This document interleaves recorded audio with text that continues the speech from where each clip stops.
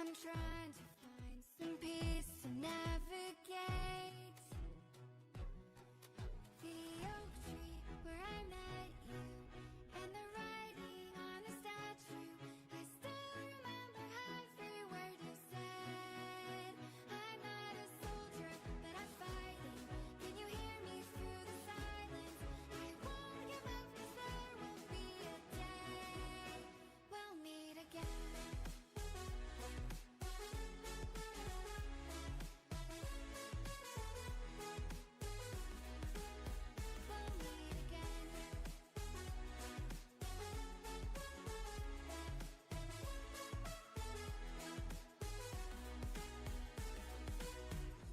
Everything we wanted turned to gold. The path we chose, the future on our side. Never thought I'd do this on my own, but now I wield the sword you left behind. The oak tree where I met you, and the writing on the statue. I still remember every word you said. I'm not a soldier, but I'm fighting. Can you hear me through the silence? I won't give up, 'cause there will be a day we'll meet again.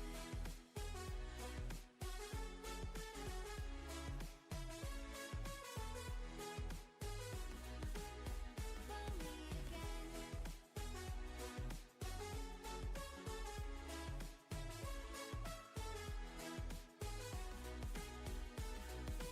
Dark for the sunrise, clouds for a blue sky, space for the traveling star.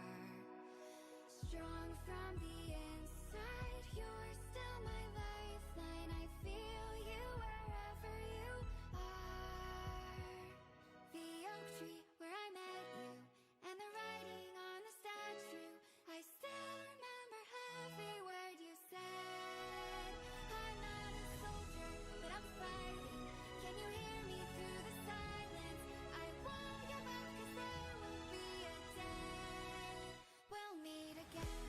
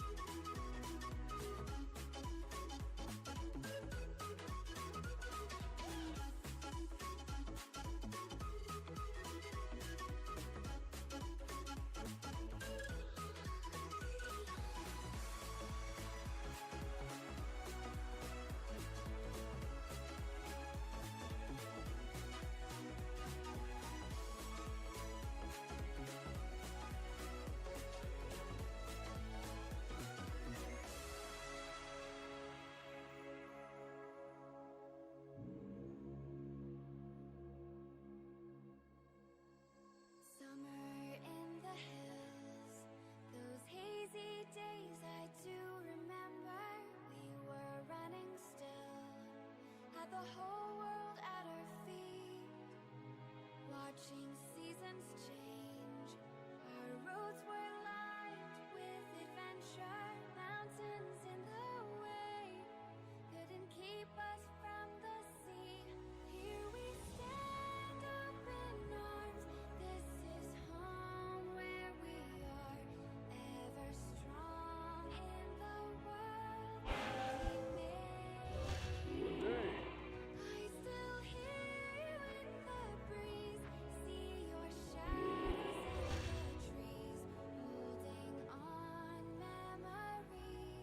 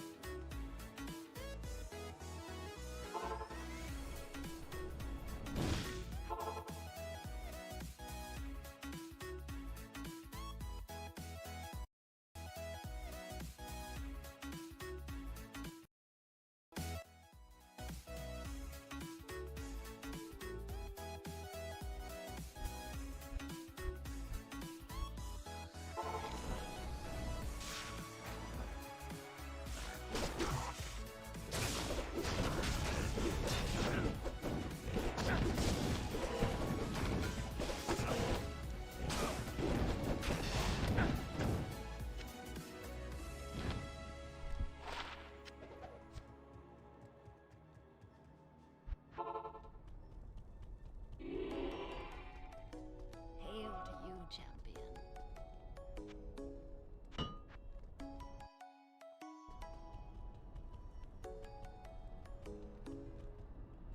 Come and fly away with me. Come and fly away with me. Come and fly away with me. Come and fly away with me. Come and fly away with me. Don't you be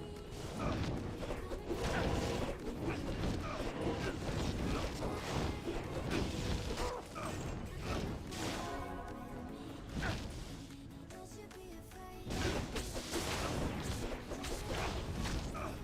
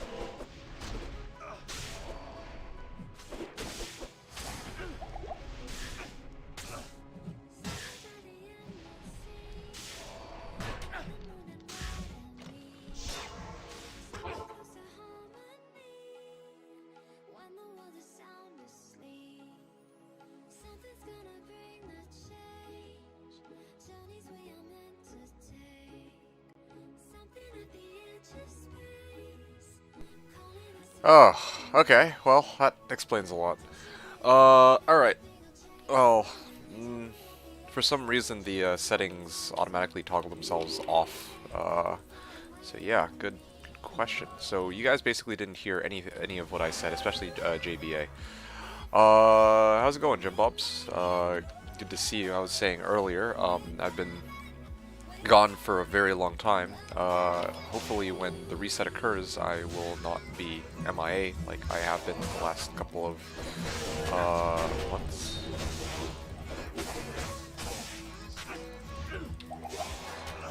Seriously, why the fuck is... Oh, this guy's mighted, no wonder. I was wondering, I'm like, what the hell is giving them might? Like, everywhere I go, they're just mighted. Anyway, yeah, so, like I was saying, sexy time last night was pretty... It was nice. It was nice. I felt bad because, like...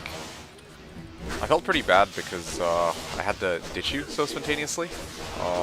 However, I'm gonna tell you right now that as bad as I feel at the end of the day, what I ended up going to do was more important. So yeah, don't feel too bad about that. Do you have a team here for D2R reset? Not yet. I'm planning to get that organized actually today. And probably in the next couple days, off stream even. That's kind of why I wanted to sync up with people here first. And yeah, I'll try to pull a lot of the people that well, a lot of the people who would have regularly shown up to the stream, like Seth. I'm trying to recall here. You probably don't recall Instant D's and Marlies, but they've been with me since I think my second, third season here. Trying to think who else. Actually, no, that's a lie. They've been here ever since I started playing on Slash. Actually, my first season, second ladder reset, I believe, because the first season I actually played solo, and then the second season is when I started joining a team, or second or third, I can't remember. Of course I do. They all bros. Okay, good. Well, yeah, but Instant D's, Marlies, like I'm just gonna give you the head count for like the people who have been here, like the OGs that I usually run with. It's like those two. Obviously Seth is a given. Like Seth is yeah, no, Seth is in Green Cable. I mean, he's switched his name a couple times. Yeah, he switched his name a couple times since he showed up here. You recognize the names anyway. Yeah. So Marlies, Instant D's, Green Cable / Purple / Seth, whatever you want to call him. Then I'm trying to recall some of the other ones. Enjoy. Now, Enjoy, I wouldn't forget him. Like, Ko was the first person that came to mind. The reason I didn't say Ko during my recollections is just because Ko is not going to be joining us, I believe, on reset day, if I recall correctly. I think yeah, he said he's got like a surgery, like a procedure, I think he had to do. So he was not able to join us. Otherwise, it would have been pretty good to have him on board. You know, like Ko would have been one of my, well, he would have been among the first people I would have thought up of. And then after that, it's like I'm trying to see who else. Oh yeah, LeBron. That's another one that comes to mind too. Like he's not one of the people that I run with, but I would be very hard pressed to think up of a team without thinking of LeBron, because yeah, LeBron's always been a bro. Yeah, it would be kind of an honor to have him on the team. But again, I have to really figure out who is. I really have to get the team organized. And actually, I'm probably going to be sending out messages later on who else? Stungen? Oh yeah, Stungen. That was another one. I don't know if you were around before or after.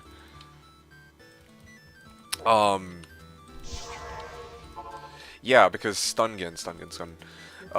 So Stungen hasn't joined us the last few resets, I believe, or at least when I say us, I mean like he hasn't joined our team on reset day, but I think he's played like a little bit on some of the seasons. But yeah, Stungen is another person who, yeah, like, man, I really wish you were here back. Well, I wouldn't say wish, but I mean, back in 2017, 2018, I think. Yeah, I think Stungen was around back when I did my Frost Maiden boa, and it was great. Yeah, and I'm trying to recall, how did that go? What was that season like? All I remember was, yeah, I think Stungen was stupid rich, Ko was stupid rich. I was seeing them around everywhere. It was interesting, like, and that season was very notable because like that was probably the season in which I was most active on Slash. I spent a lot of time on. Yeah, I spent a lot of time on Discord while I was on stream, and I also spent a lot of time. I spent a lot of time like.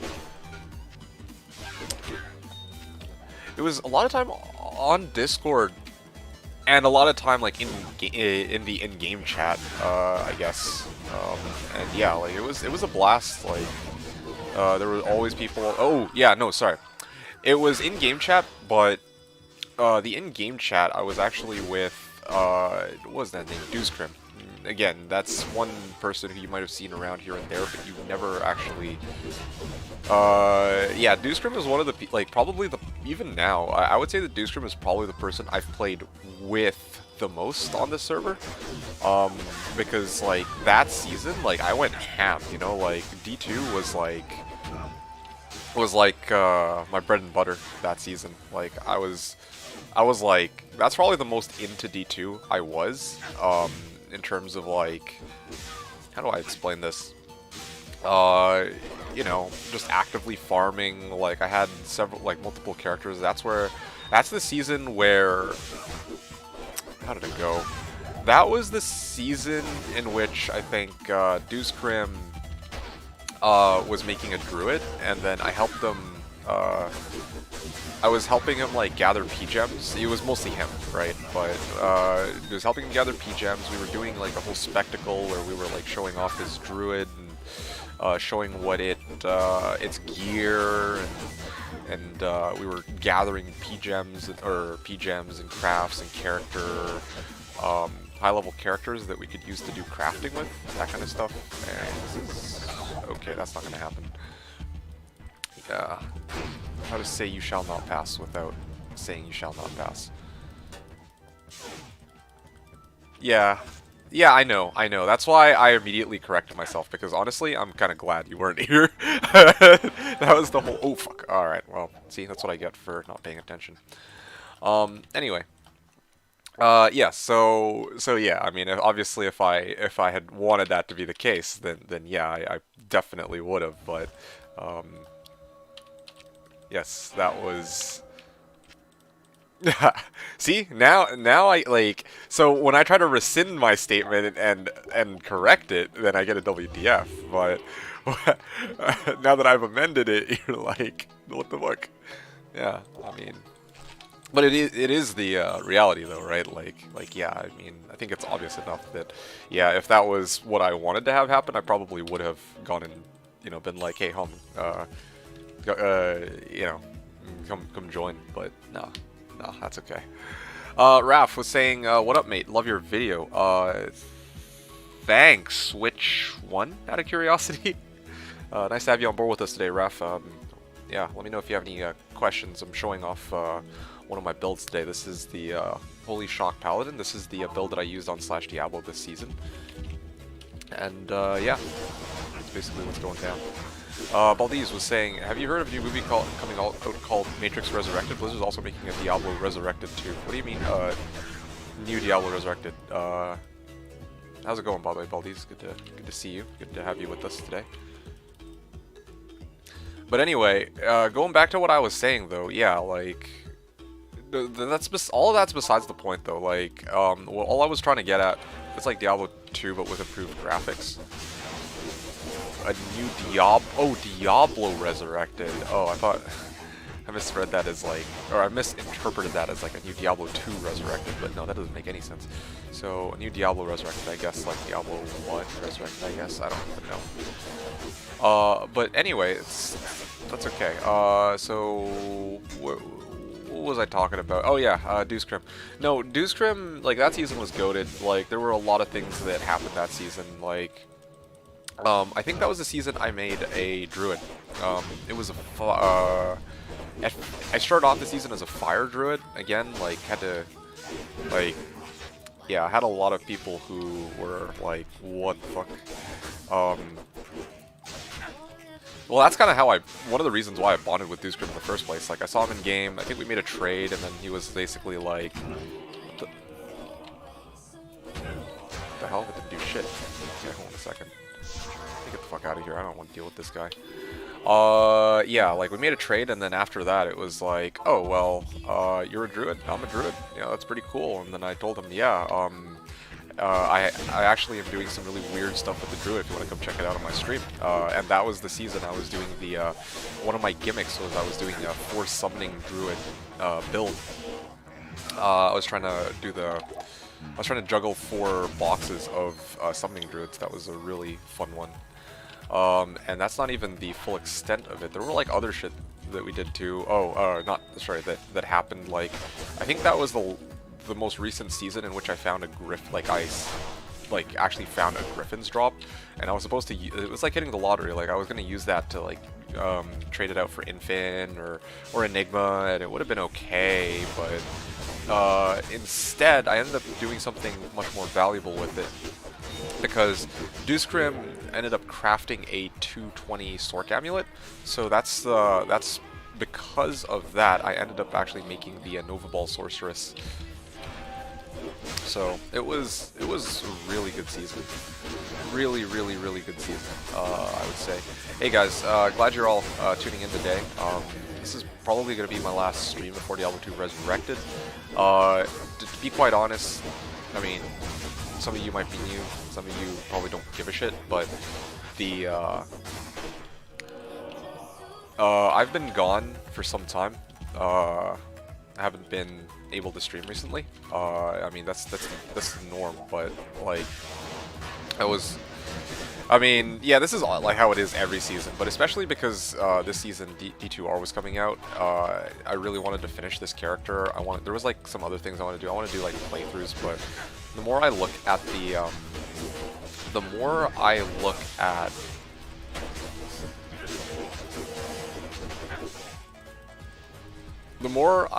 at Diablo 2 Resurrected and the fact that it's coming up so soon, the more I realize that it's unlikely that I'm gonna be able to go and do like.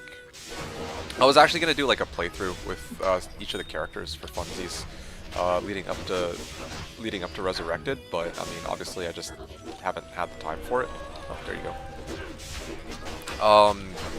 Yeah, so what I'm going to have to settle for instead is I'm going to actually have to try to focus on finishing the remaining budget build videos that I wanted to make. Yeah, because I have one for the Java, and I have one for the Sin, and I have one for the Hammerden, obviously, but I know that there's been a lot of people who have been interested in seeing the rest of the builds, particularly the Barb video. So that's Insidies. Hey, speak of the devil. Yeah, there's the guy. I was just talking about him. Insidies, how's it going, my dude? How are you doing? It's really nice to see you. Yeah, what are your plans for D2R? I'm gonna cut right into it. I'm legit curious because, yeah, I was gonna hit up. I think I'm gonna be hitting up the usual crew.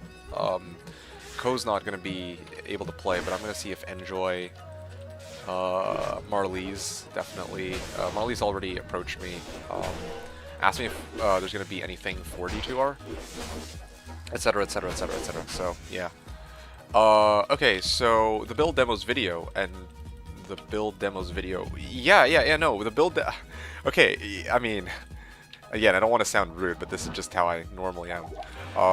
When I say like, okay, when you say build demos video, there's like a few build demos videos. Did you end up watching all of them, or did you watch like one specifically? Because yeah, you said you watched my video, so that's singular. So I'm just like, all right, well, yeah, it could be any of the 3 that I made.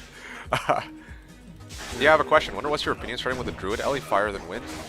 Okay, so my opinion is, you know what I'm missing? I'm missing a Drax, except I have Laying of Hands. Yeah, but I don't really need it here. There's no demons, I think, in Halls of the Dead. Hey, a lot of questions coming out. A lot of questions. Hey, Zivko, it's good to see you too, man. Long time no see. Hope you're doing really well. How's it going, my man?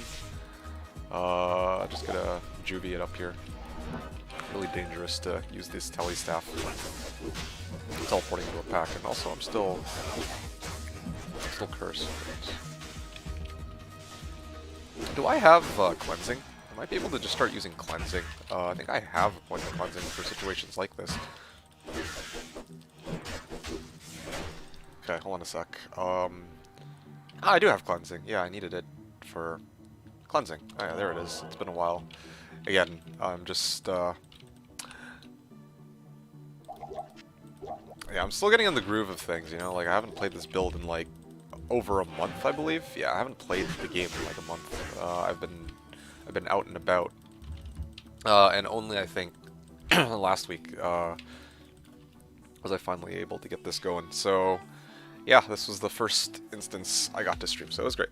Okay, cool. Raph, are you still around? Because your question was, wonder what's your opinion on this point? Starting with a Druid Ellie, Fire Than Wind. Okay, so when you say starting with a Druid Ellie, you're talking about like you're talking like going solo single player, you're going like playing multiplayer, you're playing like joining pub games, you're talking about multiplayer with a team. Because here's the thing, Raph. I'm actually going to be doing a budget build video on the Windy Druid, probably tomorrow.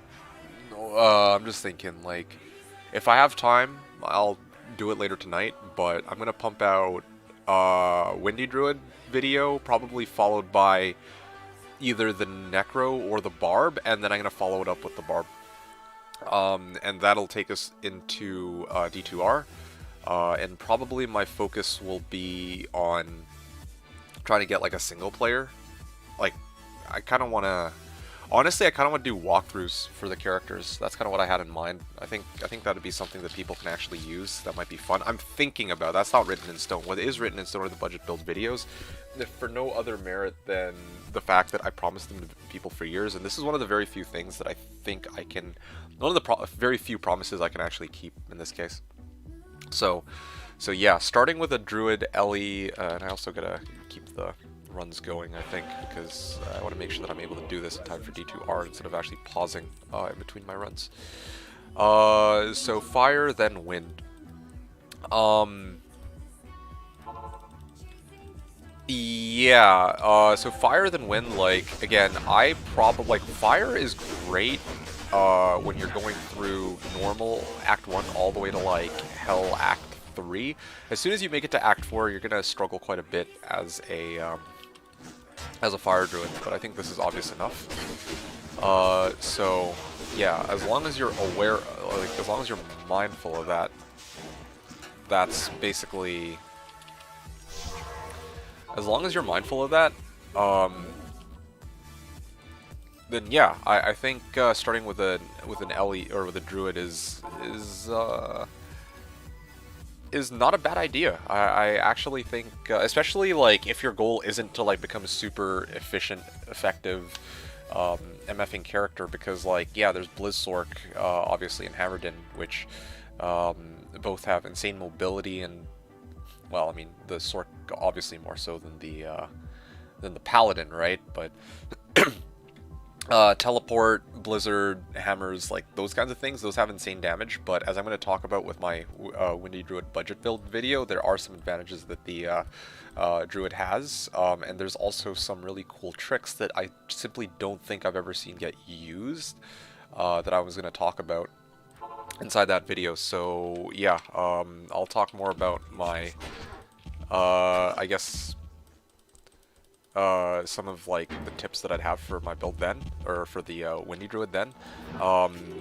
Me personally, yeah, like I said, it's not a super efficient character, but it's a lot of fun, and I don't know what the fuck this is about. I like how I just got like locked into this, and I still can't move out. That's great. Okay, seriously, fuck off.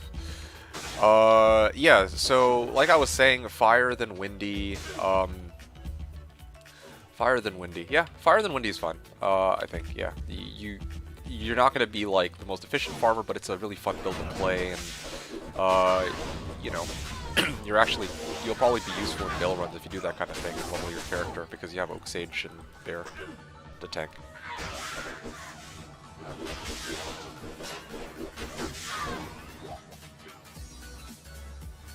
Okay, sorry about that. So, next question's from Incendies.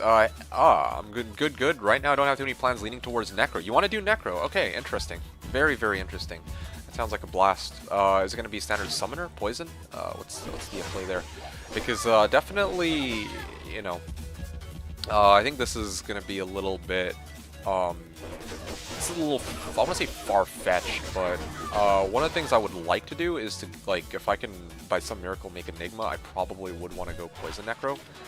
But obviously, that the problem with going Poison Necro is that, yeah, like I would need Enigma, D-Web, and frankly, by the time yeah, I'm getting the fuck out of here, what am I doing? By the time I get, like, D-Web, I very likely will have already quit D2R. Now, again, I don't want to, like, I don't want to dampen the mood or anything, but yeah, like, I'm very mindful of the fact that in D2R, there's probably, like, I've talked about this a few times, there's gonna be bots and dupes almost for a certainty. And yeah, like, VV can say all they want about, like, oh yeah, you know, like, they're gonna monitor, or they have ways of catching botters, you know, and like, oh yeah, RMHA will be a thing. Sure. Game. Oops, all caps. Yeah, but frankly, I'm skeptical, like, and I think rightfully so. Like, I'll believe it when I see it, because that is not something so easy for them to, that is not something that is so easy for them to, like, monitor and resolve, you know? Like, it's not really even on, how do I say this?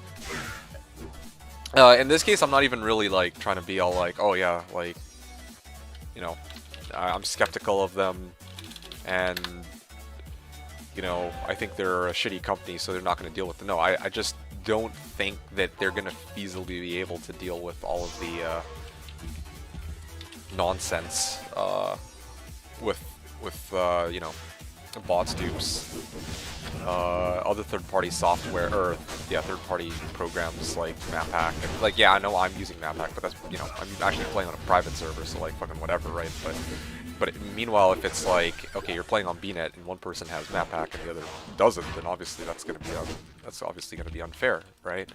And then you've got also, I think my favorite one is real-world trading. Like, there's gonna be people who have, like, they're gonna have shops, as you guys probably are aware, things like d2items.net, or like even JSP. Now, a lot of people love JSP, but obviously with JSP, there's going to be some issues with that, so, because of forum goals and whatnot.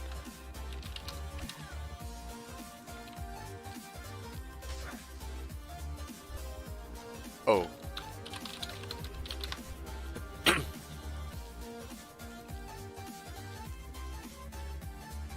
Although I'm actually surprised that he needs me to do his,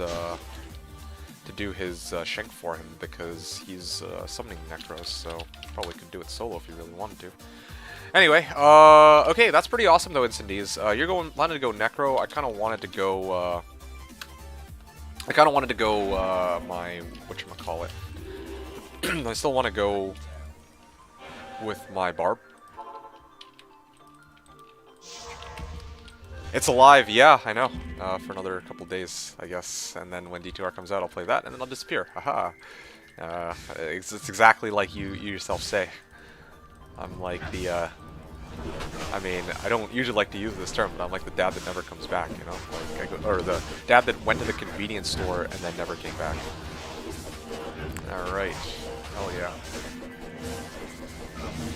Oh shit, yo, he's actually looking for some bodies, I think.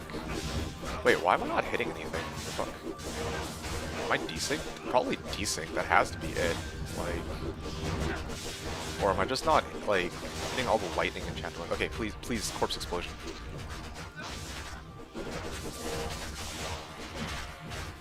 Oh, yeah, well, this works too.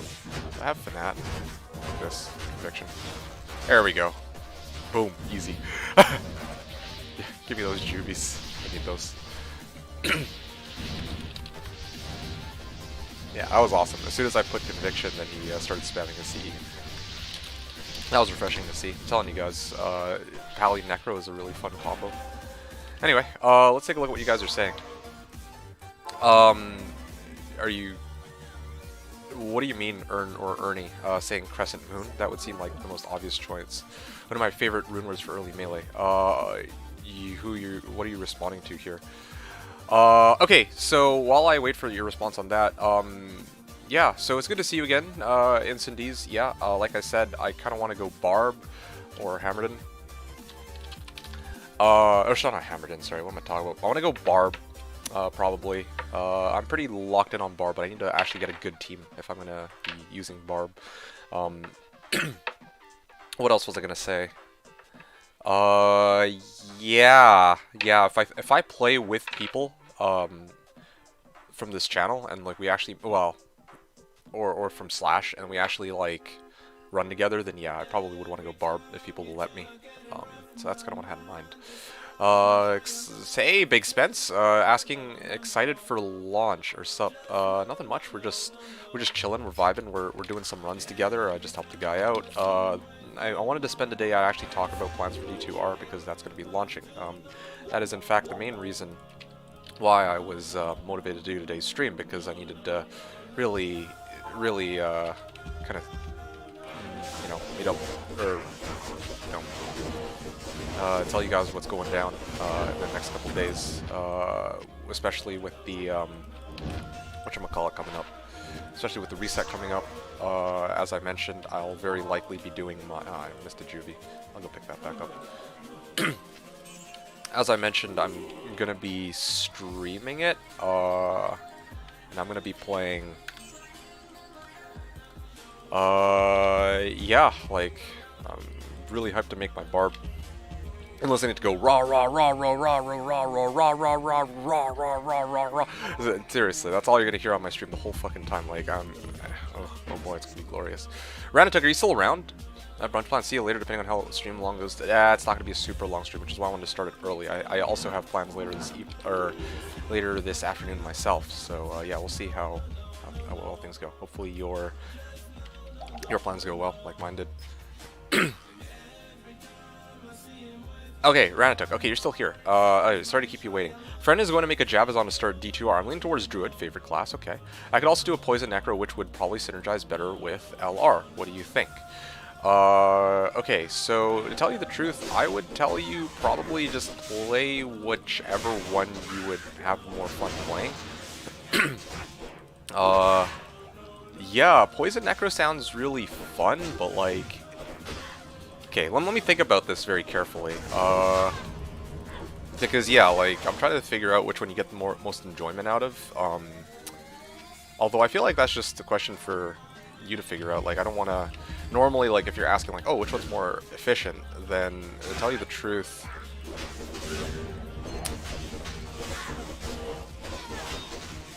To tell you the truth, like, I feel like... Oh. Somebody found a jaw. That's awesome.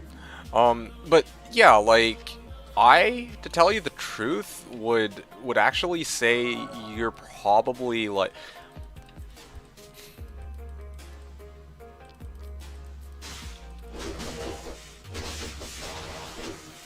The thing with Poison Necro... No, sorry. The thing with the Druid is, even though you don't get lower res, you could shop a lower res one if you really need lower res for something, like, because yeah, as like a Necro, like, you can get a much higher lower res and you can like hit like a big pack of monsters, but how often do you need to use it, right? Like, how often do you need to spam it? Like, I guess it helps a lot, but no, that's a tough one. That's actually a really tough one, in my opinion. Personally, I would just go with Druid. If it's your favorite class, I feel like you'll just have a lot more fun playing it, and even though you might not have lower res, but it's not like Druid is completely useless by itself. Like, it has Oak Sage and Bear, and that's a really big one because, okay, let's say you do go Poison Necro, who's gonna tank, right? I mean, he's a Zon. I mean, he could maybe put up a decoy. Maybe he might go Valkyrie or some shit.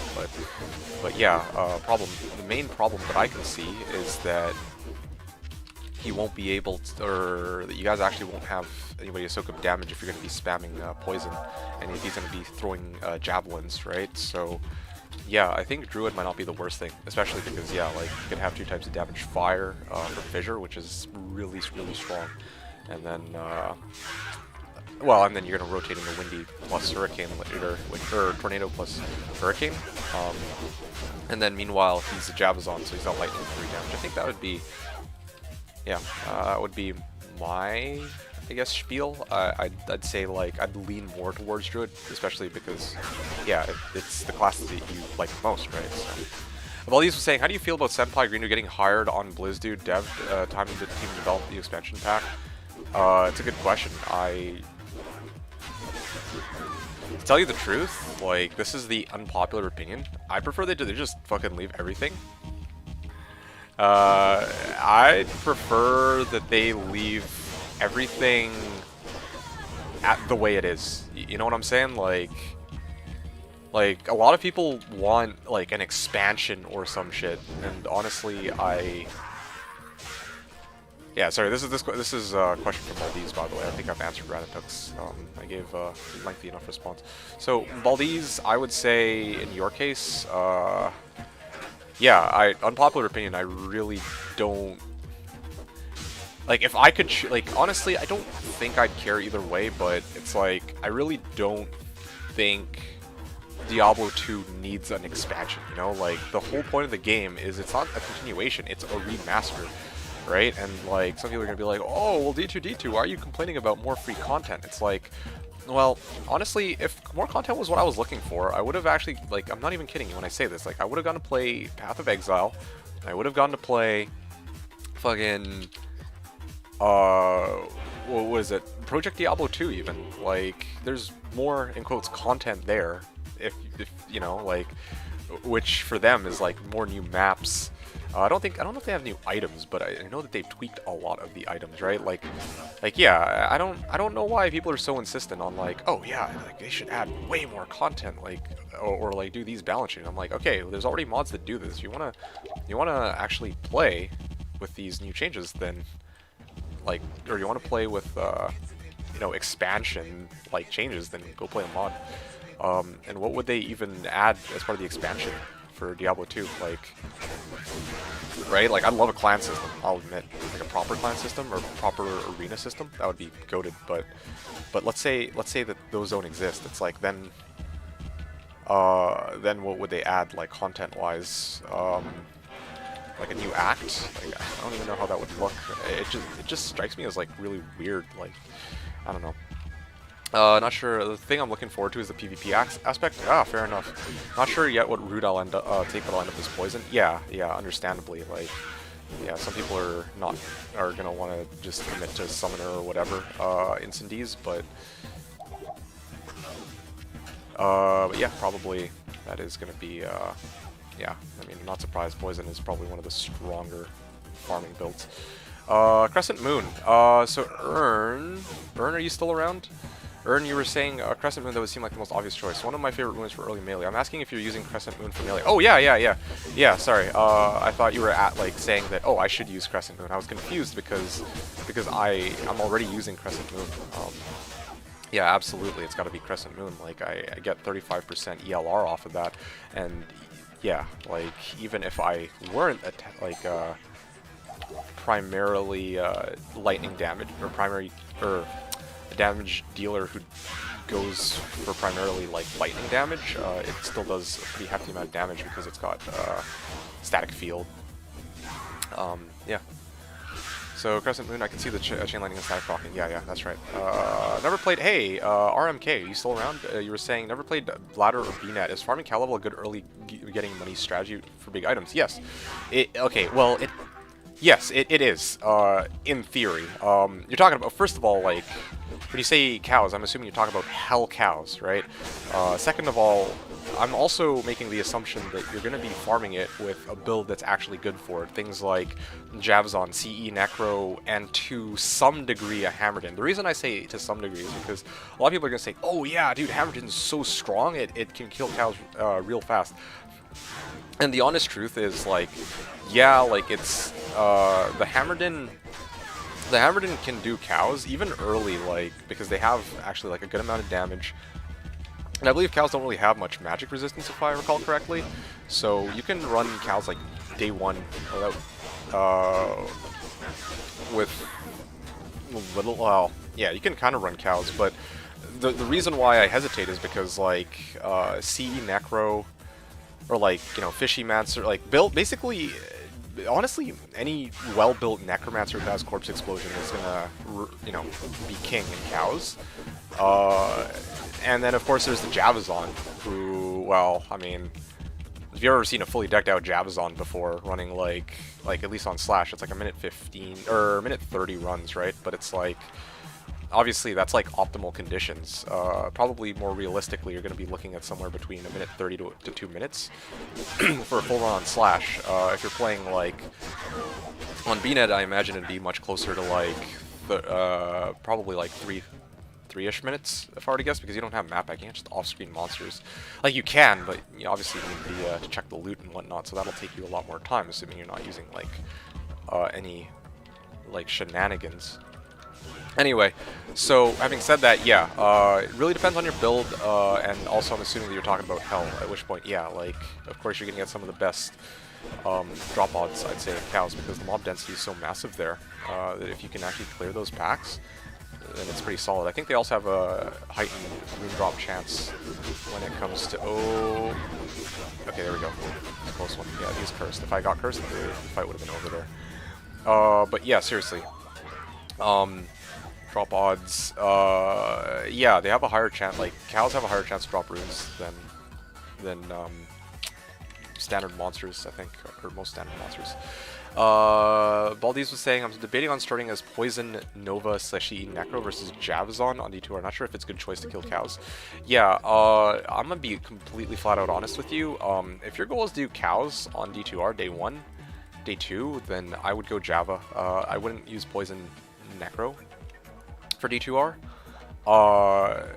The reason being that you're gonna have a, like, especially before you get like good gear, and when I say good gear, I'm talking about like maybe like even like 5k poison damage. Your runs of cows are not gonna be as efficient as with the Jabazon, I would say. Yeah, I don't know. I think Jabazon is just all around bit safer if you're gonna go Poison Nova /CE. That's just my take on it, though. Of course, you might find it different. And then let's start. Me too, but I aim for Fishy Mancer. Hey, Helcrax, good to see you. You're going Java for killing cows. That's nice. Ern, are you still here? Ernie? I'm gonna go over my gear now if you're around. So yeah, just let me know if you're here. If not, then I'll just keep going. But yeah.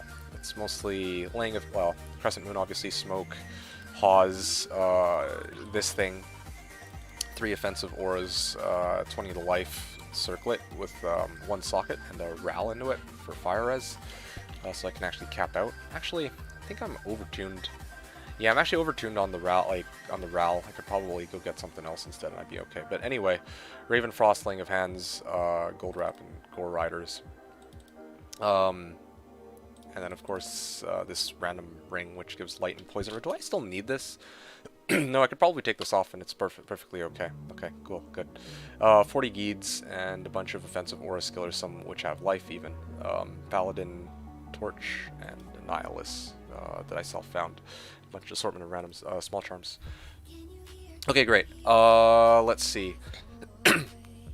I would love to do a run-through like we do on Slash. I don't think it will be possible for me, sadly. Oh yeah? You think so?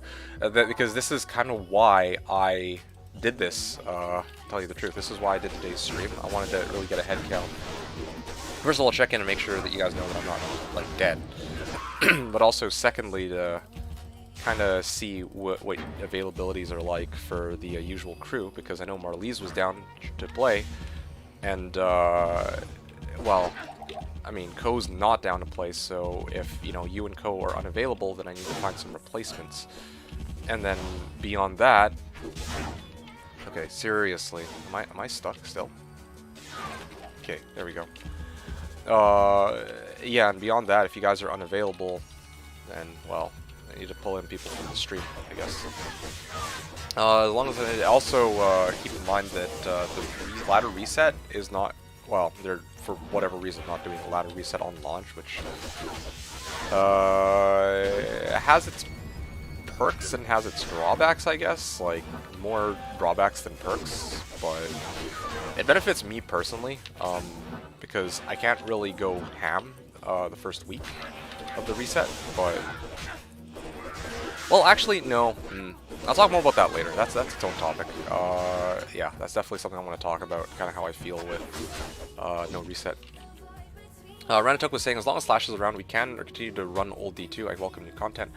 Okay, so yeah, okay, it's easy enough to say that, Ranatuk, but I mean, I think my issue with playing on Slash is that, yeah, like, I've talked about this before. Every time I draw people into the server, I always say that, yeah, it's a vanilla-like server, right? Or I'll even just straight up say vanilla in some cases, which is, you know, is factually incorrect, but it is close to vanilla gameplay. Like yeah, okay, I'm using map hack. Like, okay, cool, great, but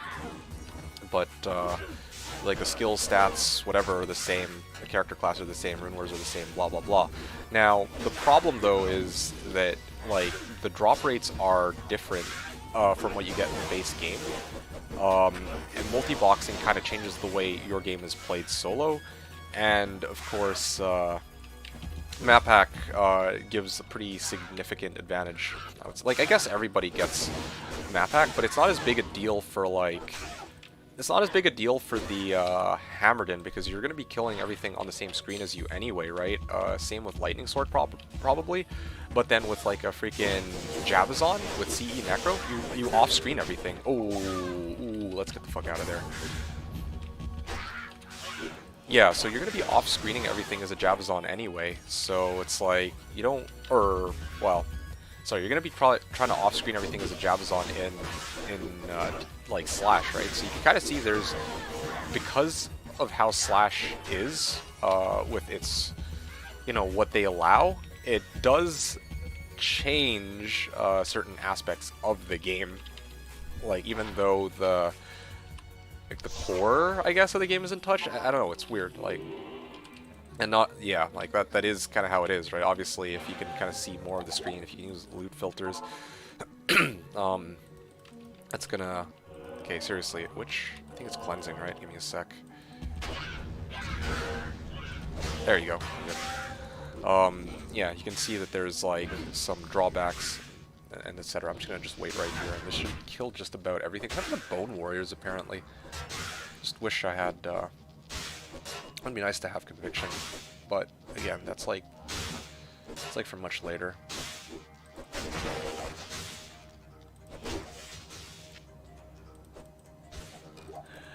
Do you guys want to see the full build, by the way? I should probably ask this now. I don't think you guys really care, but would you guys like to see the, this character, or what it's supposed to be when it's fully leveled out? Because, I mean, one of the things I want to do before D2R came out was to actually show the fully decked out, Tesladin. Like right now it's Unholy Shock, right? But later on down the line I'm supposed to respec it into Dual Dream and then just roll with that. But yeah, like, are you guys, let's see it? You guys actually want to see it? Okay, well, I mean, it's only one person, Ms. Mariel, but I'd like to actually show you guys kind of how the build is supposed to operate. And now keep in mind, you want to see it? Okay, good. Let me find the single player character, because fuck, like, there's so many, I have so many, characters that, give me, let me actually do like one or two more runs, because I want to get through some of the comments that you guys had. RMK was saying, yeah, I'm here. Okay, well, hopefully that answers your question. That answered your question for, like, if Cows is a good run. Like, Cows is one of the places where a lot of people are like, oh yeah, you go here if you want to get, like, good runes. And they're not wrong. They're definitely not wrong. Like, it's just, the thing with Cows is the monsters have, like, what, 12,000, 15,000 life or something like that?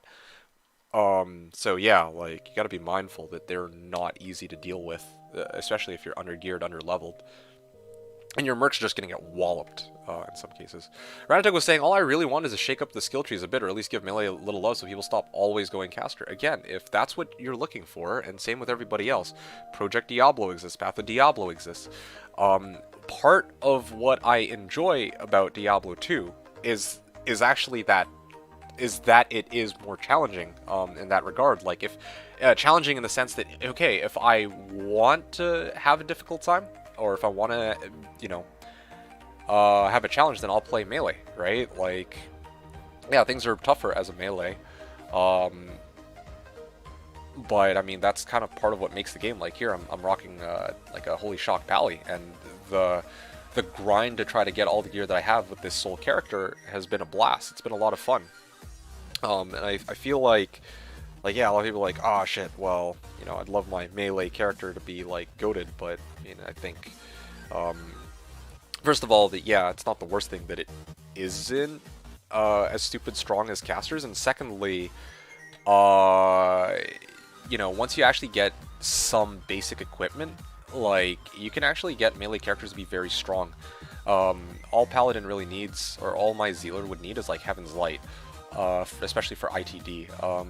You know, if I'm rocking a Whirlwind Barb, a double Oath in Balrog Blaze, right? Like that's pretty solid. And then even as a Spears on, like I was dumpstering players 8, I believe, in some areas using. I know this is like later on down the line, but even EBOTD, which is worth arguably a lot less than, well, not even arguably, who the fuck am I kidding? Worth a lot less than something like Infinity, right? Like, you can get a fully decked out melee character a lot easier than a fully decked out caster. That is one of the other upsides. So, I don't really think it's a big deal that, oh yeah, everyone's always going caster.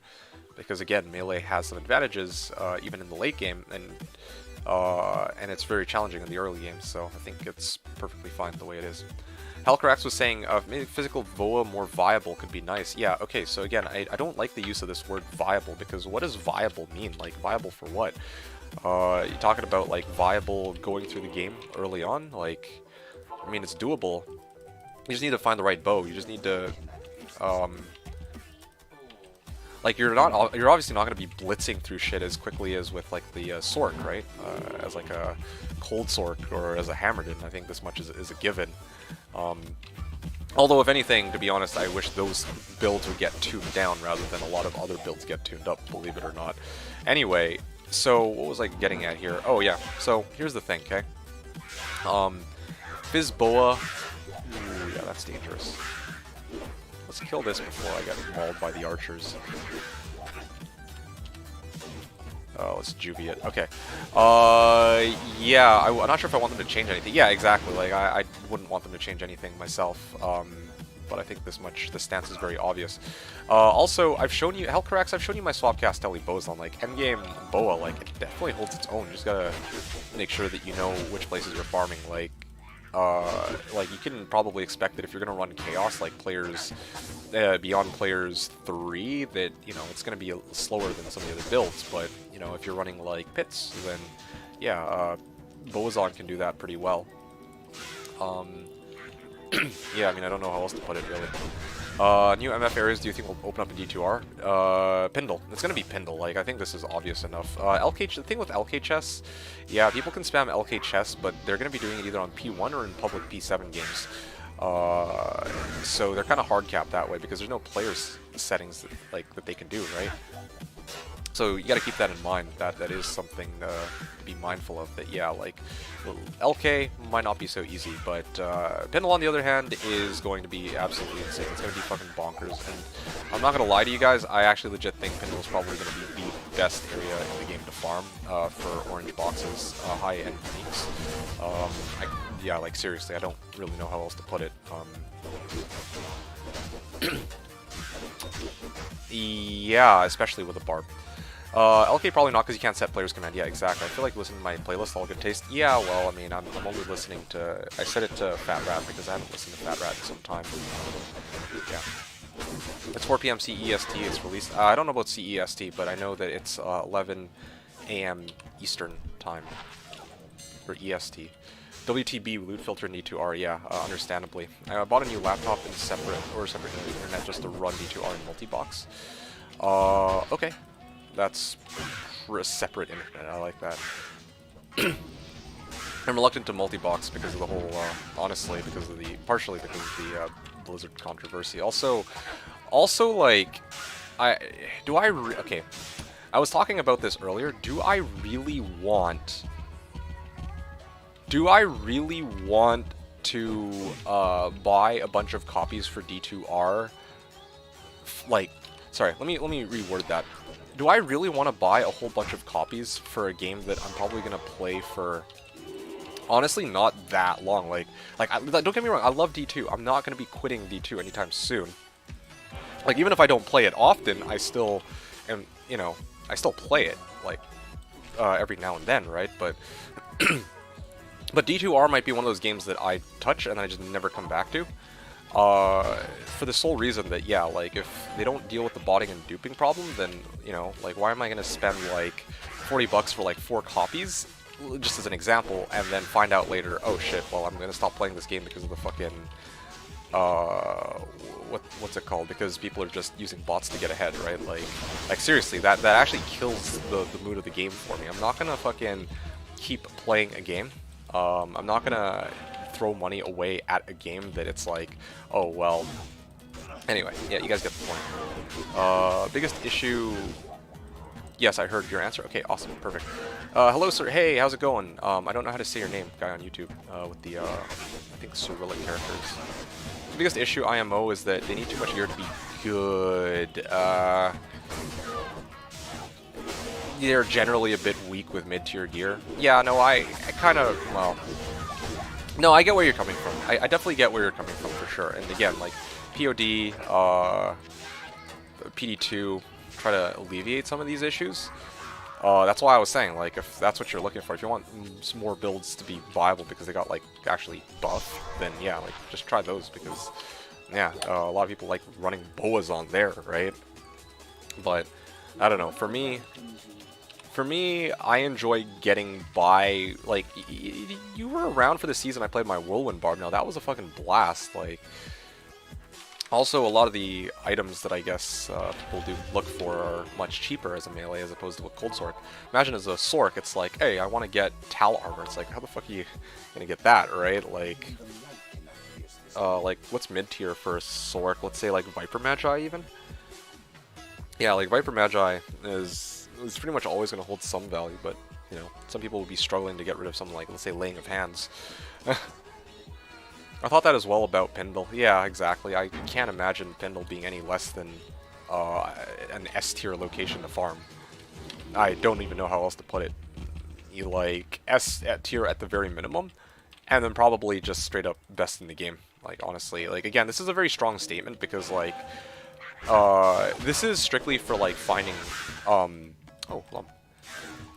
Lumrune. This is very strictly talking in terms of, like, high-end uniques, things like Griffs, D-Web, Mangsongs, like, whatever, like, Tyrael. Well, no, sorry, Tyraels can't be dropped. But yeah, just high-end, like, orange boxes, right? Orange boxes, but if you're looking for runes, that's definitely not where you'd go to find runes, but, I mean, yeah, you gotta know your location well, I guess. Physical bows are expensive. Kind of fun farming up the gear, though, since it takes a while. Yeah, exactly. That's what I'm talking about. Like, you don't need to have every build be like, oh, yeah, like, this is competitive. Like, for me, I think I look at it as a fun challenge. That, yeah, like, sometimes... Wait. Oh, this is a Tal! Oh, this is a Tal belt. The hell? Oh, that's awesome. I thought this was a Credendum. Oops, it's been a while since I've played. I'd forgotten. Anyway, yeah, 13 MF, let me actually add that in, 13 MF Tal belt.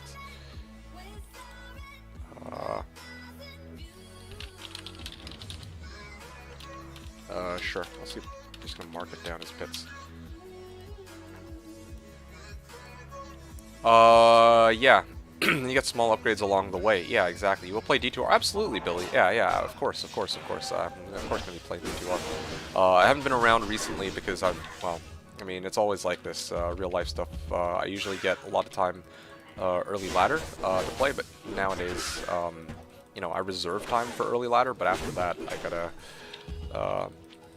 I have a lot of other things, a lot of other obligations I need to take care of outside of D2R, and especially streaming D2R, honestly, because, I mean, I'm not gonna really get into this right now, but as much as I'd like to play D2 more, I think me streaming the game has also become kind of intertwined with me playing it. Like, I don't play this game outside of streaming it for the most part, so I had to be in the mood to play D2, and I also had to be in the mood to stream at the same time in order to play the game nowadays.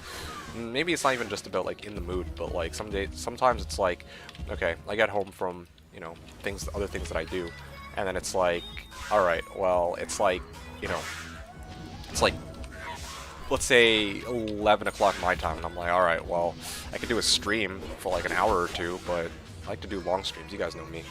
And if I'm going to do the long stream, then, you know, Like, basically, it's not really worth it to start a stream if it's just gonna be like sometimes I feel like, especially so late at night. That's the other thing too, right? Like, I don't want to fucking start streaming like midnight-ish.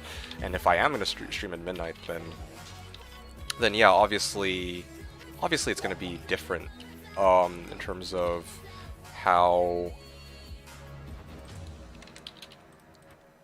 streaming at midnight.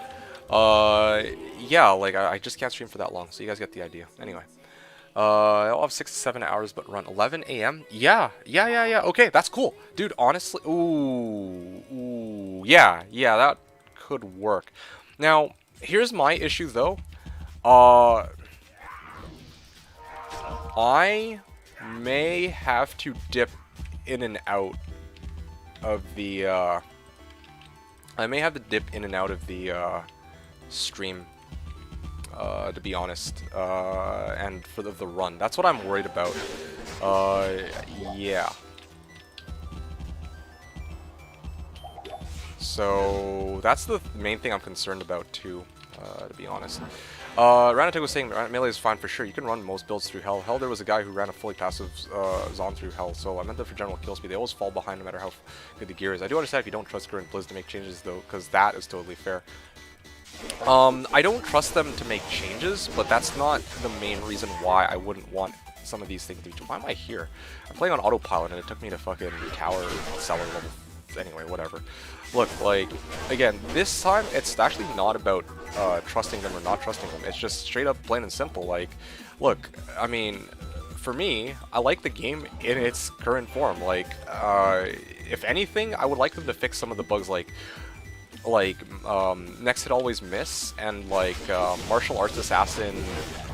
That season I played martial arts assassin. I would say that that's like one of those exceptions where, you know, normally I'm like, oh yeah, like, you know, part of what makes the build is how challenging it is, but it felt like I wasn't playing against the game and how challenging the game was nearly so much as its bugs, you know, and that is a problem.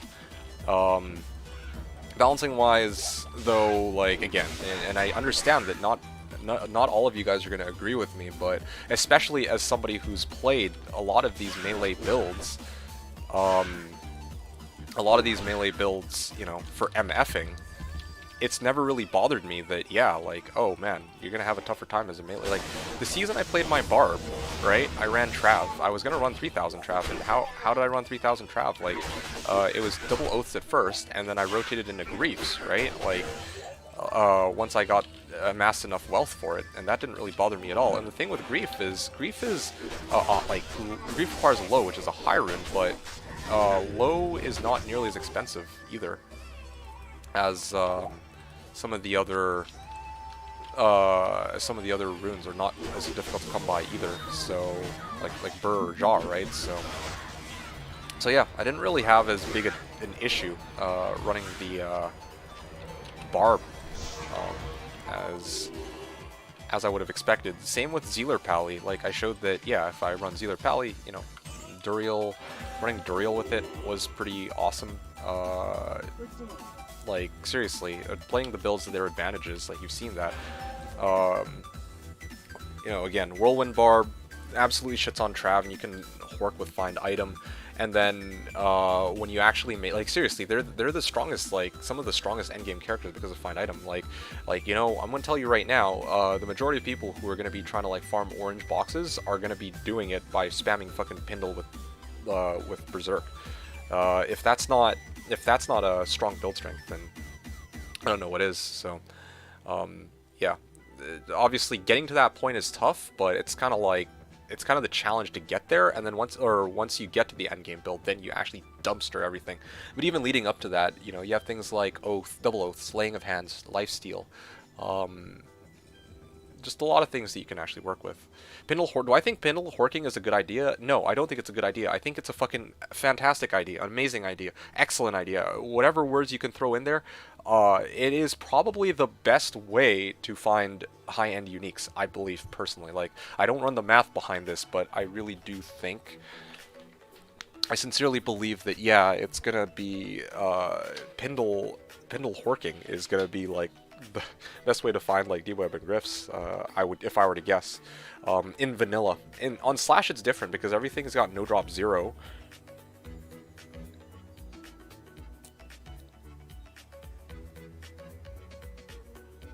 Yeah, like keep in mind with Slash, there's like no drop 0, right? So if you're gonna clear big packs of mobs, then yeah, some people will argue, oh, this is probably a better way of farming currency, especially in cows, than trying to go for like D-Web Griffs off of Pindle. But on vanilla D2, Pindle's drop rate is always going to be 2 items, and they're going to, I believe, always be I'm pretty sure they're always magic or greater quality. So yeah, like Pindle is insane on vanilla, and you don't need it's because there's no you can't toggle the players count on BNet, right? So the fact that Pindle is always right there, same location, like, seriously, it's the most mindless run in the game. You just fucking run up to him and kill him, and it takes like all of about 15 seconds at the most, a lot of the time, so it's pretty huge. I think the thing that might help melee physical is just redo the attack rating needed. Yeah, I'm with that too. Like, I mean, like I said, I'd rather they don't touch anything, but if, they were to touch something, yeah, I feel like a good place to start would indeed be the attack rating. Attack rate, like, it's already such a struggle to get a good weapon that has good strength dex requirements and does good damage, and then you gotta throw in, you gotta factor in attack rating, and the only way that I found to really compensate for this effectively is to either get an item with ITD, or to try to, jack up the level of your character to like massive amounts, right? Or obviously using something like Blessed Aim on your Merc or Conviction, or do I not have that? I do have that hotkey. Yeah, like with Conviction, you see I have level 18 Conviction, defense minus 89%, right? Like, but obviously, when are you gonna ever have Conviction on a character? So it's kind of a pointless detail, I guess, in this case, especially mid-game. Like, you're not really gonna run a Paladin with Conviction, and no other class really has access to it before Infinity. Werebear, moving on, so Werebear, Maul, / Shockwave, and Fury are my 2 favorite builds, so I'm definitely playing melee either way. Okay, that's awesome. Ranatuk, this is, okay, so Werebear, Maul, Shockwave, that sounds really cool. If I were to go Druid, I'd probably actually go Summoning for fun. But yeah, like Fury, I feel like I don't have enough knowledge about Fury Druids to really speak to how good or how a Fury Druid playstyle works. For me, like, I played Zealer, I've played Whirlwind Barb, I've played MA Sin, I played Spears on even. I think Fury Druid is just about the main melee build that I haven't really had a chance to try that I wanted to at some point, but anyway. Hellcrax was saying missing attacks just sucks. Yeah, I'm kinda, yeah, no, I feel you on that. Also, make the Cannot Be Frozen actually apply to auras. Well, there's only really one aura, and that's Holy Freeze, and yeah, I can understand that. Holy Freeze is fucking weird. I don't know why it goes through CBF, but anyway.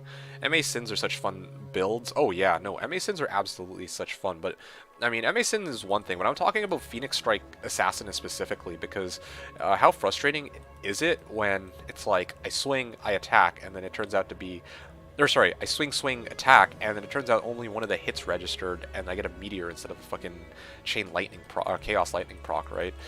Honestly, of all the builds I've played, like all the builds that I've played, I can't think of a single build that I played where I'm like, man, this build was fucking boring. Every single build that I've played, I enjoy it. Not because I made it necessarily, but because the playstyle is actually fun. Every single one, Zealer, Whirlwind Barb, etc., etc. But of all the builds, Spears on actually was even A tier level of fun, I would argue. So the one build I would say that really stands out in terms of enjoyment factor, if I had to pick one to be like less than the others, has to be the MA Sin. Like, just straight up, I just could not stand that. Like, that half my hits would, like, I had 95% chance to hit, or like 93, right? 93% chance to hit, and for some reason, like, a lot of my hits weren't registering. I think it's because of the delay and how quick, like, here, I gotta demo this to you guys, like, it's fucking ridiculous. Where is she? MMA, yeah, here's the girl. I would appreciate no drop 0 on D2R. Yeah, I'm sure a lot of people would, but again, I would vastly prefer that they don't. Like, on Slash, like, whatever, I don't give a shit, because, like, map pack's already enabled, so it's like, as long as they keep, like, main skills the same, then whatever. Okay, look at this, right? Oh, ideally I'm supposed to get 3 orbs for 3 attacks, but sometimes, like, it doesn't register. Okay, here it's Chaos Bolt, but if I go 2, hit, okay, cool. So this is good, right? Like, you can see that Phoenix Strike actually does a pretty significant amount of damage. Like, I'm decked out on everything except for my armor, which is Tal's, and this build actually hits pretty hard. Okay, great. Now take a look at this. Is this yeah, here, watch this, okay? I'm gonna kill this Carver Shaman. You see, I don't know if you get, okay, it's a little too fast for you guys to notice there, but when I started swinging that Carver there, I missed like 3 of the hits. Like, I swung, like, I hit, my character attacked like 3 times in like a second at one monster, but only the first hit actually landed. The other 2 missed, and that's because I think the Carver was walking away, so by the time the hit registered, the game was like, oh yeah, well, the martial arts assassin is nowhere near the Carver, so it's a miss. So I mean, I guess you might consider that to be a range issue, but on my screen it's close enough to hit. Anyway, it's weird how it works. Like, there's other shit going on behind the scenes too, I imagine. Like, when I go to pits especially, my goodness, dude, latency, desync, and also well, desync's the really big one, because sometimes I'm like trying to hit something and then it's like, oh shit, they just warp across the other side. Like, seriously, I don't know if this is something they can resolve, but yeah, if they could fix desync, I'd be over the roof. Okay, heard the miss? Yeah, see, okay, you did hear it. You heard it. It's like I have, dude, like, okay, I have a 90. No, it's actually straight up, I have a 95% chance to hit. Okay, like, fucking come on. I have 15,000 attack rating, and this. Oh well, I have an insight on this guy, but if I had conviction, then different, it might be a bit different, but still, you guys got the point. Like, this is fucking ridiculous. I have 15,000 attack rating, like, and I'm level 92, so it should pretty much always be a hit. Maybe like 1 or 2 misses here and there, but it happens all the time. Now that is a problem, and that is the main reason why this build, like, as much as I love this build, or no, I wouldn't even say I love this build. As much as I like this build, it's, yeah, that is the main thing that gatekeeps it, okay? It's not the fucking damage, it's not the fact that it's a melee character, it's not the sustain, it's not the resistance. Like, look at this shit, guys. Look at this shit. I use Tal armor, fucking Tal armor, to compensate for lack of resistances. Like, do you ever see anyone doing that? No, I didn't fucking think so. And look at these boots. Look at these fucking boots, you guys. Like, look at this shit. Like, you don't ever find shit like this just lying around, but I did, okay? This martial arts assassin was fucking goated in finding shit like this, okay? Fucking this, and this. Although I don't remember if somebody gave this to me or if I self found those. I actually think I self found those, but I could be wrong. Besides the point, like, seriously, like, this build has everything. Look at this shit. I have 1900 life, and that's pre-bow. I don't even have bow. Dude, like, this build is solid. Martial arts Phoenix Strike Assassin has always been a meme. For me, it's always been a meme, at least. I don't know about you guys. But then, like, I actually play it, and I'm like, yo, this build fucking slaps. Like, look at this fucking meteor, okay? Watch this, watch this. It's so good. It's so good, watch. Oh, dude, I'm like playing fucking Street Fighter over here. Watch. Look how many fucking meters are coming down from the sky. Can you do this? Can you do this as a sword? No, I didn't fucking think so, okay? That's martial arts Phoenix Strike Assassin. That's the potential that it has on a good day, okay? But on a bad day, like, on a bad day, you might as well just chop off your dick and then offer it up to Satan, because seriously, this is like, ugh, anyway. Those boots. Yeah, hey Fatty, good to see you. Thanks for stopping by, man. Congratulations on finishing your grail. You can get a chance to greet you or congratulate you in, like, by voice previously. It's due dependent on good ping. Yeah, that's what I'm saying. Like, Mason's actually so fucking cool. Like, I actually really, like, enjoy the character. Like, even playing this build, I get hyped, okay? You guys see this. You guys fucking see this. Like, I actually enjoy this fucking build when it's not missing half of its hits. I was running WSK with this fucking thing. Like, no one ever talks about this, but Phoenix Strike Assassin has 3 elements that it can release. Fire, cold, and lightning. So you can farm anywhere with this build. It's so cool. Hey, Emerge. Thank you for the demo. But honestly, guys, I'm gonna probably just do a demo day. I didn't know what I was gonna do today, but Phoenix Strike builds what finally made me bind some good hotkeys and play more actively. Yeah, maybe better for all future builds. See, you know, once you go Phoenix Strike Assassin, every build after that is a joke. I shit you not. I have never played a more difficult build than a martial arts assassin. I'm not even gonna lie. I tell you this though, if you're talking about binding hotkeys, the number one bit, like, no, I'm just gonna say it straight up. The number one class for hotkeys, bar none, is gonna be Necro, because they have an entire tree of 1-point wonders, right? So yeah, like, and seriously, they are 1-point wonders. Like yeah, you're gonna have, like, sometimes you even need more than 16 hotkeys to fucking, if you want to, like, do really stupid shit. Like, if I wanted, I'm not even kidding, I could go, like, Poison Summoner Hybrid with fucking, like, 1 point every curse. I remember, like, my OG Necro when I was a complete noob at the game. I actually built 3-tree Trangs Necro with, like, fucking, and also I think I got Fireball because I was full Trangs too. So yeah, I'm not even kidding. It's so dumb. Like, yeah. Anyway, you guys get the idea, but I'm gonna move on now. There's a lot of stuff here.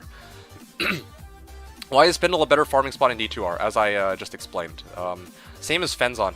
Yeah, Fenzon is weird, but again, like, I'm okay. Like, I'm not saying that it's excusable. Fenbug is stupid annoying, but at least with Fenbug, you can avoid Fenbug. You can avoid Fenbug by just not getting. Wait, actually, is it Fenbug? Is that the same thing as DAE? Like, I know dodge avoid, like, they call it dodge bug or evade bug or whatever the fuck. Like, DAE bug is, like, was so annoying. That's why I just don't put a point in them. That's a simple solution. It's the simplest fucking solution, dude. Like, no one ever thinks about it. Like, oh yeah, you know, gotta get a point in it. No, fuck dodge, avoid, and evade. I just skip them. I just straight up skip them. I put 3 points all the way up into decoy, and I just say, all right, that's it. Too bad. I mean, I can't get Valkyrie. Too bad. Trade off that I have to make. You know, it's a workaround, a really shitty one, but at least it gets the job done. But there's no way to really counteract missing half your hits as a martial arts assassin when you go farm pits. That is chalked. There's no way. There's no way. Like, except I guess if you just play a different build altogether and just go Trapsins or fucking make Death Sentry. Anyway, whatever. Hey, how's it going? Natter's saying I spent time and money on eBay buying D2 items. Hey, I mean, I don't support the notion of going to buy items for real money, but I mean, yeah, I mean, good for you, I guess. It's been a long time. It's been a while since you last streamed. Hey, yeah, so, Fatty, yeah, sorry, it's been, like, I've been gone for a while. I've been, I actually haven't been next to my, streaming PC for a while. That's why I haven't been around for, like, a month. And only recently did I come back, and now I'm telling you right now, I'm planning, Monday, Tuesday, Wednesday, I'm going to try to roll out a video every single day, leading up until the, to the D2R is my intention, so that's kind of what I'm hoping for. This week is going to be Diablo 2 oriented, assuming all goes well, okay? So that's going to be my pledge, I think, to you guys, and hopefully this is a promise I don't break. It's like, I've been promising these budget build videos for so fucking long, and honestly, yeah, it'd be nice to just get them out of the way finally. Ranatuk was saying, Hunter Summoning Druids are crazy. I don't even know what a Hunter Summoning Druid is, but that sounds really cool. I love Druids. Yeah, Druids are cool. This is why I say, like, Druids are, like a lot of people shit on Druids because, oh, no, yeah, they don't have as good clearing speed. No, fuck, like, Druids are fucking amazing. You know what, I'm gonna demo you guys a Windy Druid. I'm gonna try a Windy Druid eventually. Okay, so Hellcorax, you wanna see a Windy Druid? I'll show you a fucking Windy Druid. You give me a sec, okay? Also, guys, you're almost close to 1K subs on YouTube. Anything special for 1K subs? Hey, sorry, Fatty, I don't. I mean, to be honest, I didn't even expect my YouTube channel to, I don't even want to say take off. It's not like I have, like, thousands or tens of thousands of subs. But, like, honestly, originally, I only wanted 100 subs so that I could fucking change my channel name to D2D2, like, not change my channel name, but actually get, like, the youtube.com/D2D2X, and that way I had to stop typing, or I didn't have to, like, bookmark it, or, anyway, you get the point. But now it's like, I don't have anything special for 1K, so I don't celebrate these kinds of things. I just straight up want to pump out those budget build videos and call it a day, you know? Should I play Sork or Paladin in D2R as my first character? I cannot choose. Well, Spadini, what's your goal? If your goal is to just, you know, play like a normie, but, you know, you want to play most, like, safe and most efficient for being able to do, like the thing with Sork is, well, Paladin you can't really go wrong because they have everything. They have damage, you don't ever have to deal with immunities, they have mobility, and they have auras. Right? But then with a Sork, you have teleport. So, weigh it out. Honestly, Sork for me, or teleport, like, if I weren't D2D2, like, if I weren't the, you know, this, oh, I hate being a normie and using all the shit that everybody else uses, then yeah, like I would absolutely just go Sork straight up. I think Sork Telly. If it's choice between Sork and Pally, I'd go Sork just off of Telly and telekinesis, or teleport and telekinesis alone. Imagine with 350 ping, yeah, exactly. Javazon would be a good start due to cows being OP. Yeah, well, I mean, it's kind of like, keep in mind that cows, as strong as cows are, you do have to keep in mind that it's not like no drop zero like on Slash, so do depend on good ping, yeah. I know demonstration, yeah, thanks. Someone, no worries, Bog. Yeah, Fatty, thank you again for the support. But yeah, I've been hyping up those budget build videos, and I was trying to set aside time to do it last week, but I wasn't able to. So this week, hopefully, will be the play. Videos, what builds? You know what I want already. I know you. I'm sorry, Alcarax. I'm trying to do one for every class, but you've been, yeah. I know you've been asking for Boa for some time. I wish I could cater to you, but seriously, the goal for those budget build videos was one of every class, except for Sork. Like seriously, fuck Sork. Like I could go. I'm still 50-50 on if I want to do budget build Sork video or not. Like the budget build video for Sork. Here's what I think about it. That's what I think. Okay, so yeah, budget build video for Sork. Like, especially because like I know that there's already tons of people who are going to be playing Sork, and lots of people already make content for Sork. So why do I need to make content for a Sork? You know, like it's a waste of my time. But no, not as many people have been focusing on like the other classes. Like literally, I don't think I've seen anybody make like a Windy Druid like budget build video. Budget Sork, 2 spirits, smoke lore, GG. Yeah, exactly, right? Like boom, wow, that's tough. Smoke lore. If you really want to take it to the next level, you could go like Ral, or Helm or some shit. That doesn't even really matter. 3 Ral Helm. This grail just took me long. Guess how many Mephisto runs for last item? 3,500, if I were to guess. Ranatek was saying teleport is such a game changer. Hammer is really only fun once you get Enigma, so I agree. Sork over Pally for me too. Yeah, no, seriously, like, seriously, there's no other skill in the game for which, as soon as you unlock it, except for maybe like Conviction or no, not even. Like, it boosts your damage, but seriously, when you're playing Diablo 2 with teleport, you're playing a completely different game. I don't know how else to explain it than that. Like, seriously, not everyone's gonna agree with me, but again, I don't give a shit. Like anyone who tells you that yeah, you know, teleport, you know, the game isn't completely different once you have teleport, they're capping. I don't know how else to say it. Like, I mean, O-skill teleport, not fucking Nadge's staff charges like what I have here, obviously. Teleport is by far the strongest skill in D2. Yes. Yeah, I mean, yeah, I don't know how else to put it, okay? Still looking forward to them, dude. Yeah, I'm glad to hear it, Hellcrax, and I'm sorry to disappoint you.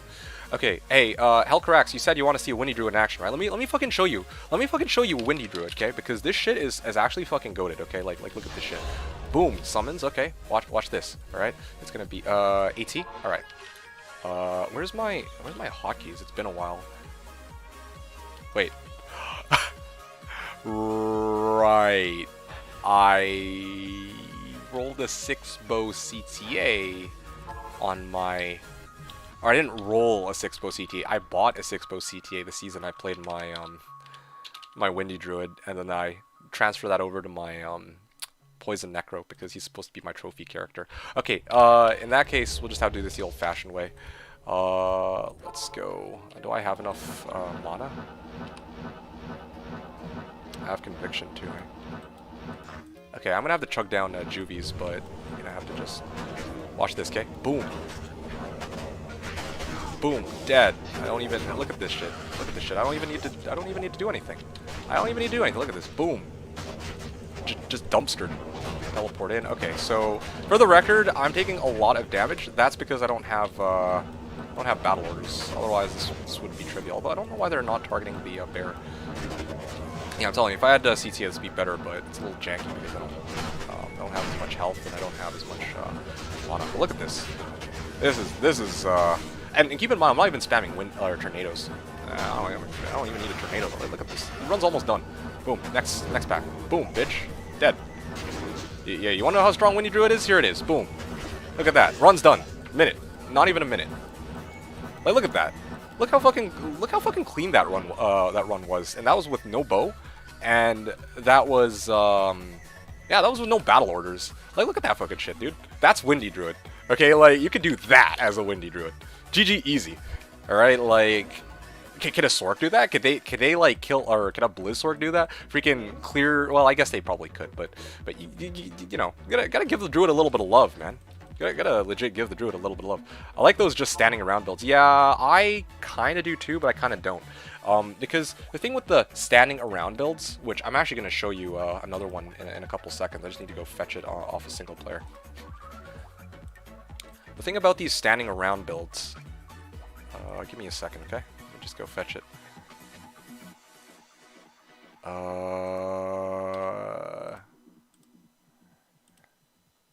No, Ranatuk, I wish I could help you with that, but I can't. And I'll explain more about that a little later, I guess, but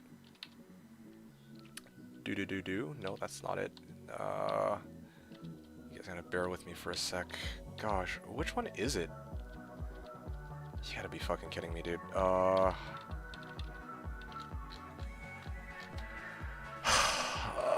have too many characters on single player that I just mess around with.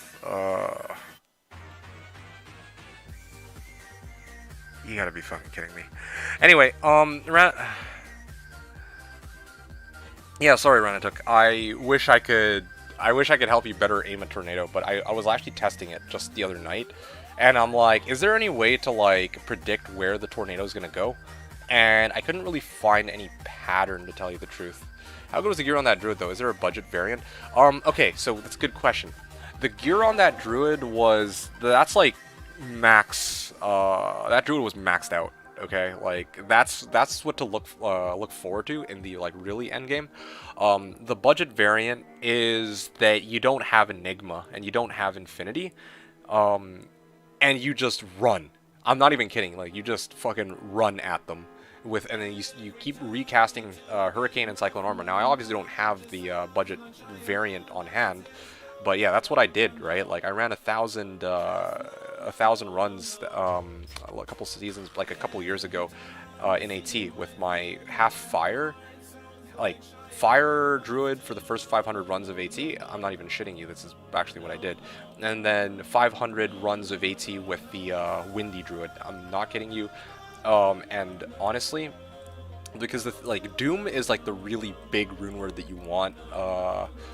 Once you have Doom, you should be easy cruising. But leading up to that, you're just focusing on boosting your plus to LE skills. Jalal is a bunch of LE skills. Still killing fine though. Yeah, absolutely. Like, here's the thing, Hellcarax. You know what? Let me go back to the. I'll go back to the Windy Druid first before I actually do my demo for the next standing around build, which is going to be the fully decked out Dual Dream Pally. Remember that cheater merc scene? Yeah. See, Fatty was around for all the good shit. Like, seriously, he was around for Burr Rune Drop. He was around for, like, seriously, Fatty, you were like, I must say, you are one of the true, like, I try to come up with the right word for it. Man, you've been around for, like, everything. Like, I mean, I don't think you were around for, like, the first year of me streaming, but you've been around for everything since then, and I've always appreciated that, so thank you. Also, yeah, having you share your finds has always been pretty awesome, too. Can absolutely do well with an Ellie Drew without the GG gear. Literally wasn't using his main killing skill with that. Yeah, exactly. Like, okay, if it were player 7, I could, okay, then I could maybe start using NATOs, and then it'd be even stronger, right? But if well, here's the thing, like, I'm using Infin because I'm trying to max out the player's 1 potential with Hurricane, right? But under normal circumstances, you would just use Reaper's Toll, and then you would max out the damage of your NATOs. Take a look at your NATO. Like, your NATO damage is like 5k, but the thing with Hurricane is it's AoE, right? Whereas Tornado is like it zigzag in front of you. Molten Boulder and Fissure are good for early clearing. Well, I mean, yeah, if you're playing through the game, but that's different. You can so yeah, but what Ranatuk is saying is right. You can absolutely do well with an LE Druid without the GG gear, like, yeah, probably you're not going to be rocking all skillers, but let's see. I'm just trying to think here. Jalal's should be reasonably Well, okay, I have Nightwings here, but like maybe get a cheap Nightwing. It's kind of weird though. When D2R comes out, there's gonna be a lot of demand for Nightwing's Veil, I think. So it might be a little bit tougher. You're probably gonna have to sell for Jalal's. I don't actually know what. I don't actually know what other rune words have minus the enemy cold res aside from Doom. I know that there's like that bow, unique bow. Forget what it's called. Anyway, don't even worry about that. Yeah, I mean, you're not gonna like one tap them, possibly not even 2-tap them, but yeah, you can run into them and 3 ticks of tornado or hurricane will kill them, and you also have NATO, right? Here, I only use hurricane. I straight up completed that run using only hurricane and nothing else. Whereas if you're playing the budget version, you don't have Enigma, you'll basically it'll look something like this. Yeah, I'd probably run like this. You know what, I'll teleport over here, and then I'll run Ancient Tunnels. This will save us a bit of time, okay? So, that Death Surgery bug fix will just break the game so badly. Oh yeah, you think so? I mean, to be fair, it was a bug that, yeah, probably... Yeah, I'm kind of with it that they fix it, in a way. After that Death Sentry bug fix will just break the game so badly. I don't know, man. Even after they changed the Trapsin, it's like, I don't know if now all of a sudden everyone's gonna choose Trapsins over something like Jabazon, like Poison Necro over Sork. I think it's fine, honestly.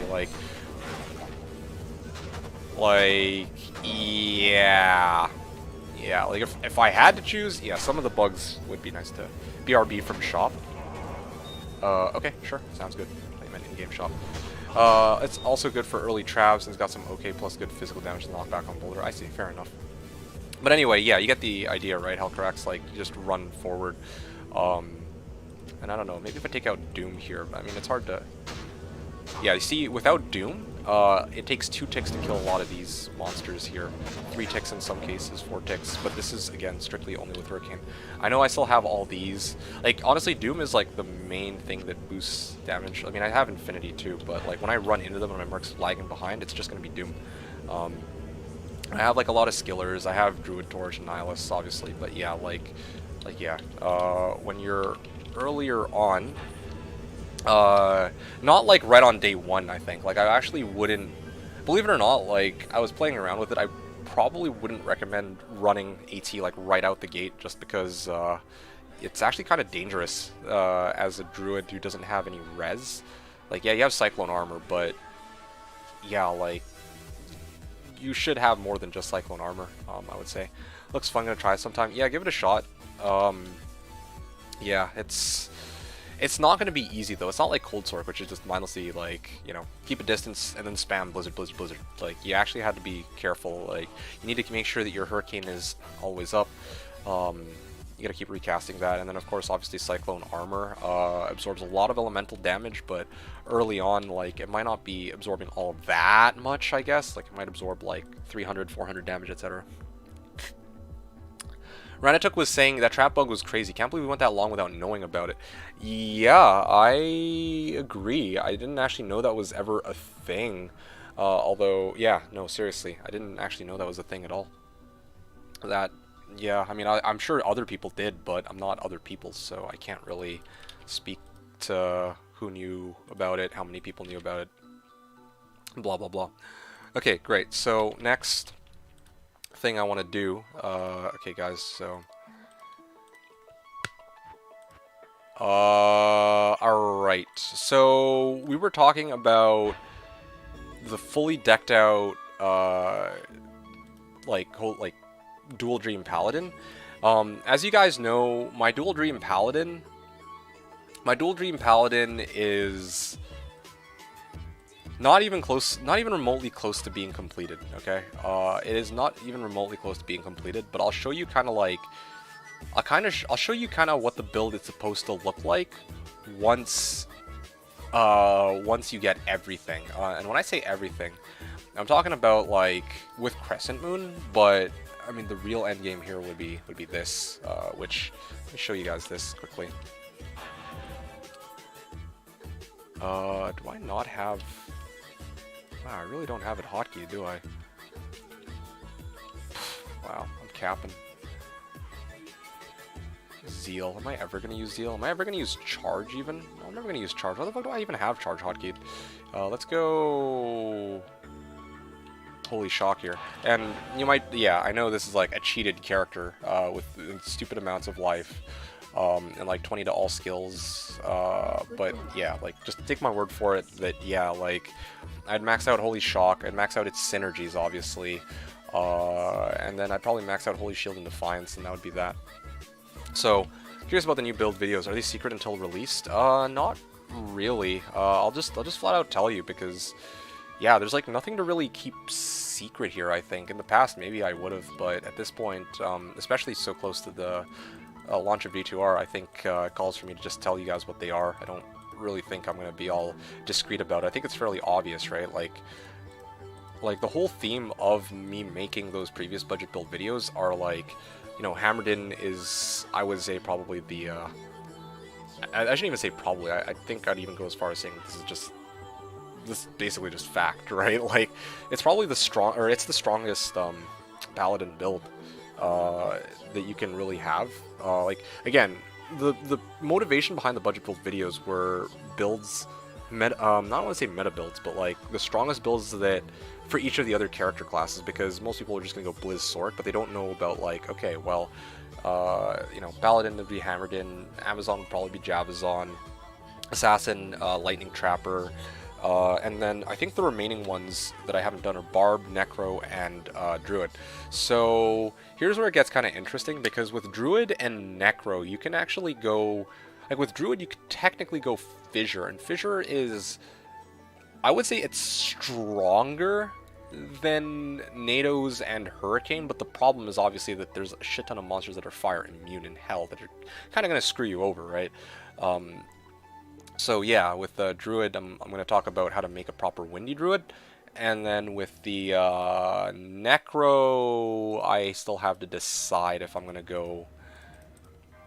With a Necro, I'm probably going to have to decide if I want to talk about Poison or Summoner. And while Poison does sound like a lot of fun, the simple reality is that a Summoner is far easier to play, in my opinion, than a Poison Necro. And safer, too, right? Like, Poison Necro, you got to get down and dirty, and...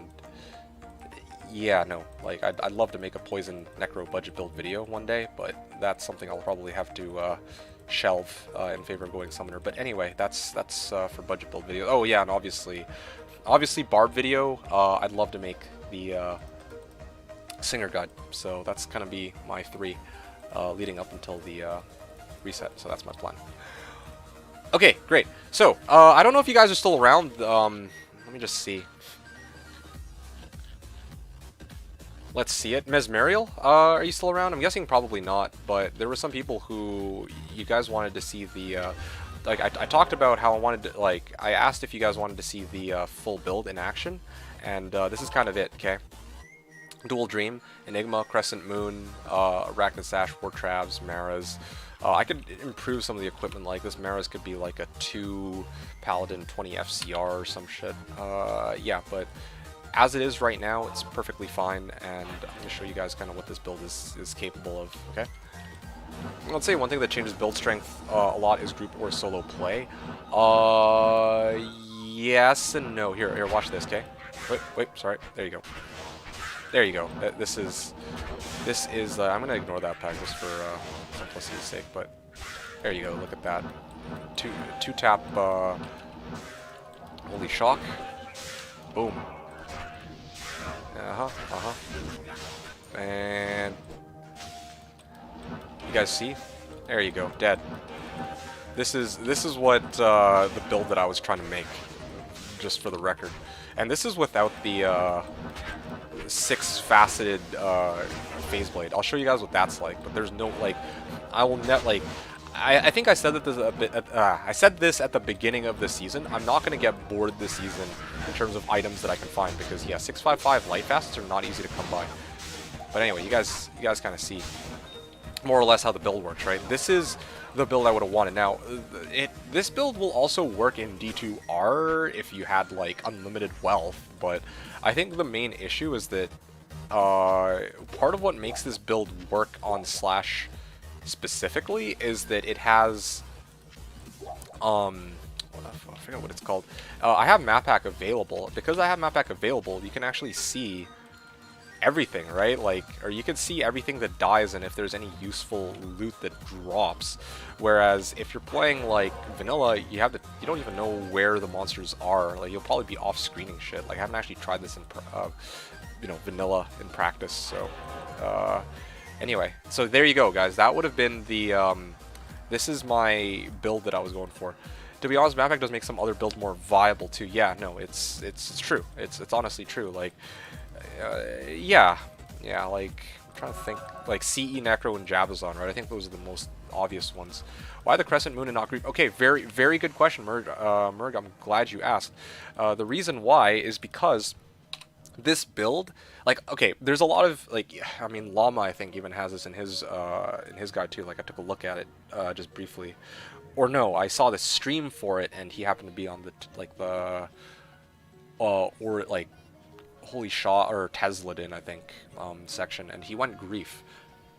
Yeah, sure, I'll show you gear, and I'll tour over it one by one while I talk. But yeah, why the Crescent Moon and not Grief? So it's because the whole purpose of this build is to maximize the lightning damage. Okay.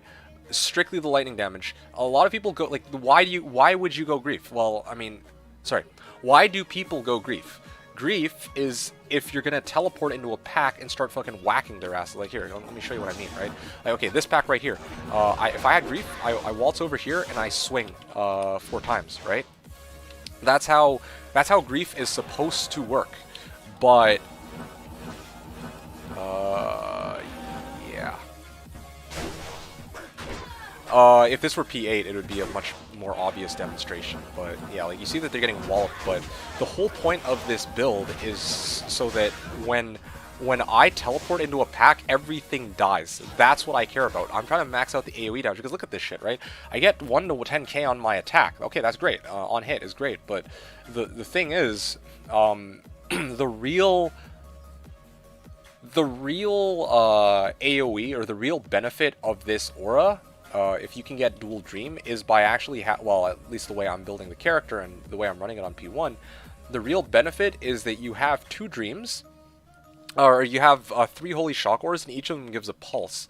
And yeah, if you're teleporting to a pack and whacking them, then yeah, you're gonna kill them really fast, like that one specific pack. But if you have a gigantic mob of like monsters, then Holy Shock with 3 pulses is going to clear those a lot faster. Like, you see this lightning damage 1 to 1608, it's kind of closer to, it's probably closer to 1 to give me a second, you guys, can't do math, because this is 2 level 30 Holy Shock auras. So I'm basically getting 1167 times 2 max, right? Oh, that looks ugly. One sec, guys. Okay, there we go. OCD.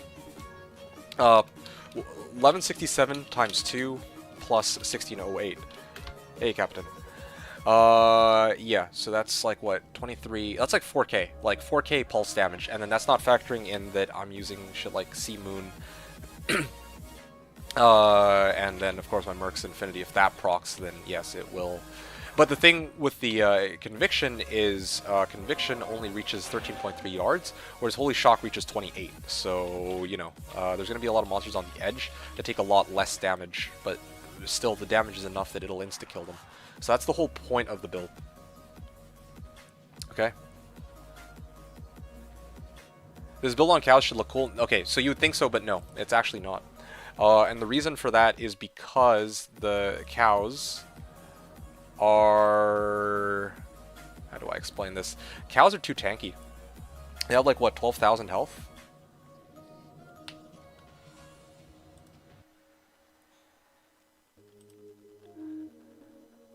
Yeah, so 12,000 health, right?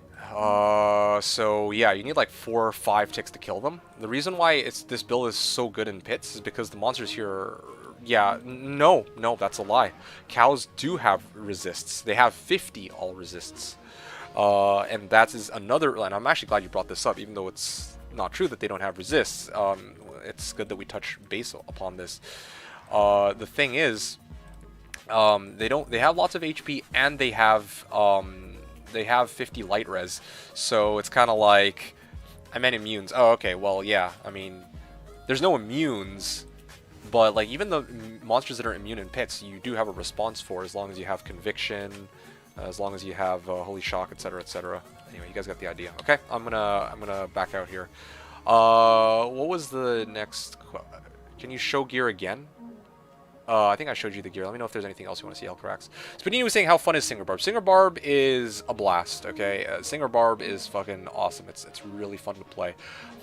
Where would you want to see my Singer Barb farm? I'll show it to you. It's so good. It's so good. Like, the whole build, it's a chef's kiss. And frankly, for me, I'd say A tier enjoyability. For me personally. Like, subjective tier list, S tier, Poison Necro, and Nova Bolsork. With the Poison Necro just a little bit higher, but Singer Barb is just under that, I would say. Just under that at A tier. You want to see Singer too? Okay, cool. I will show you Singer in a couple moments, but you guys let me know which location you want me to farm. Yeah, there is one more demo I'd like to do, and that's, or with this build, and that's with, I'm going to show you guys this. I'm going to use... There you go, guys go. Okay, so here you guys go. Now you can see my screen. So check this out, okay? I'm using now the this thing, the 6-faceted phase blade, 655 light facet. So now, if I stand right here, it kills everything on the screen. You see, my damage went from 1600 to 2000 from this side, or just from this aura. I believe it also applies to the dreams that I'm wearing, so it's like, it's a pretty sizable damage boost. Okay, watch this. Boom. Okay, next stack. Boom, dead. All right, moving along now. 1, 2, 3.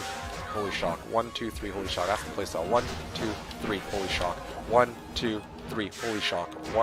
You see, like, this is the build that I'm trying to use, and this is one of the reasons. Well, I mean, he's not here right now to defend himself, but I mean, previously this was this misunderstanding between myself and Hom, where he was like, oh, he was doubting the effectiveness of this build. Well, not this build, but my holy shocker. He's like, well, is it even worth it trying to invest? Like, if you invest in like maxing it out, best case scenario for your own holy shock is going to be something like 23, 24, 2500. But here, as you guys can see, with the 3 pulses, look at this. I don't even need to touch these monsters. They're all just fucking dead. Singer's super fun budget Trav character. Yeah, I'm still working on that too. Okay, anyway, you guys get the idea. I mean, obviously, this is also a really good pits map. Like, if it's two-way, if it's a massive pits, then it's going to be quite a problem. But Bail Run, you want to see Bail Run on my Singer? Sure, I can do Singer Bail Run. That's easy. Okay, so check this out, okay? Here you guys go. Conan the Barbarian! Okay, here we go. So, let's show you guys what this guy is made of. Let's start off with Bail Run, because that's what was asked first. So this is my build. I'm going to demo it before I show you guys the specifics, but... Also, thankfully, we're playing... they added a GS4, because it just so happened the season that I was running this character, it was a nightmare with the double tally. Oh yeah, that's so good, dude. Okay. This is a little bit of an issue because, like, I can kill all these monsters, but this build doesn't have enough AOE for this kind of thing, you know. You might be thinking, wow, this build chews up through a lot of mana, and it does, but and here's the thing: I'm not actually rocking Reaper's Toll on this character, and I'm not using mana potions either. Why is that? And it's because this is just a bad throne room, okay? Like, you guys are gonna take my word for it. It's just a bad throne room. Honestly, I might have been better off just taunting them forward, but whatever. Yeah, Bail Run is not where I would go to run this character, by the way. I'm doing Bail Run strictly because it was requested, and I know I can run anywhere on this character anyway. But to tell you the truth, like, where would I normally run? I'd run like Pits, I'd run Chaos. I'll show you guys a Chaos run after. Damn myself a lot of physical res, yeah, well, thankfully I got my bird with Reaper's Toll, by the way. feel much stronger. My Merc actually leveled off of that. That's crazy. Okay, well, yeah, I'll refill my potions later. I'm being a cheap ass because I don't like using juvies. But the thing about this build, okay, like that a lot of people won't tell you this. Like you could probably try to find guides that talk about this online. Even with well, straight up, I feel like the best way to feed this character's addiction to... Oh, wait, look, another juvie. The best way to feed this character's mana addiction, or... Yeah, like, mana problems, is straight up to just use... oh, he's poisoned like mad. Hold on a second, let me be right back. Is straight up to use... is to use full juvies. Like, I'm not even kidding. You gotta juggle full juvies, and then that's the goat.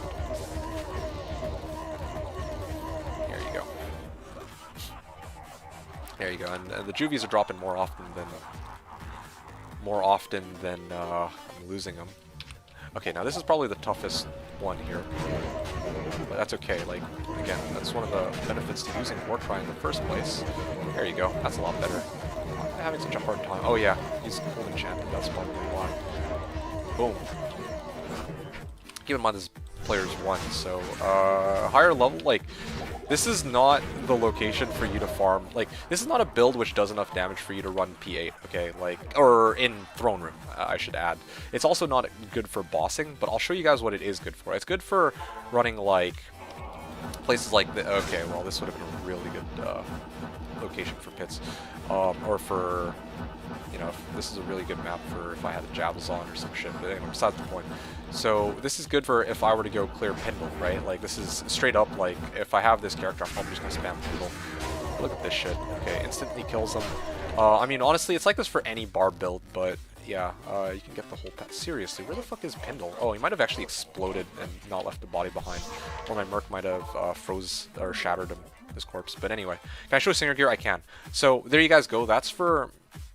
Again, I guys hope you enjoyed the Bale Run demo. So that's for Bale, okay? Let me show you guys some of the other locations that you can farm. Like, you can straight up farm just about anywhere with this guy. I can't think of a single location you can't farm. But again, the drawback is it doesn't really do enough damage to be like, cows. Cows is probably one of the places you don't want to farm with this, because they're just too strong. So watch, this is one of those builds where, again, I'm skipping everything except for... Oh, look at that. Gothic plate. That's nice. Okay. Yep. Warp here. 3. That was just 3 of them, or 3 war cries, and that killed them. Okay. Then warp around, and you see that you saw those juvies that dropped, right? Like you see how I'm running out of mana. Like, oh yeah, I run low on mana, but the idea is that because I'm going around killing all these Champax, this is the way the build's supposed to be played. It's a pit singer. Like, I'm supposed to go around and when I kill the unique monsters, they're very likely going to drop a full Rejuvie anyway, so I basically never run out. Like, I've been chugging full Juvies the whole time, and you see here, I have another Juvie available. So, yeah. Also, normally the way the build's supposed to be played, you're supposed to howl everything out first before you... you're supposed to howl everything before you start war crying. At least in vanilla, this is going to be the case. But the reason why I'm not doing it here on Slash is because I like it's no drop 0, so I actually like to kill the whole pack. Anyway, there you guys go. Boom, boom. Yeah. So this is my Pit Singer build. Yeah, I don't think there's much else there to be shown. Oh yeah, one other thing. If you're ever out of juvies, here we go. Just start working bodies, and eventually, okay, I mean, this is already more bodies than I'm used to, but give me my fucking full juvie already. What the fuck? Where's all the full juvies? Okay, well, I mean, I'm doing this just, nah, forget it. I'll probably find some chaos. Anyway, but yeah, usually what I would do is I'd use Find Potion on if I'm ever out of, like, juvies, I just spam Find Potion. That's it. Interesting skills too if you want to talk about this. I've played very little Barb, yeah. Working gives so many juvies. Yeah, absolutely, it is. It's really, really good. Singer, yeah, this is the one. How much MF it has? Okay, so this build, I tailored it to have 344. I know it's a far cry from what you usually run, Fatty, but for me, this, I'm not like trying to like, otherwise I would have gone like maybe Chanseys and I could maybe make some Yeah, I'd probably go, if I were to like really try to max out MF while still maintaining 105, I'd probably go dual Hodo, and then Chances, but I feel like this is fine. So this is one of the reasons why the Singer Barb is so cool. Most of its gear is not like stupid expensive. Like, yeah, obviously I got Arachnid Sash, but and Shaco, but like you can go dual spirits with Myth, and that's fine. Warcry Skillers. I don't know how valuable Warcry Skillers are going to be honest, come reset time. Like, I don't see most people playing Barbs even when the Grail system launched. Yeah. I mean, I don't know how many people are rocking the Grail right now. Like, I'd love to do Grail, but the Grail system, like, if it had been released maybe like 2 or 3 years ago, maybe I could have actually spent a lot more time with that, but I can't. Anyway, yeah, so on Switch is 704. On Teleport hand, it's 344. If I really wanted, I could go kill the monsters with this. Like, I could straight up teleport here. I could honestly teleport into a pack. Like, let me show you guys for Eldritch. Like, what I could do if I really wanted to, if I really cared so much about MF, I could go warp, warp, warp, and then I just go like this. You see he dies. That's what... Oh, there you go. There's the Juvie that I'm talking about. You see there, I went and got the kill with the dual-isted crystal swords. I could do that if I really cared so much about getting the MF. I guess that would be the most optimal way to play, to be honest. I never really thought about that, but anyway. Bottom line, though, is I just focus on killing power with the 2 spirits. Yeah, honestly, that's actually a really good idea. I don't know why I didn't think about that sooner. Kill with the dual isted blades. Yeah. Anyway, you guys get the idea. All right, cool. That's for running pits and Eldritch. Let's see what else we talking about here. Merge, merge if you're still around. Yeah. Gear. I'm just gonna tour it quickly before I do my chaos run and then call it. Well, not call it for the stream because I still have a while to go.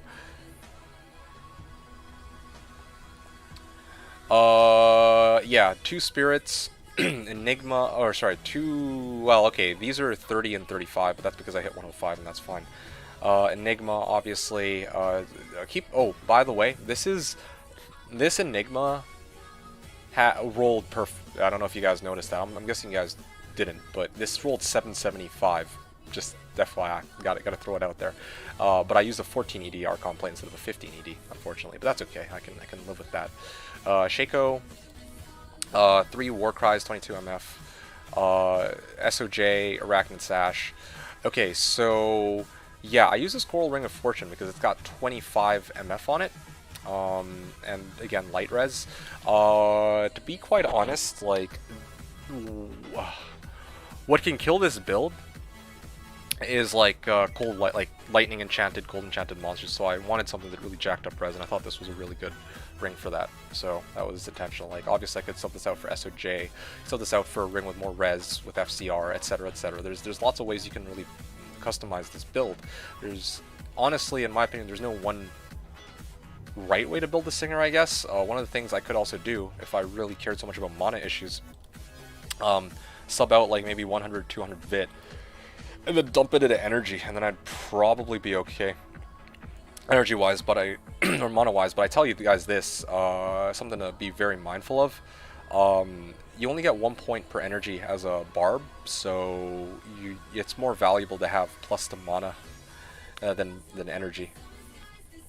How does it work in City of the Damned? Yeah, sure, I can tour you City of the Damned, although I don't have the waypoint. I'd rather not get it because I don't like getting the waypoints if I don't need them, because it actually makes my runs easier, right? Because I only need to hit one of the waypoints. Or like if I only need to use one waypoint, then it's like whatever. Oh yeah, he's dead.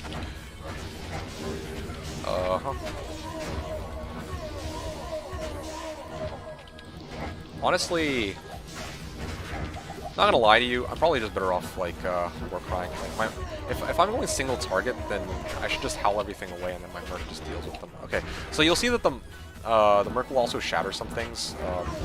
It's just part of the job description. Honestly, Reapers, like, a lot of people are gonna be like, for that reason, a lot of people are gonna be like, oh yeah, don't use Reaper Stole. I completely disagree. I think Reaper Stole is the way to go. Like, because there's no other way for you to really get this big damage boost. While having your Merc do damage. Like, there's just no substitute for Reaper Stole, as much as I hate to say it. Like, is it a must-have for this build? Like, when you're I mean, it's obviously not as important as Enigma, in my opinion, right? But at the same time, you know, yeah, having the Reaper's Toll is going to make a pretty massive difference. I just realized that this guy's actually immune, and Reaper's Toll is just breaking it. That's why it's taking so long to kill that fucker. But yeah, you guys get the idea, right? Which part's interesting?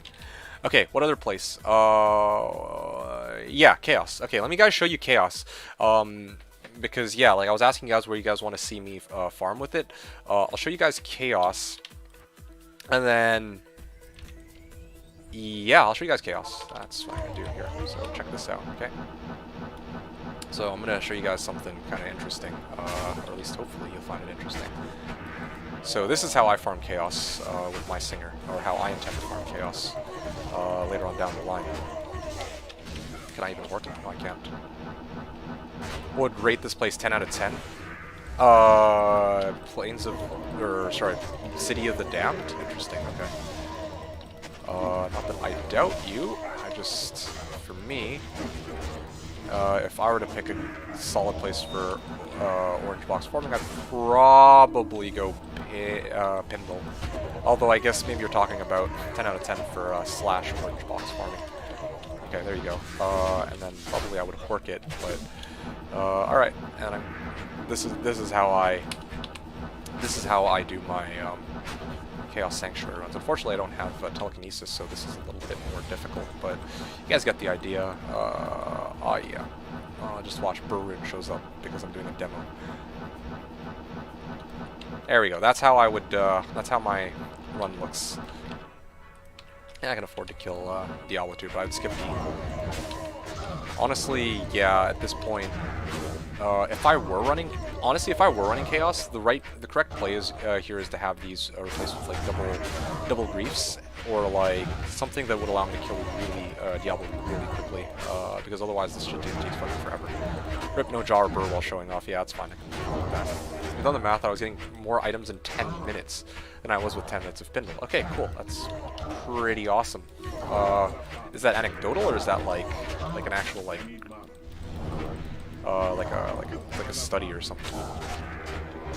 There you go. Look at that. Boom, done.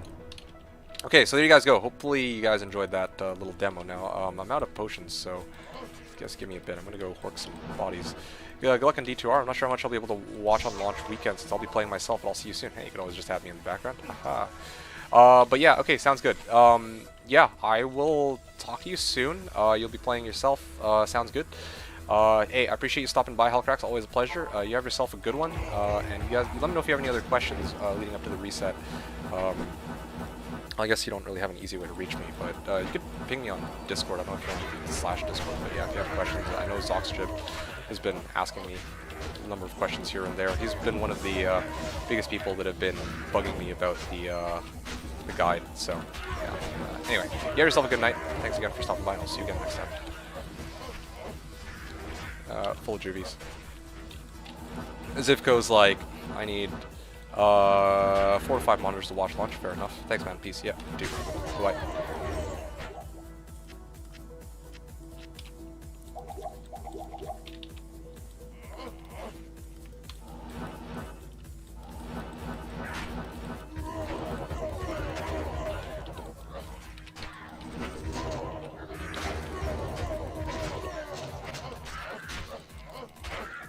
Anyway, I think that's basically that. You can do 700 to 1k City of the Damned runs per day, 100% confirmed.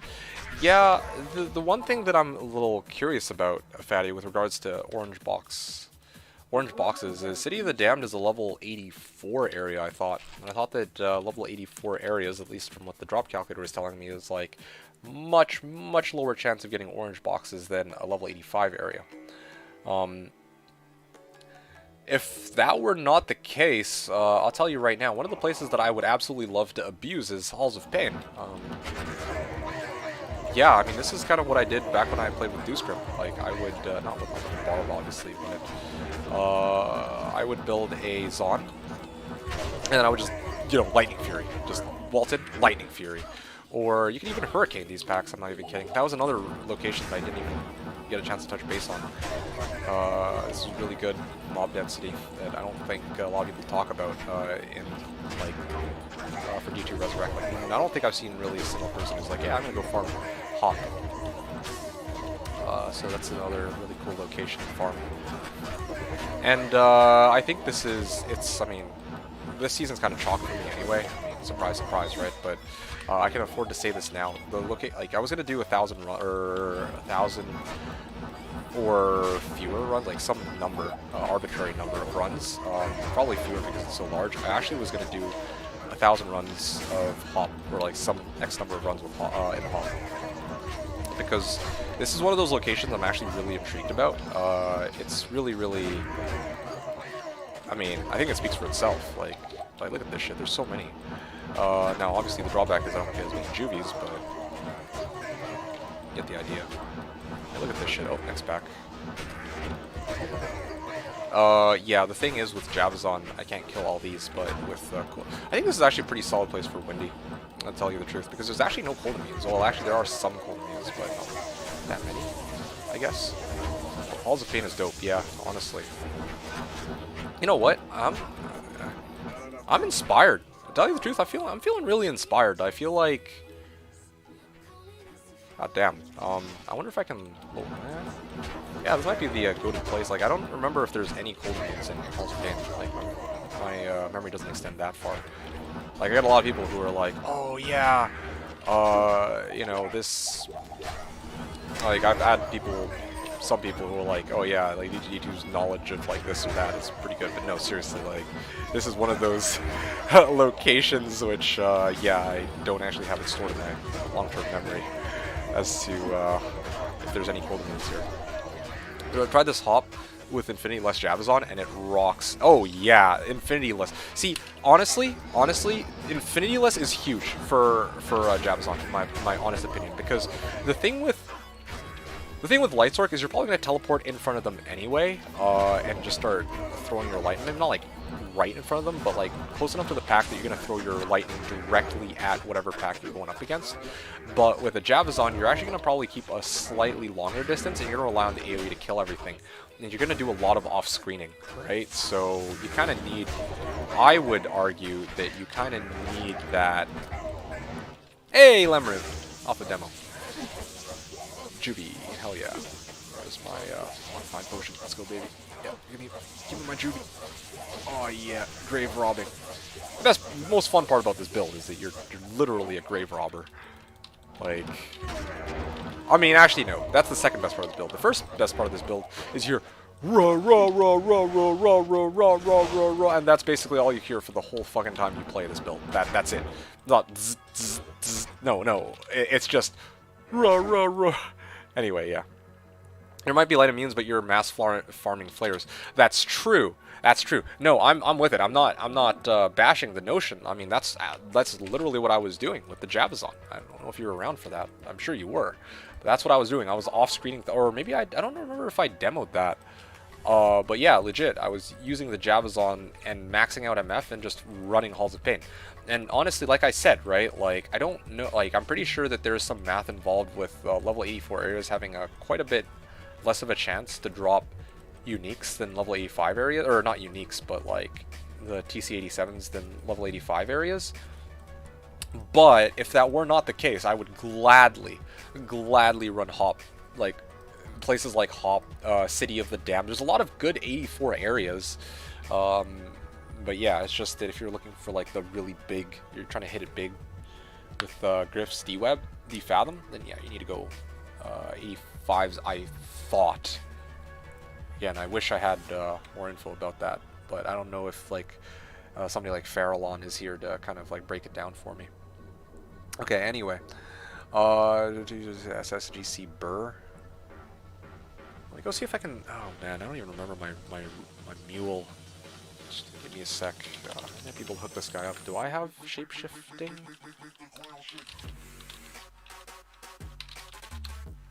You gotta be kidding me.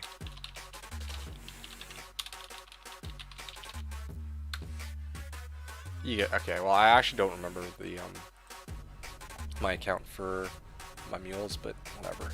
I have so many mule accounts now, honestly. Okay, so Fatty, you were saying I found a lot of TC level 87 uniques in City of the Damned on this grill. D-Web on first run. That's fucking wild, dude. Around 5k runs, eh? Okay, Fatty, you've inspired me. I feel like I don't think I'm willing to risk ditching level 85s yet, but definitely for level 80, like later on down the line, I think it might be nice to switch things up and go hop and then farm other areas. So there was one day I found like 3 HC5 notification all from City of the Damned. People were like, stop, man. Oh gee, okay.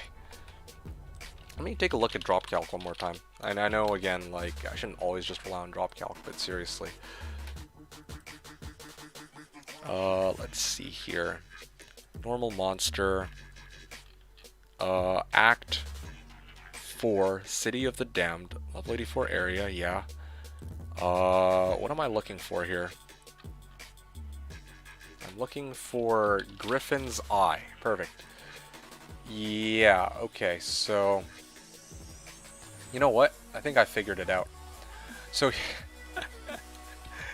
yeah, Griffin's Eye, off of a City of the Damned, the hell is this? Stygian, let's say Abyss Knight. City of the Damned Abyss Knight is apparently from what the Maxwell GG calculator is saying. I don't know how accurate that is, but it says 1 in 62 million. Now, if I go for, let's say, Chaos Sanctuary, that goes from 1 in 65 to 1 in 7 million. I'm not even kidding. That's what it says here, but... Hey, how many players are on right now? Also, song link. This song slaps. Yeah, sure. Let me hook you up. 1 sec. It's here. Let me send it over. I'll send you the whole playlist. But it's one of the first 2 songs because it was either Surface that you were listening to or Breakdown VIP. I don't know which song you were saying slaps because there were 2 that I passed. Anyway, let's see.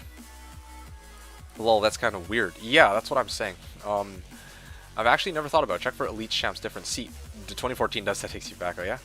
But yeah, seriously, going back to Fatty though. Oh, by the way, Ern, you asked me something earlier. I never got a chance to address it. Was it you were curious about what gear my character was wearing? You were asking about like I can't remember. You were asking about something. Hey, what's up, Lord Deswag? Good to have you on board with us today. What's up?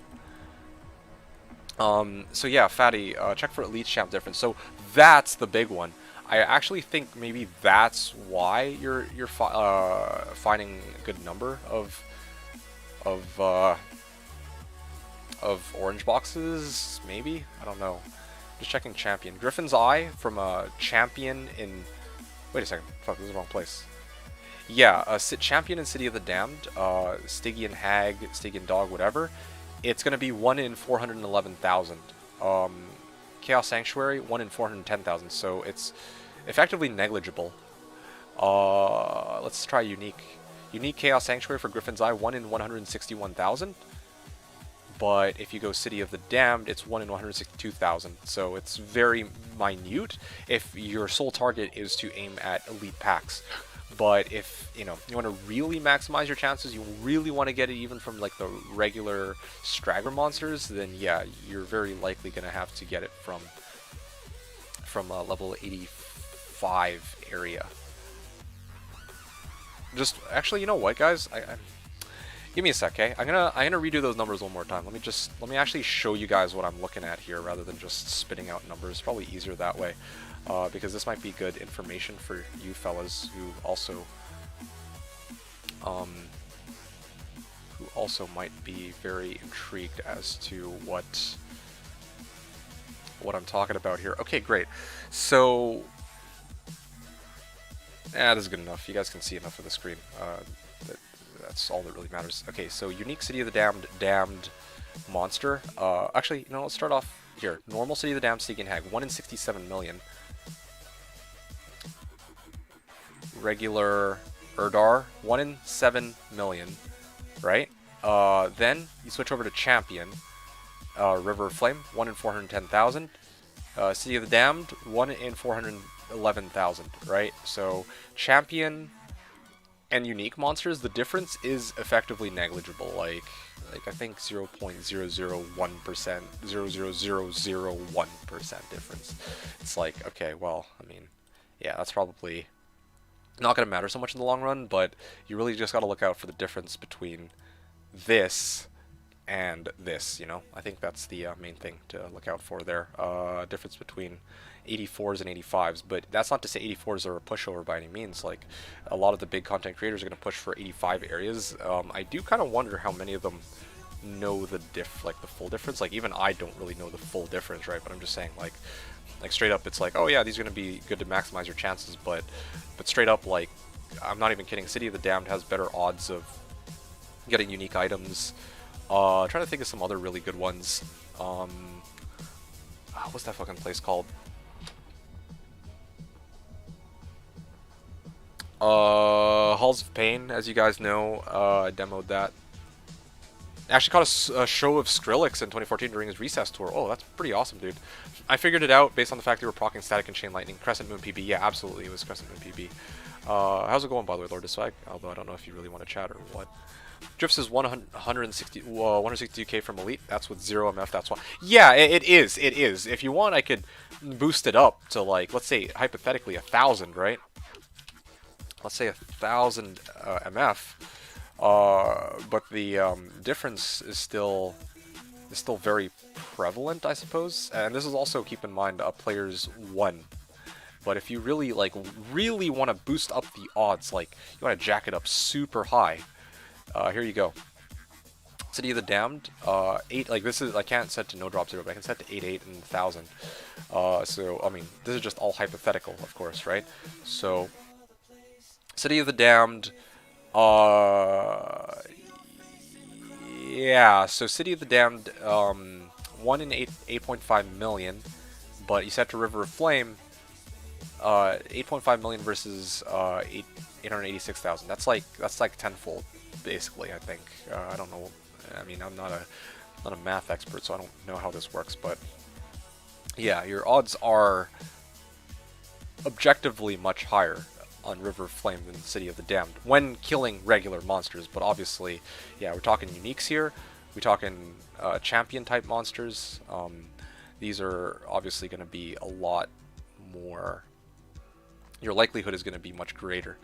Yeah, I think 80, like, contrary to what other people are saying, I'm starting to get the vibe that, yeah, City of the Damned might be the way. I think you might be a pioneer in this, Fatty. Like, although Pindle is gonna, like, I'm still going to be pretty committed to Pindle. I'm probably going to run Trav into Pindle is going to be my play, but whatever. Okay, anyway, so blah blah blah blah blah. Too much talk. I'm going to show you guys one other demo. Again, I didn't really have, like, a timeline for today. Normally I would try to continue growing my Holy Shock Paladin, but given that the reset is coming up, I just wanted to take this time to kind of, like, hang out with you guys one last time before I dedicate my next few nights to working on my guides, and then, well, days and nights, I guess. And then after that, when D2R comes out on Thursday, I think that's going to be it for me. Thursday, I'm probably going to aim to wake up around 7. I'm going to probably start my stream 7:30, and I'm going to hopefully, yeah, I'm going to be ready right at launch. Yeah, that's kind of my plan. Like, some people are going to get up way earlier. For some people, it's like Eastern time or freaking, like, evening, so they're already going to be up and streaming for hours beforehand, but I'm going to probably start right away, and then I'm going to go until we make it to Hell Bale, and I'm just going to commit and just stream until whenever. Tell you the truth. Hey, Pro Breeder, what's going, my dude? What up, man? Your guides are sick. Well, thank you. I appreciate that. I really do. You've come at a really interesting time because I am actually doing some demos about how, like, ironically, I'm doing kind of like demos of how the end game variants of these some of these builds work. And now some of these builds you can actually see how strong they are.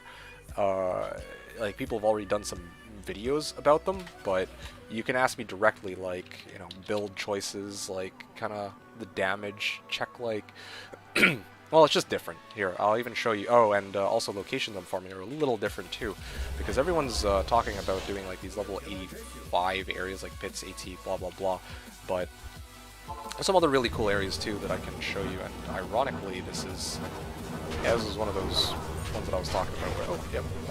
Just got hold. That. All right, awesome. So I'm gonna ditch this run. I'm gonna ditch this run because there's no flares. But yeah, I want to actually see what a run with the flares is like.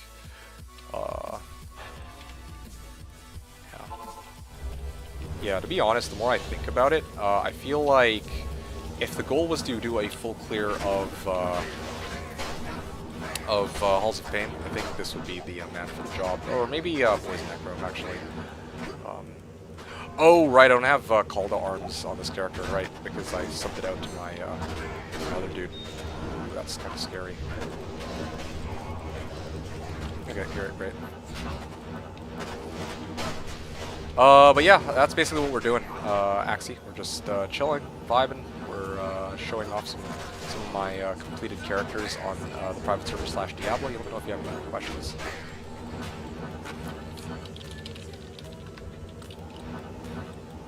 Yeah, something like that. That's pretty cool.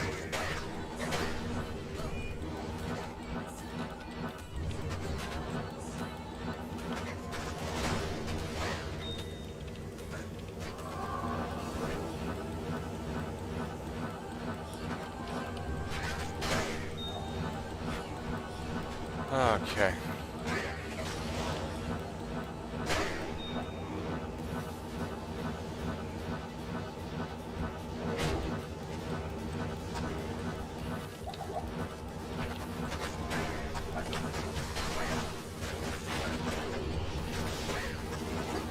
Again, this run would be a little bit quicker if I didn't have to stop to pick up mana potions on the way.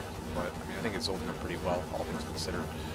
And again, I'm only aiming the flares, but I could very easily kill everything if I really wanted to. I only really care about getting large packs because they're all gonna, with no, especially with no drop zero. Well, yeah, it's big packs of flares. Absolutely fantastic.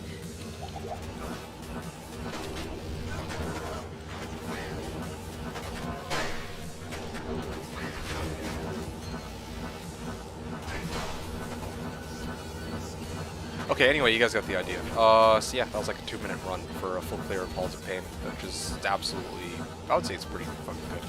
Oh, well, okay, I guess it's not really a full clear. I didn't really kill this set of monsters, but you guys got the idea.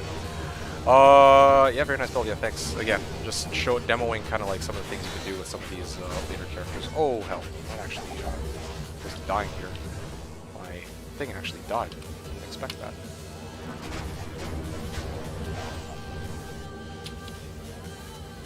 Fucking a man.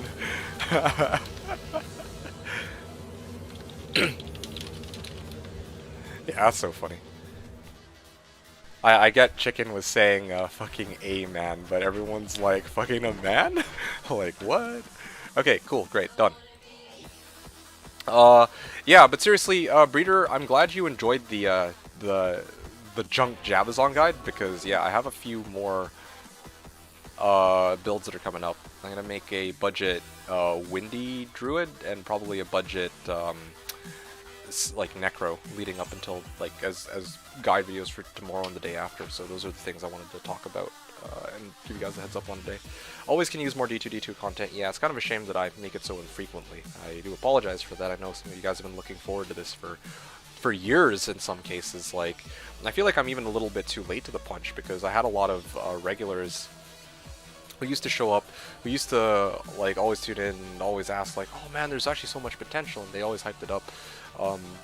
Some notable names that come to mind, Very Black Raven, yeah, like, mostly just Very Black Raven. He was somebody who like watched my content from way back when, but I haven't seen him around recently, and he was one of the people who, especially the season I played my Frostmaiden and Boa, he was definitely, he was like one of the big supporters for that. Anyway, moving on, Breeder was saying the shop aspect was really good. I played over 10k hours of D2, but never played with a merchant, so that info was top notch. See, that's the thing, that I feel like a lot of, it was all good. Sorry, I had to correct my statement. Oh, no, you don't. I mean, I get it. shop aspect, no one ever really talks about it. No one ever uses the shop, but there's actually some very useful items you can get there. And I don't think people realize that you can actually get good weapons from there too. It just takes a bit of time. Good weapons as in like, for a barb, you could actually find some elite bases like Savage Polearm, etc. To be honest, I always try to open your streams, even just in the background when I can't watch them. Well, I appreciate that. But yeah, I mean, I haven't seen Black Raven lurking or chatting in stream. So I saw him like once or twice, but I think he's been really busy recently. Or maybe just lost interest in hanging out here, I don't know. Either way, doesn't... Either way, it's not... I mean, it is what it is. But yeah, again, shout out to Black Raven if you can hear me right now. Yeah, what's up, Blaze? Show me your characters? Sure. Blaze 42005. Which characters do you want to see exactly? I'll show you, like, here. I'll just tour them one by one. This is my Poison Necro. This is my Windy Druid. This is my Sork. Now, this is 3-piece Tal Sork. This is all the budget, like, this is all the leftover equipment I had from gearing up my other Sorceress. Like, because I had a bunch of, like, I'm not even kidding you, like, I had a bunch of, like, GG gear, and I had some, like, slightly less GG gear. Oh, no, sorry, this is full Tal Sork, there you go. So, straight up, I had so much leftover gear from gearing up my first Sorceress that I straight up threw together full Tals, and this became my experimental Sorceress that had, let me take a look at this. Oh yeah, I haven't done her Veil quest yet, that's cool. But yeah, like, look at this shit, like, I went lightning on her, but I was just trying around, like, playing around with so many different... Resay again? Oh yeah, sorry, okay, here, let me try one more time. Hopefully this works. So, Poison Necro, this is my big one. This is my favorite character, favorite build that I've got. This is my leftover... This is my, like, scrap Sorceress. Like, this is a Sork. It's a lightning Sork right now, but I ran, like full Tals, and then I also had, like, I was, like, burning Respect Tokens just to play around with different weird builds. I went, like, Dual Nova, I went, like, I think it was Hydra with Blizzard Hybrid, I did, like, Tri-Ellie, I did a lot of really weird ones, but anyway. Cenarius is my druid that is, it's a cold druid. I call it cold druid. A lot of people will say windy druid, but I like to say cold druid to differentiate it from windy, because windy usually implies that you're going like Reaper's Toll, and you're maxing out your NATO damage. You're using a pelt that's like 6 NATO. But for me, with Cenarius, I try to focus on the cold aspect of it, or the hurricane aspect. So that means that I use Nightwing's Veil, I use Doom, instead of like Hodo, and I also use Infinity over Reaper's Toll, which are 3 very key. Even though the skill build is exactly the same, the stat or skill point, or the gear skill point allocation is the same. The gear this character or build uses is different. This is another, like, my version. Like, this is the first iteration of my Poison Necro. This is my second iteration, and the second iteration is far better. Gemini is my Tri-Ellie Sork. That's another build that I'd love to demo for you guys if you're curious. 3 Elemental Sorceress. Swap cast Telly Boazon. Again, I don't think you'll ever see this anywhere else. Well, you haven't seen this anywhere else yet. Maybe somebody else will come up with this at some point, but I'm telling you, this is probably my most unique build. I don't really know anybody else who has come up with the build and playstyle as I did with this one. Singer, Barbarian, and then Mixed Martial, well, Phoenix Strike Assassin, Fire Claws Druid. He-Man is... Let me try to recall. Who's He-Man? Oh yeah, He-Man is my Whirlwind Barb. And Spirit is my... well, I mean, the name speaks for itself. It's literally a Spearzon. Zapdos is my Holy Shock Paladin. And that's not even the full extent of my characters. I have a trap set on my other account. I have... Let me try to recall what other characters I have. Oh yeah, I have a Zealer too. They call it my own personal Zealer. OG Zealer. Because it's weird. It's a weird one. I run Towel Plate on it. And then I think... but also Max Crushing Blow. And then I think I had one other one. Oh yeah. Like... Nova Baller. Anyway, it's quite a roster, but I'm telling you, like, I try not to just go, yeah, I don't just go Blizzsork over and over and over again, or like, you know, CE Necro or Javazon or like meta builds over and over and over again. I like to try to switch it up, do all these really weird ones. Like obviously Poison Necro isn't all that weird. Neither is Lightning, but and neither is Windy. But like, yeah, some of these ones, like Boa, Tri-Elisorc, Singer. You see. Where's my other account? It's somewhere. Let me go see if I can fetch it for you. One sec. Blah blah blah blah blah blah blah blah blah blah. Like my characters are spread out across here. So here you go. Here's my other account that I'm talking about. This is the Zealer I'm talking about, the one that's in purple. Then this one is my Trapsin. This Trapsin is actually my first, the first character that I joined a ladder reset with on this private server. Your Holy Shock Paladin has Dual Dream and uses Holy Shock Aura as an active skill. Yes, that's correct. Because the pulse... Okay, first of all, I get the damage from the Holy Shock that I use because it's the highest level. But also, I get the pulse from my Holy Shock. At the same time, I get the 2 pulses from the Dual Dreams. So yes, I use Dual Dream and I use Holy Shock because then I actually effectively have 3 Holy Shock auras active at the same time. Like, and every 2 seconds, all 3 Holy Shocks pulse. Can you show me all gear on all characters? Okay, I tell you what, I won't show it all on stream. Are you just trying to waste my time? Like, legit question here. Are you just trying to, like, get me to show every single character? Like, damn. I tell you what, okay? If you're curious about the characters, I actually have a Reddit post for you if you're genuinely interested. I'm not gonna go over all of it right now because obviously I gotta go and do like I have to actually demo other builds. I gotta play my Holy Shock Pally, which I'm rocking this season. But no, bro, like the gear you got on, so it's fast. I tell you what, I'll just toss you this because it's probably much easier for you this way. This is a link to all of the builds that I've made up until this point, except for the Holy Shock. I need to update that. But that link that I sent you, if you go there, later you can check out the Armory link, which shows the gear for any character that you're curious about, any or all of the characters. So you don't need, I don't need to show you every single character. You can go and find it. Chris Child, yeah, thanks, Fatty. But yeah, you can find the build that you're curious about yourself, or you can check out all of them if you're legitimately interested. So yes, Breeder was also so I'm gonna go back. I'm gonna do a short little demo of the Nova Baller, which is my favorite.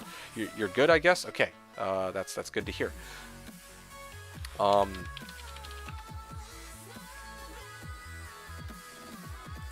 Is there a budget leveling version of Holy Shock Paladin you can recommend? No, I'm afraid not. It's whatever. Yeah, well, sorry that I'm not going over every single build if that's what you're... Yeah, no, I mean, again, if you want to see every single build, it's all there. You can go check it out on that Reddit post and also the Armory links. Hey, Penguin, you were asking will I be playing D2R next week? Yes, absolutely, I will. That is my intention, and that's why... No, like the best ones? Okay, well, cool. You're in company then, because I'm about to show my best one right now. Like gear-wise. Okay, well, this is my best one gear-wise. Wait, is it this one? The hell? Oh, yeah, no, it's not. Give me a sec, sorry. The 2 best, because you said every single one, but if you want to see the 2 best, I'll show you my Poison Necro, and I will show you my... I'll show you my Poison Necro, and I'll show you my Nova Baller. Those are my 2 best builds, so let me do that quickly. Here. Yeah, like, again, I'm not going to show every single... I have like a dozen characters. I'm not going to freaking go over every single one when that information is already available, but I can show you 1 or 2. That's okay. Yeah, so what's my plan for... Paul, what's my plan for D2R? I was going... Hey, hello. What's up, Co? Good to see you. So, how are you doing? Hope you're doing well, Co.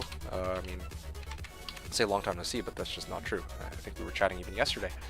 What about the Hammer Pally? I don't have a Hammer Paladin. But yeah, you're curious about gear, I can go over it quickly. D-Web, Enigma, 3-piece Trangs, and then dual res boots. I should probably sub these out for the ones that my Assassin are using, because these ones are These ones are pretty solid, but not as good as the other ones. But anyway, 2 FCR rings, and then of course 220 poison tiara. Now, oh yeah, and then of course on Switch I have CTA, 6-bow CTA to be precise, and on hand I have a bunch of PNB skillers and a 39 Geeds. Now, honestly, I could probably switch out some of my equipment. Like, this isn't like a perfect character. There's definitely some upgrades I can make, like I can go 3 PNB 20 FCR, circlet. I could rotate these rings out for SOJs if, well actually no, then I'd lose out on FCR. Anyway, there's a few adjustments I could make, but again, this is already quite good where it's at, I would say, so let's leave it at that. The valley at the bottom of this one, no, I don't have a Hammer Paladin, as I explained. Yeah, Hammerdin is one of the builds I didn't make on this character, or on this account, or just ever on Slashdiablo. Doing good, how are you? I'm doing okay, thanks for asking, just chilling, just vibing. The 2 barbs. The pally at the bottom of this one. Okay, so I'm not, yeah. You know what, I'm kind of proud that you didn't default to go straight into HDIN. I haven't fully decided. What's there to be proud of? Yeah.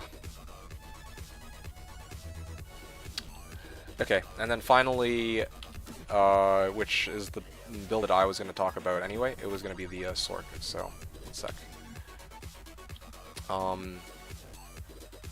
Yeah, again, what is this paladin? Why do I have a oh, it's a black flail, that's what it is. Will I be on East or West with D2R? I don't really think it matters. I think that they're just collapsing everybody on the same, on one server. Well, not one server, but on one realm.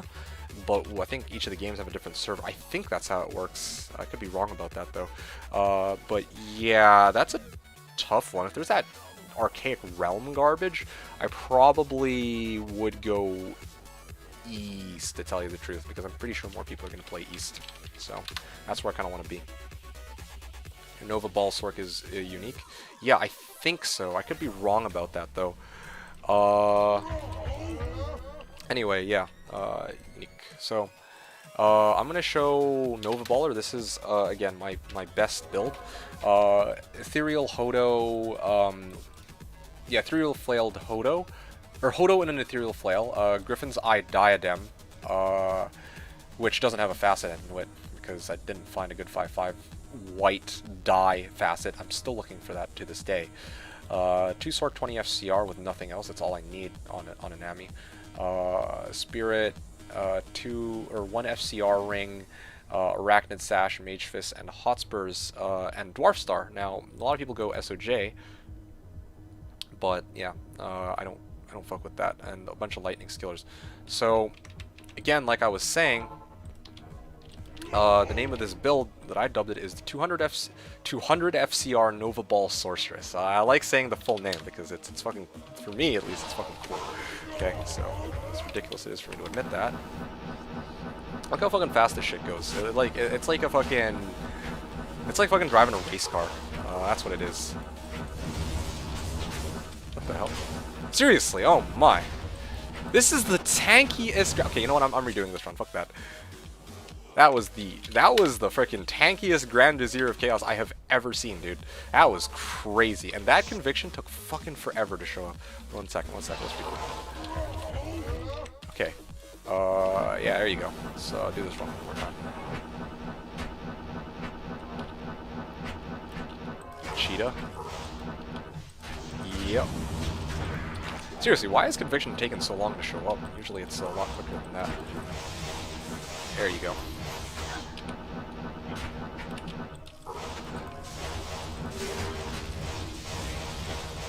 Okay, I'm out of here. That's it. Done. Run's done. And this is like me being a little out of practice too, so... Okay, good enough. Whatever. Yeah, you get the idea, guys. Okay, 44 seconds, I'll take it. So yeah, there you go. That's my, that's still my second favorite build, only to the Poison Necro. I'll show the Poison Necro after too. That one's fun. Yeah, so, that's actually great news. Yep, Cheetah. Coaster was saying, I think my first character is going to be a Bone Spear Necro. Ooh, that's interesting. What drove you to go Bone Spear Necro?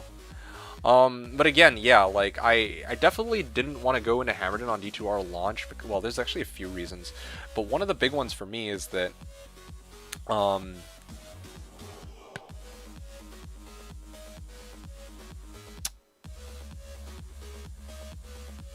Honestly, yeah, like when I'm thinking about it, Hammer didn't. I feel like Barb is low-key actually really strong on vanilla, like in mid and end game. What I mean is, when they have like mid-game gear, like basically they can run Trav and they have Hork.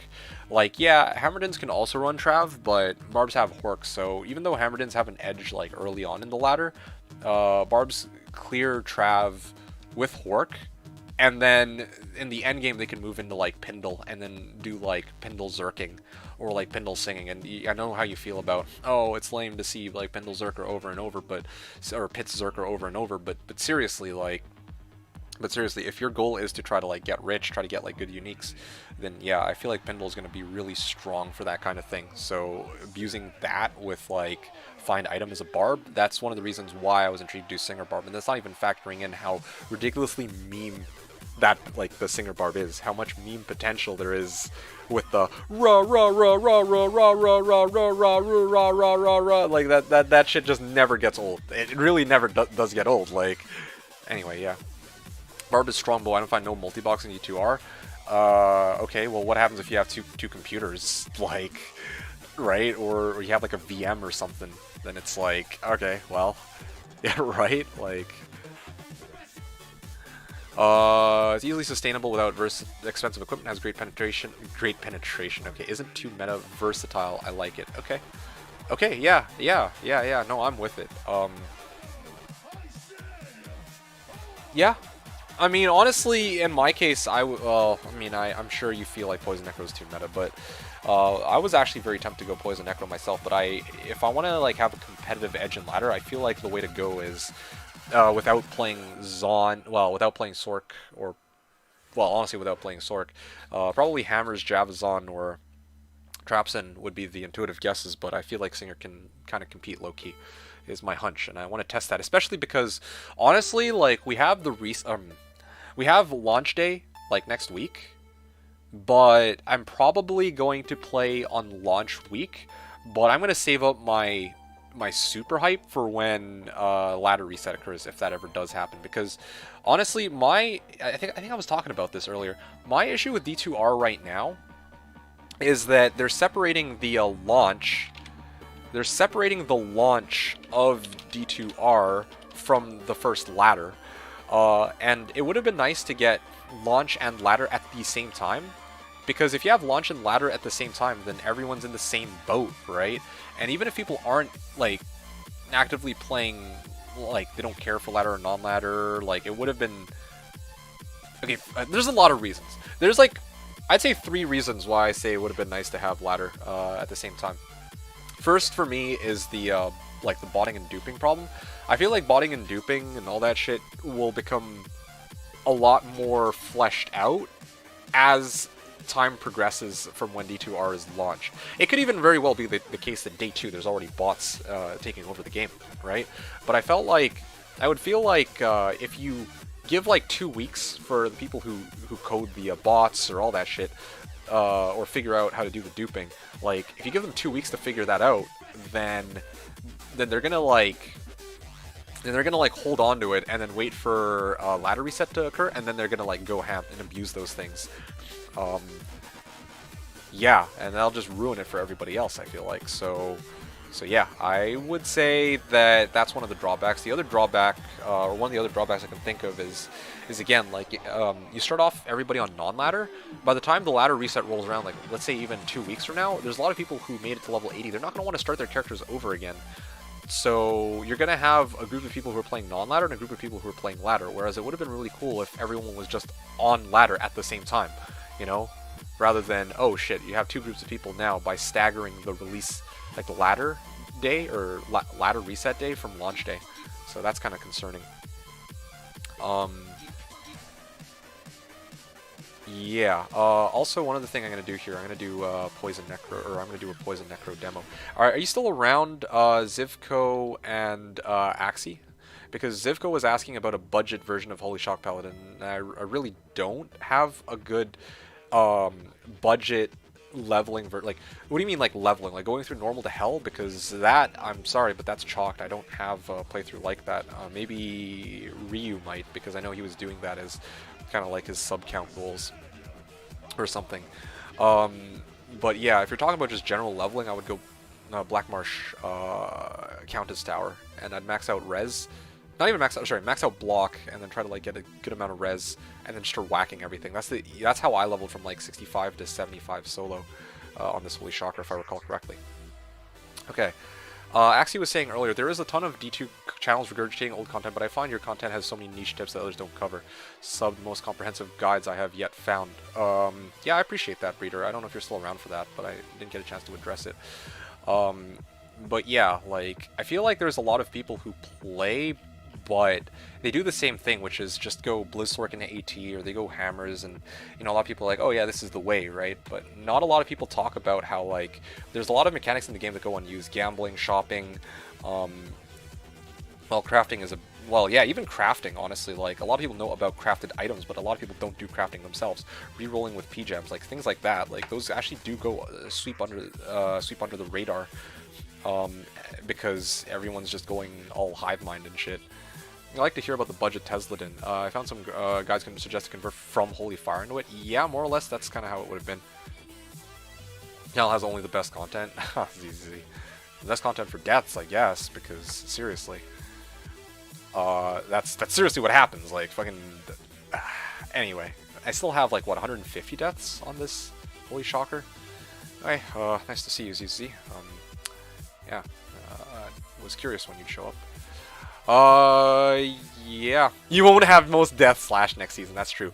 Alright, Penguin, I'll answer your question in a sec. I'm gonna do my demo for Poison Necro quickly. Again, honestly, I'm just playing. I'm just, showing you guys, like, I think the main, like, I didn't know what I was gonna do going into today's stream, but I kinda wanted to, I mean, I think one of the big things for me, here, is that I want to be able to inspire you guys to kind of like see kind of what some of these endgame builds would be like.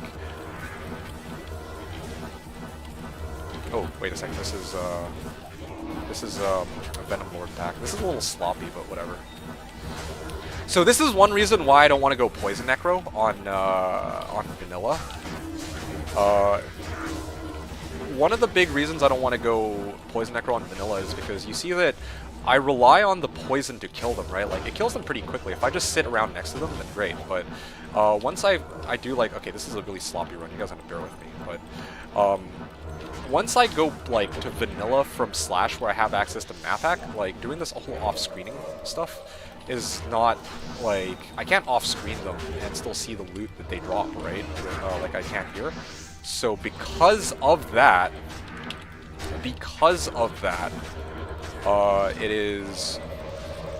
There you go. See, done. Run's done. A minute 5. I mean, yeah, I missed some monsters here and there. Like, it was, like I said, I was really sloppy about it. But what I wanted to... Oh, wow, there's an Earthwand there, too. What I wanted to show here is, like, yeah, this is my favorite build, the Poison Necromancer. It oozes power. It's got, like, so many strengths about it. I'm not going to talk about over all of them and why I love the build so much. That's its own topic. But yeah, like, one of the reasons why I'm a little reluctant to use this on reset day... one of the reasons I'm reluctant to use this on reset day is because, yeah, like, even though it can kill shit, I have to be standing next to them for them to die, right? It's a, you know, I have to wait the 2 seconds for the poison to take full effect. Like, I don't got time for that. Like, I like to just telly, nova, and walk away. Telly, nova, or, sorry, telly, nova, telly, nova, telly, nova, right? Like, anyway, so, but yeah, this is probably one of my favorite builds. In a sense, it's one of my strongest ones too, because I'm literally killing everything as I go along. And it's not like the Nova Baller where it's kind of like... this is such a weird analogy, but it's like a machine gunner versus a sniper, you know? The Nova Baller requires a bit more precision, but the Poison Necro hits just about everything with the machine gun. I guess that's the easiest way to put it. Testis and Hop, yeah, I could do that too, I guess. What do you suggest I start with? Okay, so again, I'll leave that just for a little bit later. Just bear with me for a sec, Mr. Penguin. Trapsin is gonna, most people are gonna go for this reset. No, I disagree. It's gonna be Blizzard, plain and simple.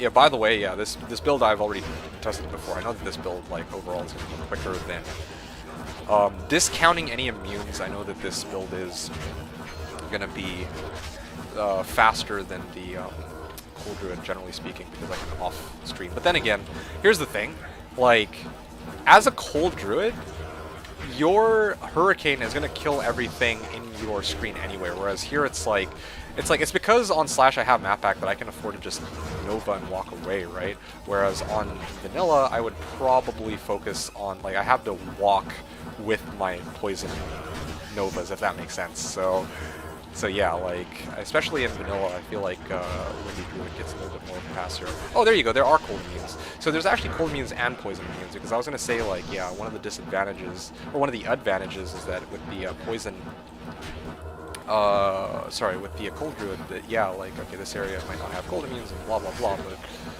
and I can just go, you know, have a free pass without having to worry about immunes if I'm ever full clearing.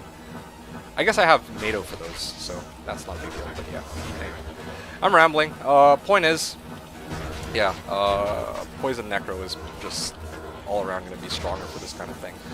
Or faster, but obviously the Hurricane Druid is no slouch.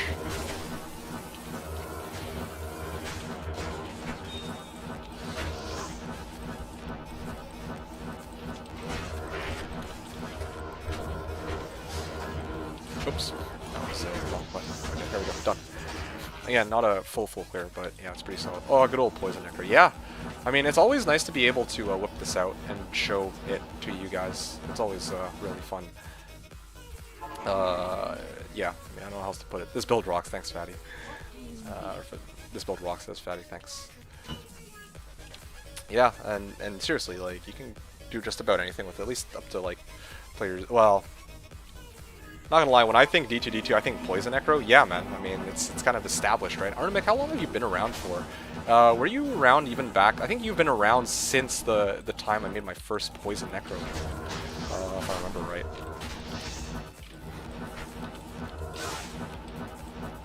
Yeah, so, yeah, no wonder. Oh, wait, what the hell is this? They're still alive? They survived? What? How the fuck did they survive? That's crazy. Is it because I left the screen they were on? Huh, that's weird. I've never seen that. That Dark Archer was injured, so I think he took a poison over to the face. He's still alive.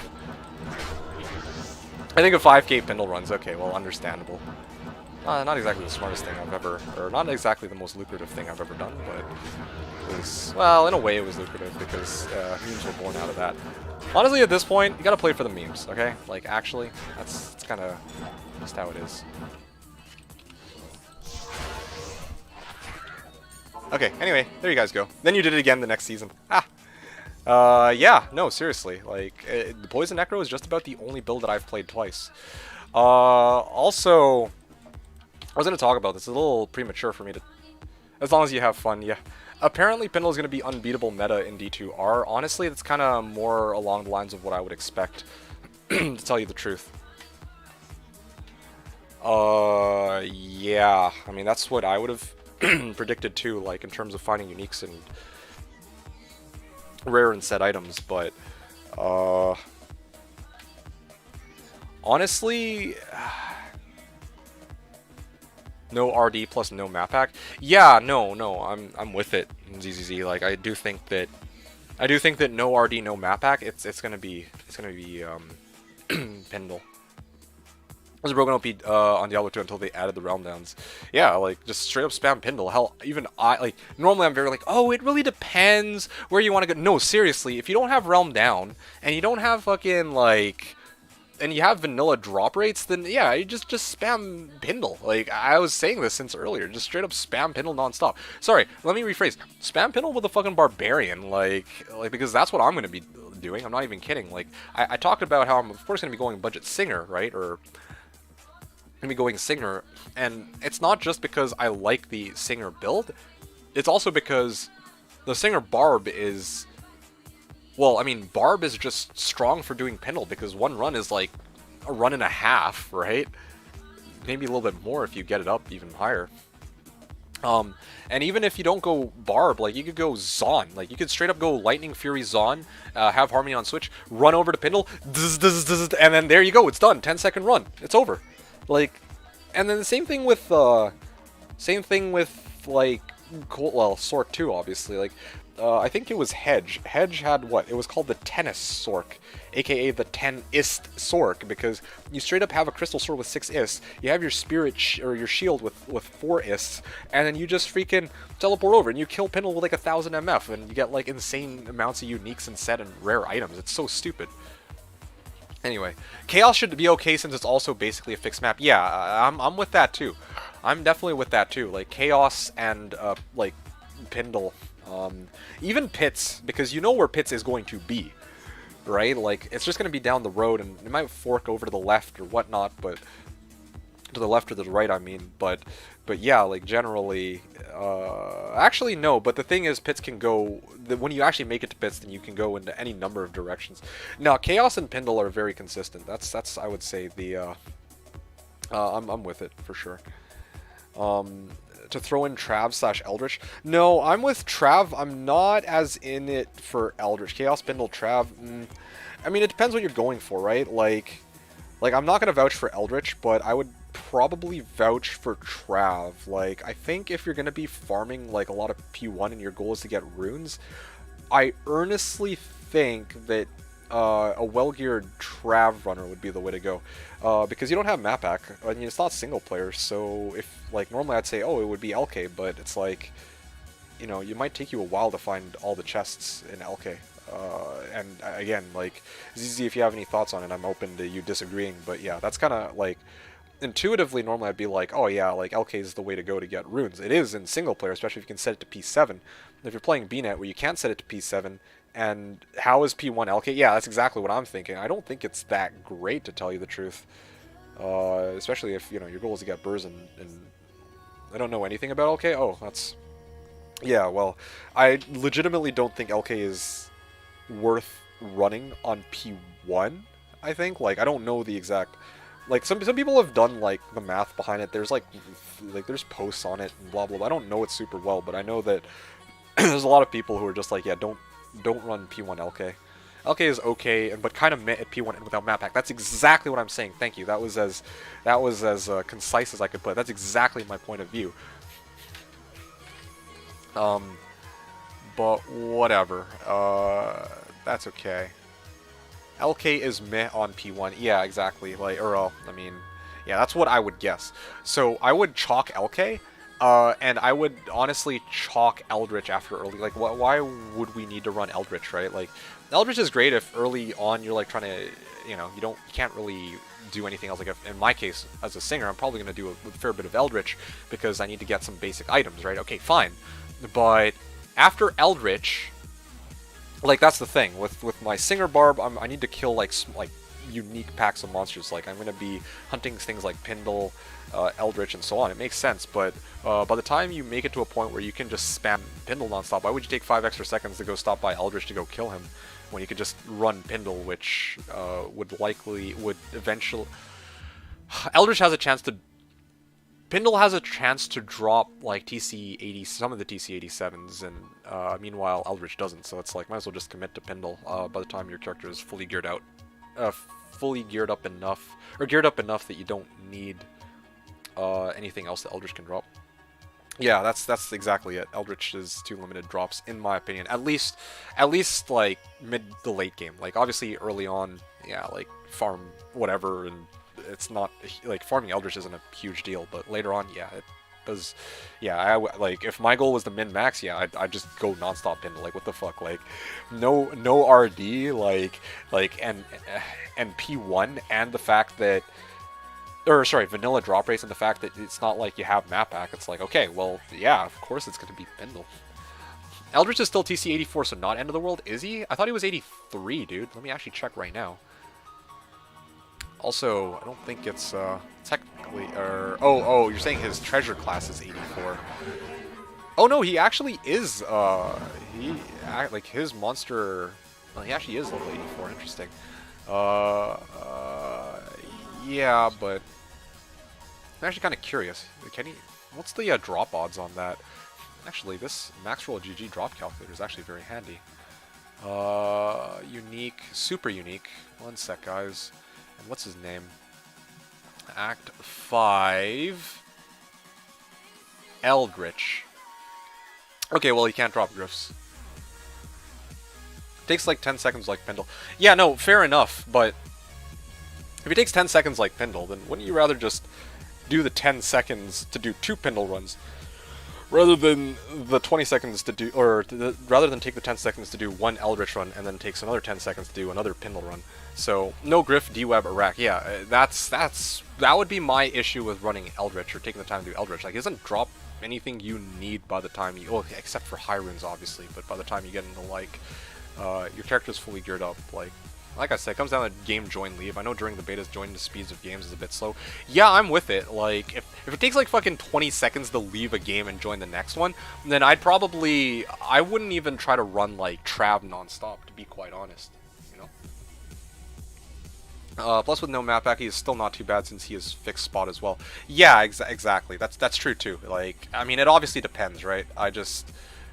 Yeah, like, if, you know, not factoring in, you know, leave join times, which definitely needs to be factored in. Like, that is actually a thing. Then yeah, I would do Meph over Eldritch for a rack. Yeah, but the thing with Meph is like, this is no map pack. Yeah, well, I guess for a rack, true. Yeah. Ideal world Pindle spams. Yeah, exactly. Is map pack banned on BNet? It is. Yeah, absolutely. Or it's supposed to be banned. Like, you know, I mean, you're at risk of getting banned if you use map pack on BNet, but I'm not playing on BNet. I'm playing on a private server called Slashdiablo, where that's not, where it's actually permitted. If I'm playing on BNet, if I'm playing D2R, I'm absolutely going to be playing.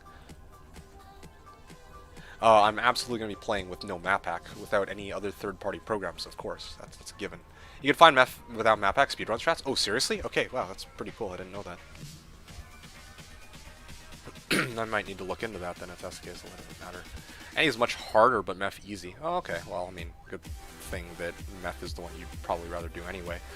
Also, the other one that I was curious about is Q-Bug Dury. That's another one that, to be quite honest, I don't know if they fixed that Q-Bug Dury.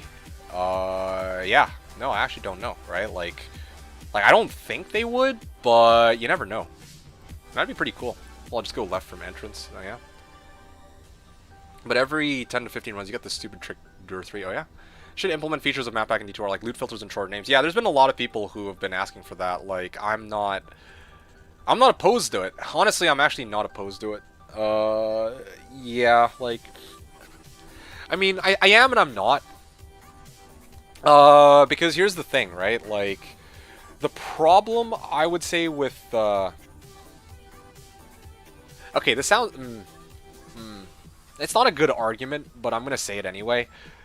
If there's, like, a shit ton of loot, and you got, like, some freaking loot hoarding goblin who's like, you guys are playing multiplayer, and he's like, oh yeah, I'm just gonna grab everything, then it's like, alright, if, like, a crazy unique drops and he misses everything but the unique, because his inventory is full, that's, like, cosmic karma for me. I think, you know, I'm just like, alright. So, honestly, yeah, loot filter would be nice, but, yeah, that's definitely one of the things where I'm like, I don't know. Auto gold pickup is essentially a basic loot filter. True, that is true. Came here to check out a Holy Shock Valley, seeing some sort of poison necro. Hey, sorry, Swish. Yeah, I was, yeah, I was just demoing builds for, nice to see you, by the way, Swish. I was just demoing builds for people because D2R is coming out, as you know, and I wanted to, like, show some people, like, some really cool, I should say really cool. I'm stroking my own ego a little too much when I say that. Like, just trying to give some inspiration, because there's some actually really cool builds. Fuck off, Ghosters. Came here for the slop casting. Bastard.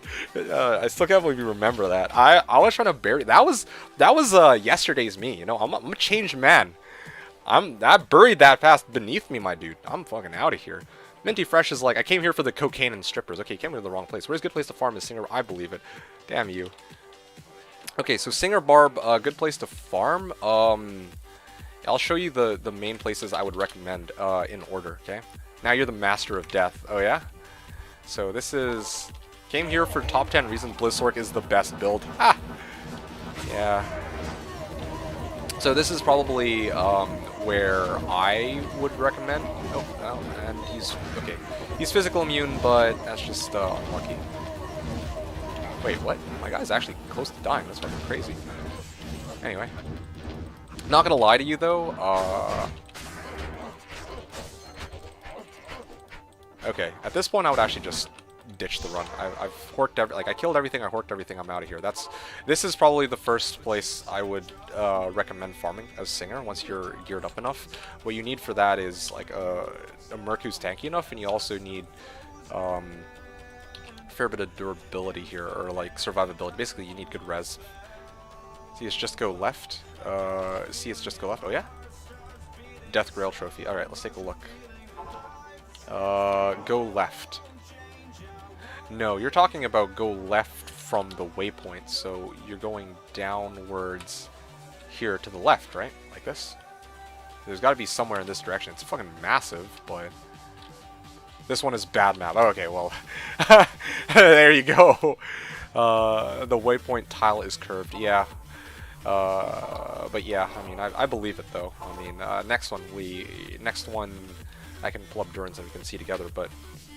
have I achieved the Death Grail? Oh, Death Grail trophy. Okay, Spadini, so going back to yours. Number 1 was probably Trav. Number 2 is, it's kind of closed off right now because I have the waypoint. Because I mean, I'm never going to be farming Pendle with this character, but, Anya Portal, or sorry, Pindleskin, there you go. You take Anya Portal to Pindleskin, that would probably be another location. Number 3 would be good old Pits over here, Act 1, you know? And, I mean, I'll just demo just very quickly how that run would look. I'm not going to go over the full run. I've done this like 3 times already. What the fuck? Where are you going? Okay, there you go. See? There you go. You teleport to all of the champ packs that you see, or unique packs, and you go and just kill and hork, kill and hork, kill and hork. That's the goal. Or, although, I mean, in vanilla, you're going to want to howl, kill hork. Howl to push all the monsters away, then kill the unique monster, let your Merc kill him, and then you hork his body. So those are the 3 locations, intuitive locations. If you want to take it one step farther, I would probably say you gotta avoid bosses, by the way. Like, this build's not good for doing bosses unless you have, like... Here's the thing about this character, like, if you really wanted, you could tailor it to do bosses. You just... I'll tell you how you do it. You have Warcry on one hand, right? Oh, of course, he's physical immune. Alright, well, just bad luck on this one, but... yeah, like, you can have your... Oh, another full juvie. That's awesome. Yeah, you could have your Warcry, or your, like, your caster items on one hand, and you could have, like, your... you could have, like, a Whirlwind Barb on Switch. It could be like a really weird hybrid, I guess, or... Anyway, yeah, you get the idea. So, there's a few ways you could do it, if you really want to deal with bosses. Maybe even go, like, Frenzy. Yeah, Frenzy wouldn't be so bad. Anyway, yeah, I didn't work out the details for dealing with bosses, but what you gotta know is that, yeah, if you're gonna be using just the Singer Barb by itself, then... fucking Final Juvie it. Just cheap. You can do, like, Seal Glitch Chaos just like this. So yeah, these are probably the main recommendations, or the main locations I would recommend.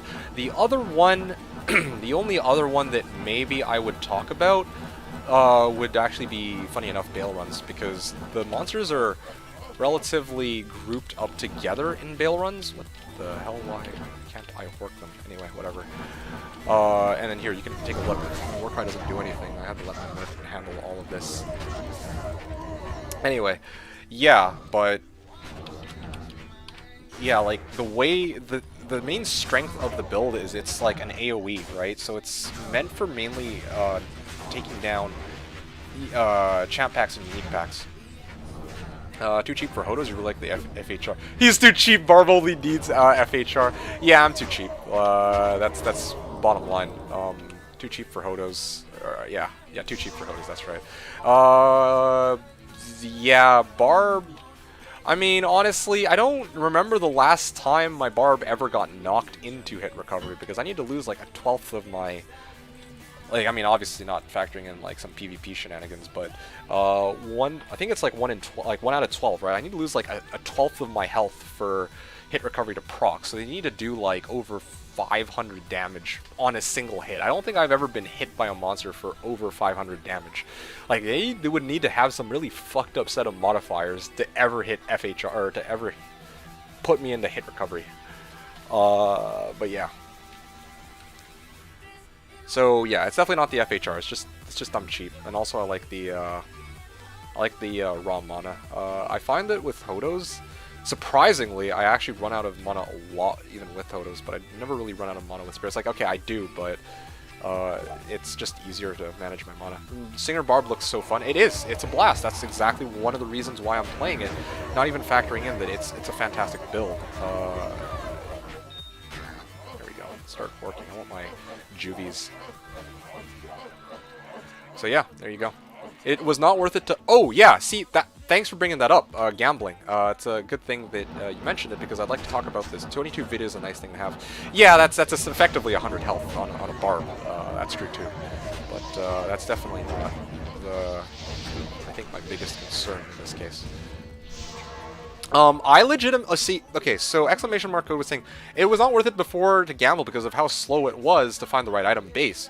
Now with the rework, items can be bought multiple times on one screen. An auto gold pickup will max out gold pretty often. Yes, so that's another thing I neglected to talk about too. Gold find barb in D2 is going to be absolutely insane, or D2R, right? Like, people are asking for this like auto gold pickup, which, okay, fine, I respect that, quality of life change, not a huge deal, but refresh screen.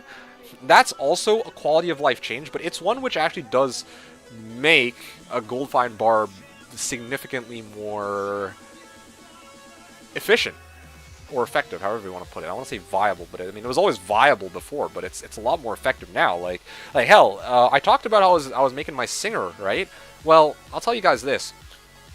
If I want to make like a crazy gold find barb, especially in mid game, and just start re-rolling for like circlets, diadems, and so on, I could go like double dwarf star. That would also incidentally help me survive against the Hydras in Trav, by the way. But anyway, Chansey's gold wrap, like Enigma's kind of a well, it's not even a must at that point. Like yeah, I don't actually need Enigma, I would say, if I were going max gold find, because I have so much gold that I could probably just go to the vendor and just fucking repair like Naj's staff even. Like, that wouldn't even be a problem. So anyway, I'm not going to go over everything right now, but yeah, you can go IK Helm double lammed. Yeah, straight up, that's probably what I do. Oh, and I already have this in my mind, by the way, this notion of gold finding, especially even before I found out that they were going to adjust the gambling screen.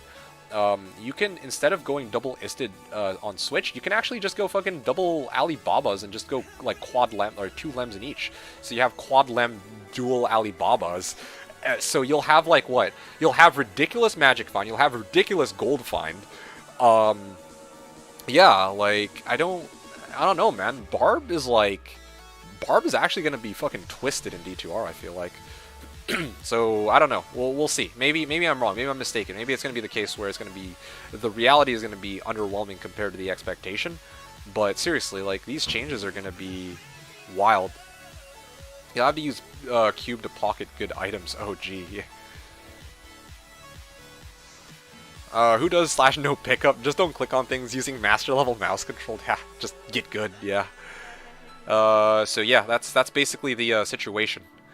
It won't be insane because auto gold pickup turns off if you do /no pickup. Well, you'd have to endure picking up random shit while finding manually pick up gold. I thought there's oh, auto gold. Oh, I see. Yeah, well, yeah. I mean, I'll deal with that when the time comes. But I legit think it's gonna be Trav gold find and Pindle. Right? Like, yeah. I don't know how else to put it. There's one other location that I'm curious about that might be good, but well, yeah, I'm not going to talk about that right now. Can I make a budget guide on it? Actually, Spadini, just wait a couple nights.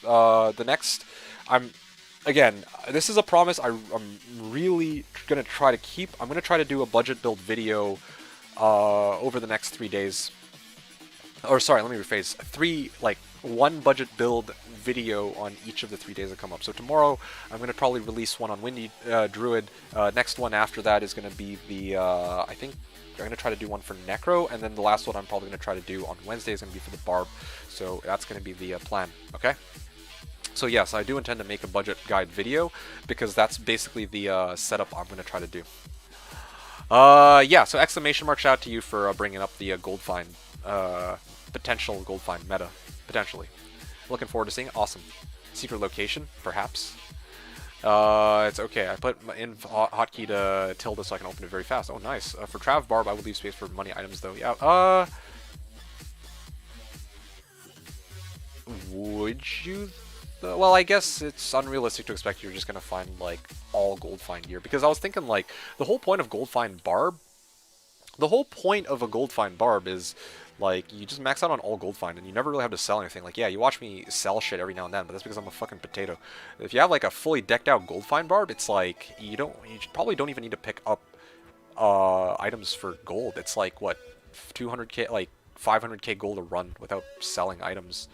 Inexperienced people will have no idea how much some gambled items would be worth. See, that's another one of my concerns too, right? I'm like, okay, hypothetically, I could gamble like 3 PMB, 20 FCR, 2 open sockets, Tiara.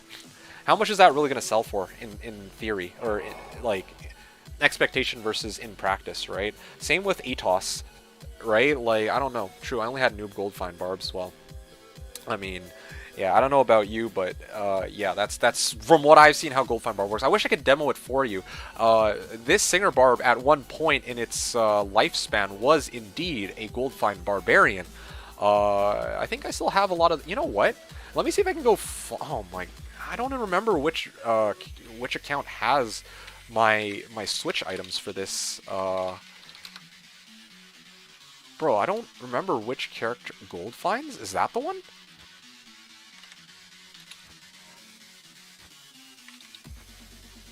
Anyway, yeah, no, seriously, like, not for you, ZZ, not just for you, but there's a lot. Oh, interesting. Yeah, I guess it might not be on this character. I also want to demo it for other people too, because, like, yeah, it'd be really cool to show kind of what a gold find barb is capable of. D2R trying to remember what character is holding the gear for a character years old. Seriously, I have like 30 different fucking like mules, so I'm just like, I don't remember. I actually don't remember. Like, I should have named my mule accounts by like D2-Mule S1. Like, for season, you know? Gee. I've seen people selling 30 decks to Amazon, 0 socket Tiara to Charcy. Oh, gee. And 3 socket 20 FCR Tiara. Well, shit. Q-Bug Andy work in multiplayer? Yeah. Oh, that's a good question. I don't know if it works in D2R. That would have been some. I think they left it in there. I recall somebody mentioning that they left it in there, but I haven't had it. I never really thought to check it out. I never really thought to ask anyone to check it. It will? Okay, perfect. See that you're back now, home. So what else were you guys talking? It was brought up and okay, so and confirmed. Okay, so they kept Q-Bug, but they kept Quest-Bug Andy, but they didn't keep E-Bug. Interesting. All right. Well, shit. Here they about farm arcane ghost plus summoner for key plus Q-Bug drill during. Yes, CZZ. That is what I'm wondering about that too. It's maybe not just for arcane ghost, but also I think like this is from Fatty, the legend himself. He brought up the notion that also at the end of each path there's 4 chests, so you could hit those 4 chests. As part of your run as well, right?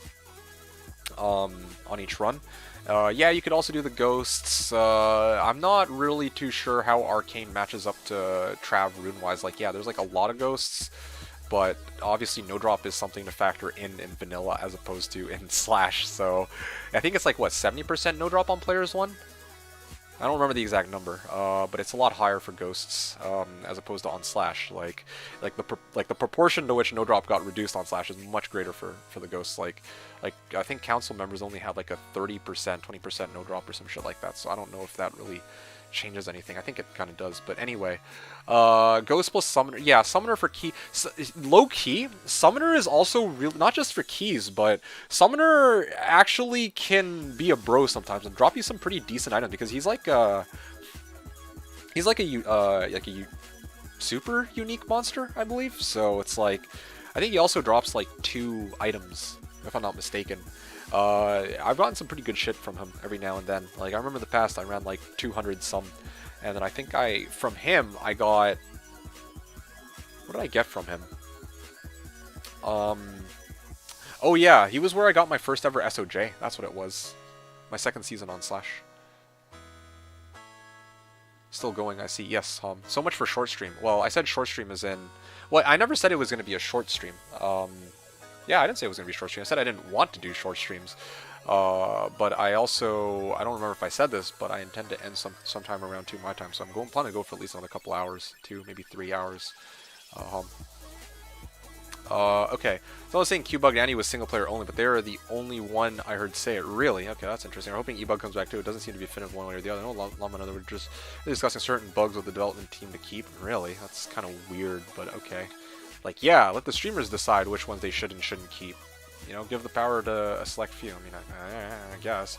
I don't really care either way. I mean, a lot of people are get really iffy about them touching E-Bug. Like, I get it. They should just keep it the way it is because it's the original game. And because a lot of, well... It makes rolling for sockets more exciting, like, I have to be honest. But, admittedly, it makes no sense that the socket quest, which is only supposed to roll sockets, will also add an additional 50% defense. That's kind of wild, but whatever. You know what? Yeah, I mean, I would... Honestly, I'd prefer they keep it. But, yeah, I mean, if they remove it, it's like they literally fixed a bug, and people are upset they fixed the bug. I mean, it's written in the name. It's ethereal bug armors. Anyway, whatever. Arcane Duriel will be much better on P3, I'm with it. A lot of things will be way better on P3 if we can multi-box, and I heard some people who specifically said you cannot, you are not permitted to multi-box. However, right, for crafty people such as ourselves, ZZZ, I mean, there's always plenty of other options. We could go VMs, we could go, like, I mean, in my case, I have multiple computers, so I could straight up hop up another one, and then boom, easy. So... It's not like it's the end of the world if I can't multi-box, because there's so many other ways I can just, right? Like, short stream means less than 12 hours. Ha! Slash be able to use a new D2R graphics upgrade. As far as I know, no, we can't. D2 having PTSD of Day 2 Infinity farming stream. Well, PTSD, I'm not sure what you mean. How so? Kind of used the survey that had 7K people respond to a survey, and a wide majority wanted to keep certain bugs. Okay, cool, makes sense. I mean, fair enough, I suppose. I mean, better that we do that than, I guess, go into it blind, which is what a lot of companies do. I guess, to be fair, like, I mean, I'm cynical about it, or I mean, I'm normally very cynical about this kind of thing, but yeah, I guess I do have to concede that, yeah, a company that just does no survey versus somebody who actually does do a survey, eh. So multi-box will be happening, but is it worth the 3 money? Well, I took the Llama survey and put that I was gonna bot in D2R. Ha! So multi-box will be happening. That's what ZZ's saying. So multi-box will be happening. Well, again, I think multi-box won't be happening. That's what I was told earlier, but again, I don't know for sure. But even if you can't multi-box on one computer, again, why don't you just get multiple computers or multiple VMs, right? Like, I don't know what's stopping people from doing that. So that's my take on it. Like, people always find a way to maximize the game. Yeah. That's... In my case, I probably would... VM currently allowed by Blizz. Okay, well, there you go. Just VM it. 200 bucks is what's stopping people. 200... Is it really 200 bucks? It's 40 bucks per copy, right? So, 120 bucks for 3 copies. Or 3 accounts. I mean... most people... Honestly, let's be real here. So 160, well, I mean, if you want to include tax, I guess, but let's be real here, right? Well, I mean, it depends how many boxes you want. ZZ was saying 3 box. 3 box would probably be the way to go. That's as much as I would. Why would you need 4 copies? Well, yeah, I mean, yeah, the 4 box, yeah, but I mean, it's not Slash. It's vanilla, right? So you want P3 for MF. I don't know about, yeah, I mean, ZZ would know more about the XP aspect of farming. With regards to the $200, let's be real here. The people who want to abuse multi-boxing are not going to be the...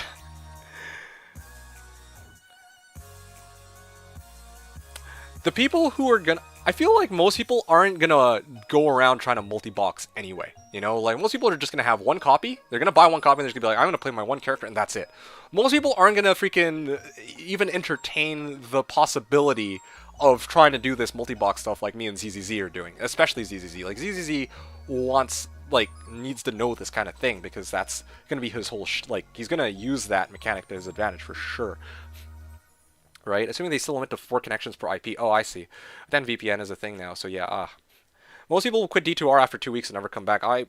Honestly, that's its own whole discussion by itself, but yeah, I have a feeling that there are some people who are... I mean, I'm not going to say most people, but I feel like there will be a lot of people who are not going to want to stick around for the long grind. Or at least they're not going to, like, go super hard on the game. Especially with no ladder. That's another big thing too. There's no ladder, so like, yeah, most of this, yeah. Anyway, I don't know. I guess most people don't really care for grinding out ladders, so that's a bit of a minority thing. But a lot of the D3 players won't stay long either. I don't know, man. Yeah, since they won't be rained and loot. Solo loading 8 boxes is really not fun. Yeah, I'm with it. I mean, even if you had the option to...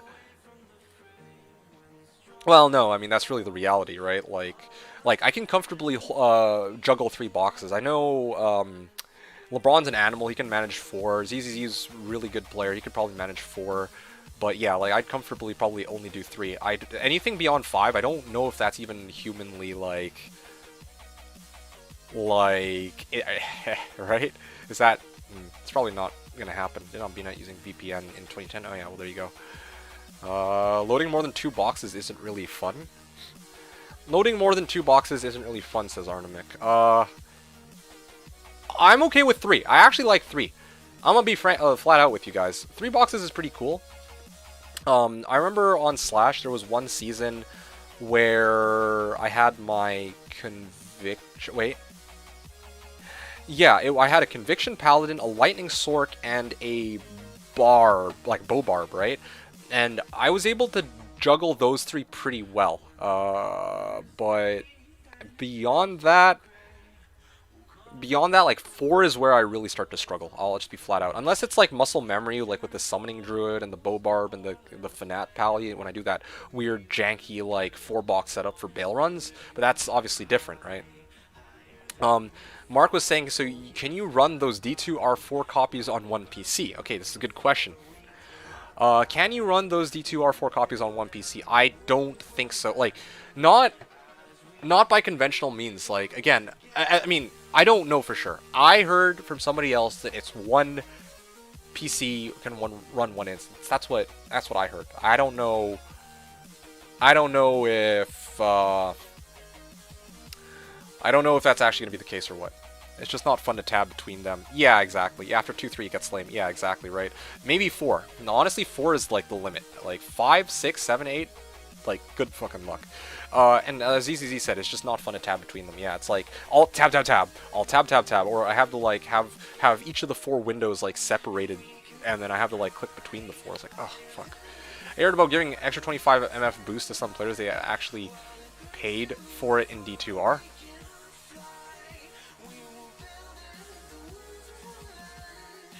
What? What? The fuck? Who said this? Where was the evidence of this? Before I get my pitchforks out. You can see, okay, you can run D3 many copies, so I guess D2R also. So just because you can run a bunch of copies in D3 doesn't necessarily mean that they'll let you run a bunch of copies in D2R as well, right? Like, these two are different.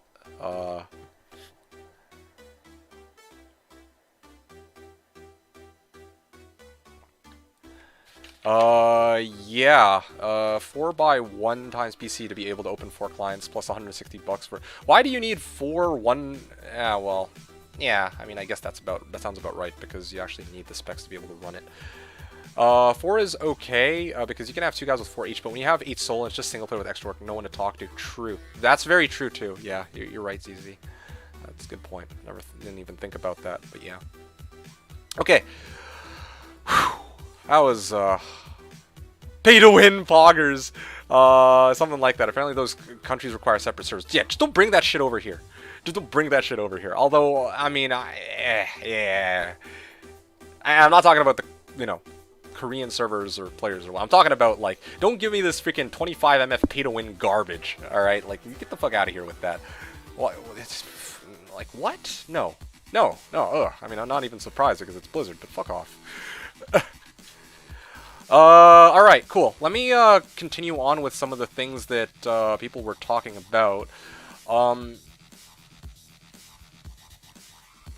Hey, Penguin! Shit! Oh, man, I missed this. This was a while ago. I've gone through so many different comments or topics that I missed out completely on some of the ones from much earlier.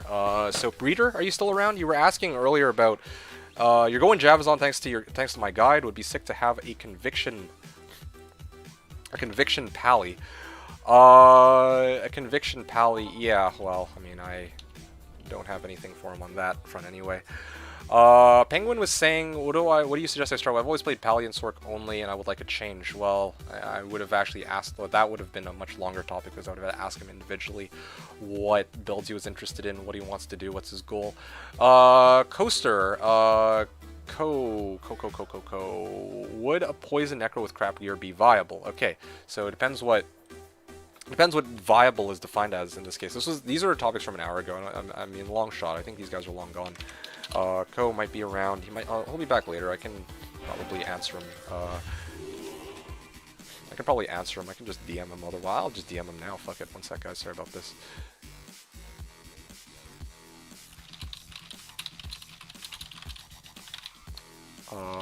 The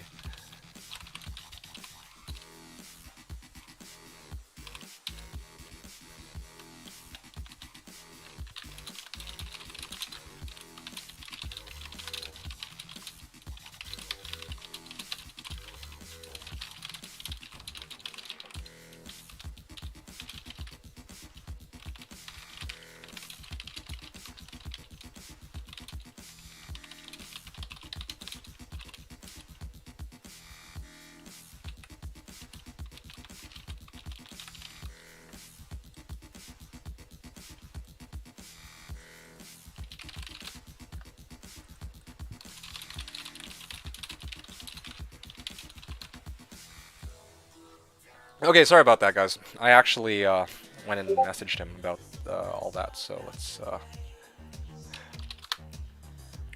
So that's that. I like your keyboard sounds. Yeah, thanks, man. It's not really... It's not like a... What's it called? It's not like it's one of those, you know, gamer keyboards. It's just like a shitty K120, I believe. Anyway. Okay, moving along. I'm gonna continue doing these runs. You guys saw...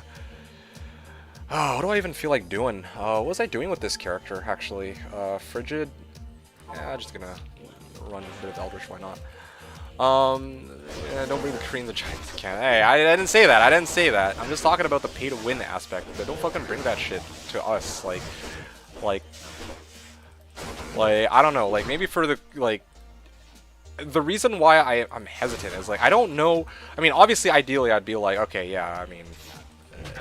it makes sense that they don't bring it anywhere or everywhere, but maybe some people, I don't know, maybe some people in the Korean and Chinese servers want a pay-to-win advantage. I don't know how any of that works. I don't know what their expectations are. I don't want to speak on their behalf. That's why I was a bit hesitant about that, right? Like if it's on, you know, American servers, no way. Like, there's no one out there who would be like, yeah, this is great. But I would imagine people on the Korean and Chinese servers would not want to have it be the case where, oh shit, well, yeah, if you pay, you get some money.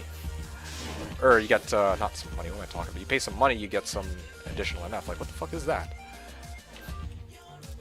I will probably roll a dice on lunch day between Fishing Master Necro or Javazon. Just can't decide. Love both. Ooh, that is a tough one. I dare not decide for you.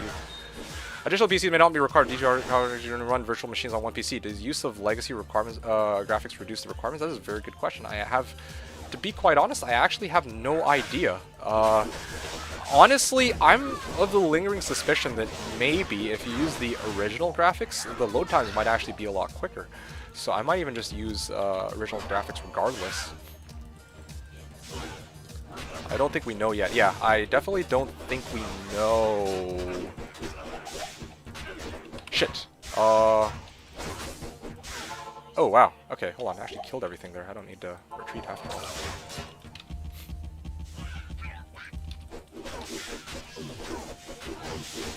Use of legacy graphics. Oh, unique ring. Nice. All right, let's take a look. What's this unique ring, guys? Come on, SOJ. I'm gonna guess it's gonna be Ravenfrost though. Nagel. Aw, first unique ring. That's a 22. Fogger's SOJ. Yeah, that'd be so good, dude. BK. Yeah, that would do it. Aw, yeah, exactly. I don't want to imagine they offering 25% extra rune drop rates in the future, which in my honest opinion, they will just ruin the game. Honestly, I mean, I've told you guys this before, right? Like, I don't want to be that killjoy, but I think I mentioned this before, like, if Blizzard manages, in an ideal world, no bots, no dupes, no pay-to-win advantages, yeah, I'd play D2R probably for a very, very long time. But I don't trust Blizzard to do that. So what is likely going to happen instead is that I'm probably just gonna play like on launch day. I'm probably gonna play D2R during the reset, like the first ladder reset, right? And then after that, if I'm gonna play and stream for you guys, I'm gonna be playing Slash for that. I bet you is what's gonna happen. And also, if I'm ever gonna play D2R, like beyond those, like beyond the first ladder, I'm probably just gonna be playing it with some friends low key. So probably that. If it's no bots, then okay. If you want to complete, you will need it to compete. Yeah, exactly. That's exactly why I'm not interested in fucking competing with an exe file, you know, like, I'm okay competing if it's like, okay, even if it's like a clan of players who are all trying to gear up one Hammerton, okay, fine, like, fair enough, like, whatever, like, I can live with that because it's still humans who are doing the work, even if it's shared work, like, you know, it's not a big deal for me. But what would really concern me is if, yeah, like, okay, well, everybody's botting or using, like, you know, trading items on, like, not JSP, but like d2items.net for real money, like that kind of shit. Dupes, like once people find out how to, like, seriously, I don't want to have another instance of fucking duped burrs. ZZ knows what I'm talking about because he's always like given me he's always poked fun at me for that, right? But seriously, it legitimately kills the fun of the game for me when I have, you know, like I have a really good drop early on with or not even like a really good drop. It doesn't even need to be a really good drop, you guys. Like for me, it was a burr rune, but like let's say it wasn't a burr rune. Let's say I didn't get any drops, right? If I'm rocking like starter gear, if I'm following my let's say hypothetically I follow my own budget build video for like my freaking, I don't know, my traps in. And I haven't found any crazy items yet. Like, my highest rune find is maybe like a Lem, so maybe like a Treachery. But some dude fucking rolls up on me with an Enigma? It's like, well, how'd you find it? Oh, yeah, I just abused one of the game mechanics to get it. It's like, well, fuck you too, right? Like, why would I want to play that? Something like that. At that point, I should just play, vanilla single player. Because then I'm only competing against myself, really, right? And the game. Yeah, for me, what makes the ladder isn't competing for like XP, for levels, you know, grinding out gear. It's strictly that I care about. I mean, I like to finish my characters. I like to finish my characters and have fun with like trading. All right, and I feel like it really devalues the effort I put in to a ladder season when other people just like. If they find stuff fairly, fine, no big deal. But if they're abusing the game mechanics, then obviously, yeah, it's no bueno.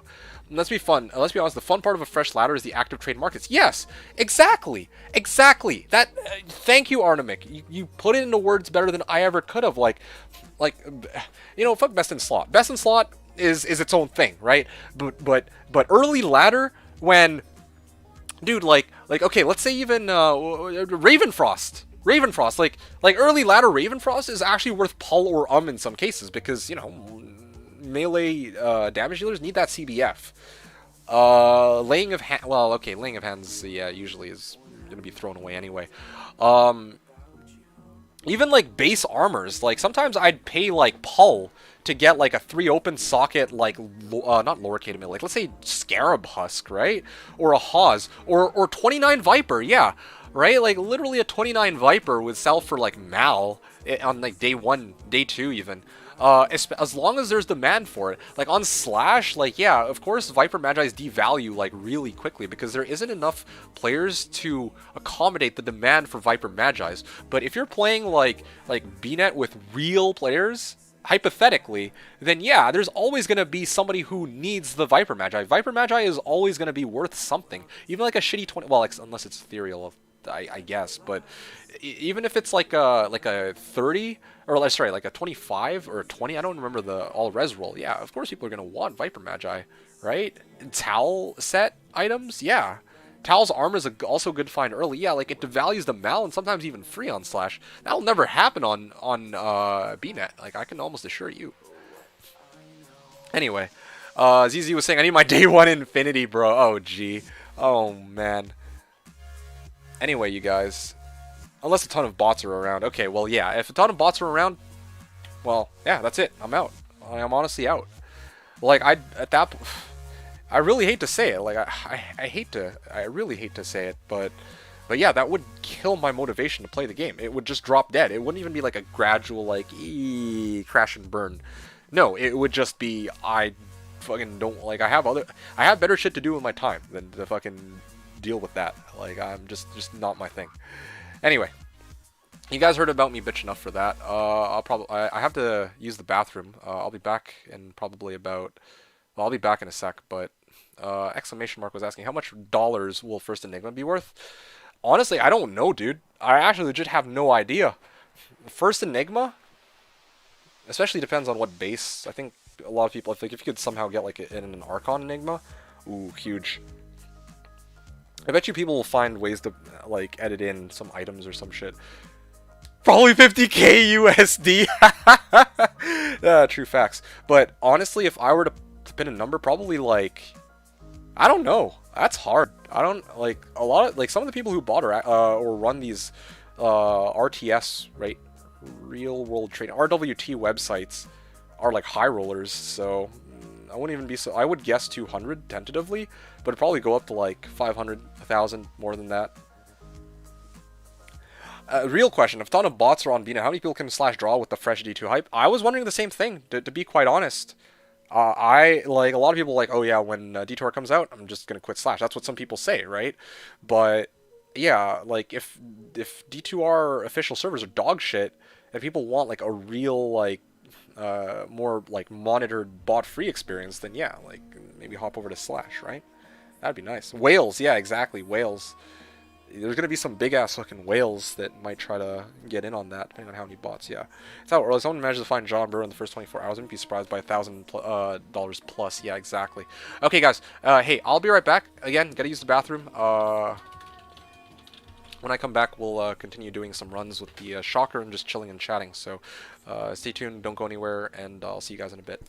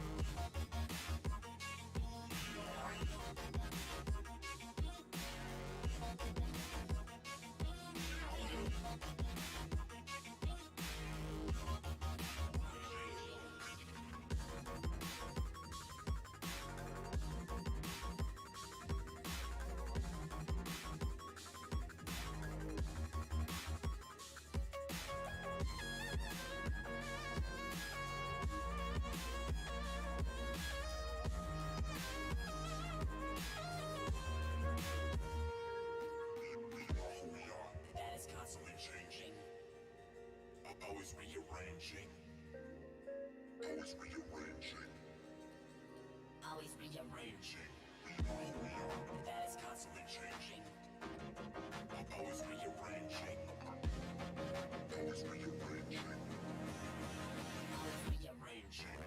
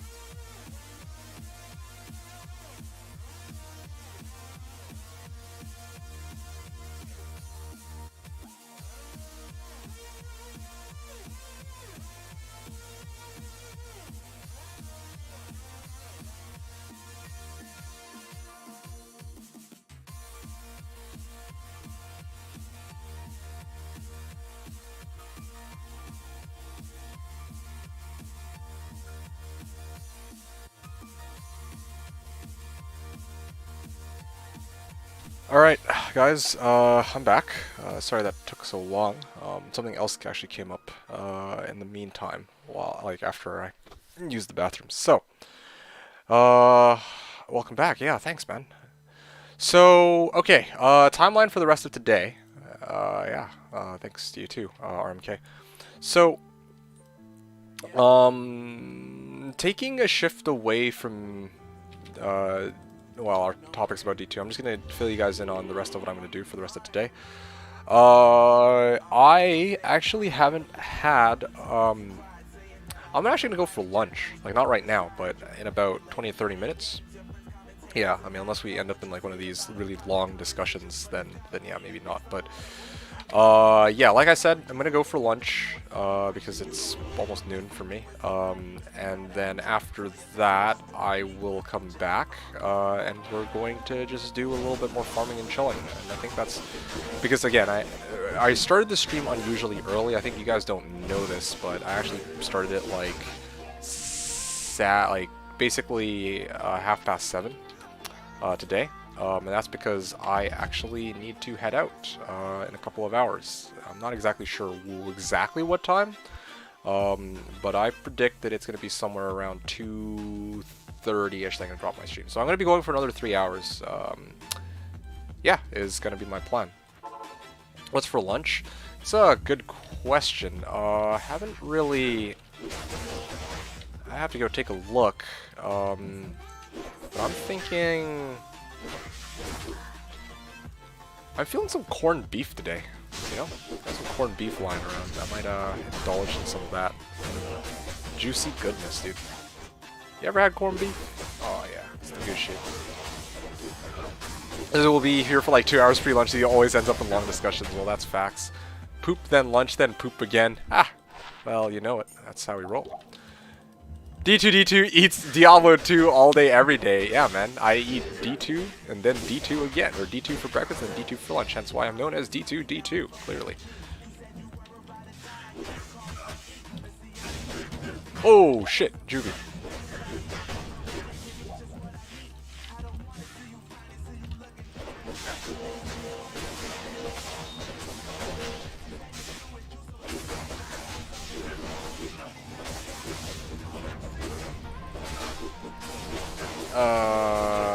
Yeah, you know, it's not really worth it for me to fucking deal with this stupid monster. You know what I need? I need Drax. Oh, yeah, Juvie, and... Oh, I'm still cursed, right? Hold on a sec. Let me just back off for a second. Get this shit out of here. There you go. Go back to Holy Shock. But yeah, there you go. Easy. Gonna be going first, like I said, I'm gonna be going for, corned beef, probably, for lunch, so that's pretty good. Nothing big. I want something, like, something small, just enough to get me through the afternoon, because I need to make sure I don't take too long with you guys waiting, and also because I don't, well, again, I can't take the time to prep something bigger, because I want to take, like, I don't want to take, like, an hour, and then also because I gotta get going after, I'm probably gonna be heading out for food, later anyway, so I don't want to be, like, super full, you know?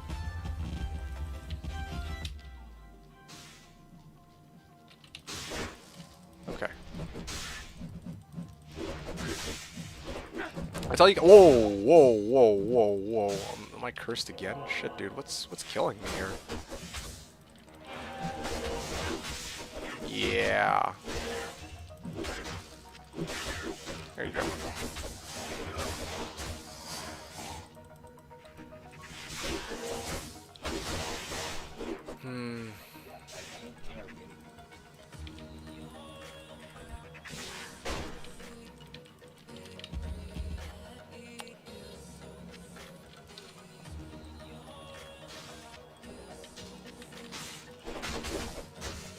Okay. Alright, so I'm just trying to think of some other because obviously the big theme of today's stream, I mean, I guess the big theme of, like, the stream for the last couple of months for a lot of people has been pretty much entirely about D2R. There is one other thing I should mention, I guess. Well, one of the other things I want to talk about is, I've been talking a lot about how I'm pretty... Ooh, fire skills. That's pretty cool. I've been talking a lot about how it would be really good how I'm going to be starting off as Singer Barb, almost certainly. But I didn't really talk about, like, my plans overall. Like, plans as in... Okay, so I'm going to be starting off as like, Singer Barb. Well, pretty much. Very likely I'm going to be starting Singer Barb. Almost certainly I'm starting Singer Barb. Oh my god, I'm starting Singer Barb. But, like, honestly, I would like to go Poison Necro. I would like to build a Poison Necro and then run... Well, actually, no. I'm, like, thinking about this. Because on Slash, Poison Necro is actually so fucking strong. But, like... but that's also because I can off-screen monsters. Like, I teleport in, let them die, and then let Map Pack do the rest, and ping me if there's something valuable that dropped, right? But I don't have that luxury in D2R, so is this something I really want to play? Like, I can play it for fun, right? But yeah, if I'm looking for efficient farmers, that's probably not going to be it. Or it's not going to be, like, something that, like, it doesn't... The thing is, Poison Necro abuses two things on Slash. One is no drop, the other is Map Pack, and on Vanilla I don't have either of those things. That's not to say it's not a formidable build, it's still a very crazy strong build. But, obviously it's not as crazy as in the original game. Or as in Slash. So, in my opinion at least. So that gets me thinking, like, what other options do I have? You know, like, what other builds can I do? Seriously, what other builds can I do, even?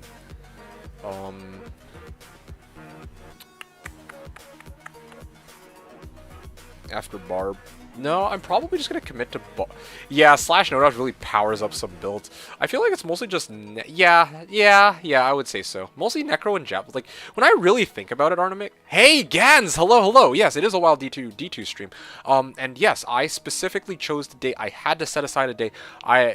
Because I've, like, I've been away from my streaming PC for about... like, all of August, basically. I was gone. That's why you guys didn't see me. Like, yeah, in case anyone was actually wondering, like, I was out for a while, and only like a week or so ago did I actually come back, and I had to set a lot of things in order, and so now here we are. This was the first day I specifically woke up at 7:30. I don't usually do this. I woke up at 7:30. The last time I did that was for like a Slash reset, okay? But I freaking went to bed at 2. I fucking woke my ass up at 7. I had to hit snooze like once or twice, but I woke up at 7 and I fucking started this stream. Right away because I wanted to get the word out. What the plan is, I'm going to be streaming D2R on Thursday at 7:30. Like, I'm probably going to begin my stream at 7:30, I should say. And what's it called? D2R launches at 8 o'clock, so I want to be ready, able to access the servers right away. I need to attempt to organize some sort of team, so I'm probably going to get some, try to get a head count from my usual team, but I also wanted to get people from my channel, if anyone was interested. But if not, if there's fewer people than I expect who would want to join me for D2R on the day of, then to tell you the truth, I might actually just, I might have to just go with some of the people, like, just as many people as I can handle. So yeah, that's the plan here. You actually think they won't have launch issues? No, I'm almost certain they will have launch issues, but I would still want to be around for that. Although it would be a good excuse for me, because the thing is, like, to tell you the truth, on not Tuesday, sorry, on Thursday when they do their launch, I also have, I might have to take, like, some breaks and interruptions here and there. You know, honestly, I might actually go solo. I might actually have to go... I mean, if no one else is... Well, actually, Marlies said he was available to play. But the thing is, I'm not actually sure how... Launch day, I'm kind of rip. Yeah, they chose... Dude, they fucking chose such a weird day and time. Like, why didn't they choose, like, a fucking, like, Friday... Or, like, a Saturday? Or, like a weekend, you know? Like, they had chosen, like... Why did they choose, like, middle of the fucking week for a launch? It's so weird, but... Whatever, like... Oh, yeah, so be it, right? Am I the only one completely neutral about D2R? I'm sure you're not, but I mean, even me, who's usually the very pessimistic, cynical one, is I'm hyped for it. And for me, that's because that's mostly just because like when I started playing Diablo 2, it was already after what I'd say was like the golden age, or like the golden age of the game, and I never really had a chance to experience the game when it was in its prime. So now is the closest thing I'll ever get to being able to relive what the glory days were like. You know, that's what's in it for me, right? Like a lot of people are getting it because gorgeous graphics, but no, seriously, I could give a fuck less about that. Because I'm like, look at me, I'm playing on Slash right now. I've been playing on Slash for the last 5 years.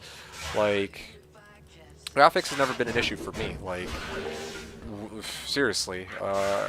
But yeah, the fact that I get to play on, you know, official servers with a lot of other people is kind of exciting for me. Like, and I think, I don't know, that's kind of my take. A lot of other people have different reasons why they're interested in. Oh, by the way, the other thing too, TTFD, is the other thing too to keep in mind is that they released Diablo 2 for consoles as well. So some of my friends don't actually, I mean, believe it or not, they actually don't really game that much. They don't have a PC. Or sorry, that was horrible wording, because like why would they get console instead? But they straight up don't see the need for a PC, so they don't have a PC, so they have console instead, right? If they want to game, believe it or yeah. Anyway, so so basically this is a chance for me to actually play with them, I guess.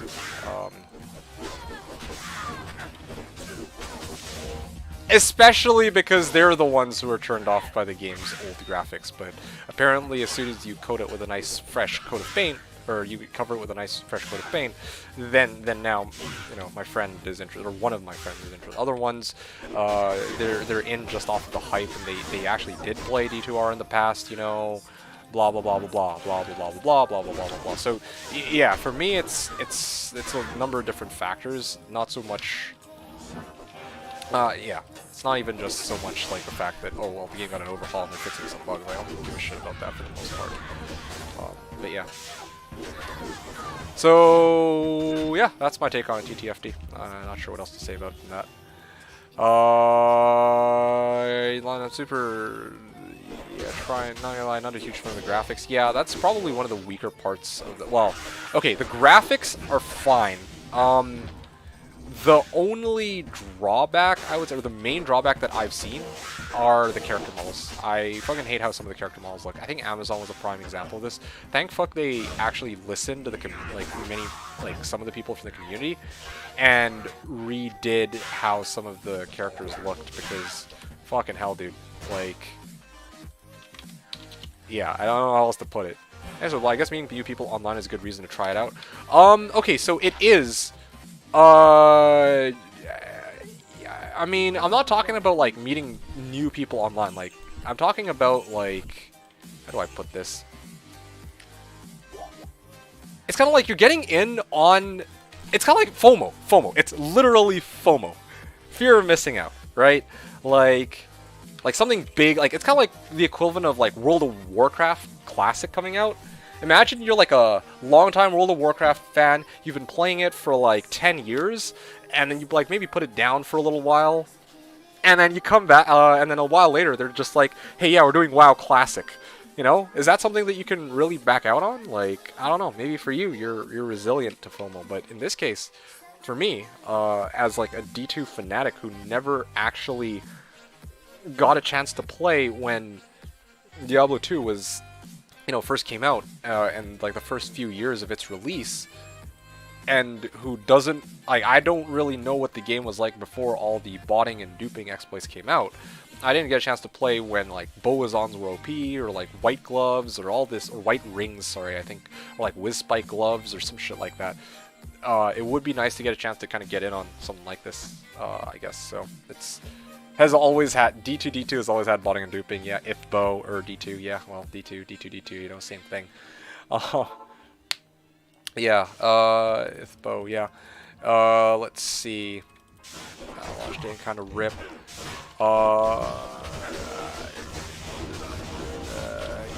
ZZZ was saying trying to reduce server load also during normal office hours. Yeah, that's true. And I just realized I didn't fully shield. Whoopsies. No, you're probably right. Yeah, that's a fair point. Still, it does. I mean, it does cause me some. It causes me some problems because I have other most of the people that I'd want to play with normally can't play during the weekday. Like the people that I play with be like Co, Incendies, Enjoy, etc. Like the people that I usually join for start of every ladder reset, right? Like those people aren't available, I think, partially because it's during their work hour. I don't freaking. Anyway, yeah, it's just a weird timing, I guess, for me, or bad timing for me, but I'd argue even a weird timing overall, but I guess it does make sense, yeah, like they're doing it while their employees are actually around, so. To be honest, I was starting to going Paladin, starting to going Orabot. Yeah, Orabot sounds pretty good, Arnamic. But I'm gonna tell you this. This is my issue with Orabot, okay? Orabot works really well if you have a competent team to go along with you, okay? And trust me on this. This is like from first-hand experience. If you're just an Orabot and you have nothing else, you're fucked. Sorry, if you're an Orabot and you have a shit team, you're fucked. Because, yeah, like, you need damage. Like, yeah, you can have Conviction, but if your fucking Jabazon on your team decided to go, like, 5 points Poison Jab, 5 points Lightning Fury or some shit like that, then yeah, you're gonna have a very tough time, like, seriously. There was a season where I was, like, I think my second season, I actually tried to do that, where I opened up as a Conviction Pally, or tried to open up as Conviction Pally, and then rotate into Hammers when I made it to Hell. Keep in mind, these were my noob days, okay? This is before I had like a team and everything, but, and then that season, it took me 3 days to get into Hell. Because, yeah, like seriously, there was no, like, at the time there were plenty of people who weren't in teams, so I didn't have troubles finding games, but the people who were in the games, like public games, just either weren't doing enough damage or it was just tough. Honestly, it's tough because yeah, like you actually need to find people who can. Oh, okay, I'm gonna chicken here. Yeah, you need to find people who can reliably DPS and telly. And if you're going Orabot, you're purely support, so you're putting your fate effectively in the hands of other people. But you get the point. Yeah, Slash no drops really powers up some bitch. I think it helps any build that mass clears trash mobs more than bosses. Yes, I agree with that. Yeah, very much so. Probably why Hammerden is better on BNet. It's more of a boss killer. No, Hammerden is better on BNet because it can do everything, and it does everything on the same screen. That's kind of key because like, because here's the thing, right? Here, give me a sec. I'll be right back. 1 second. Sorry.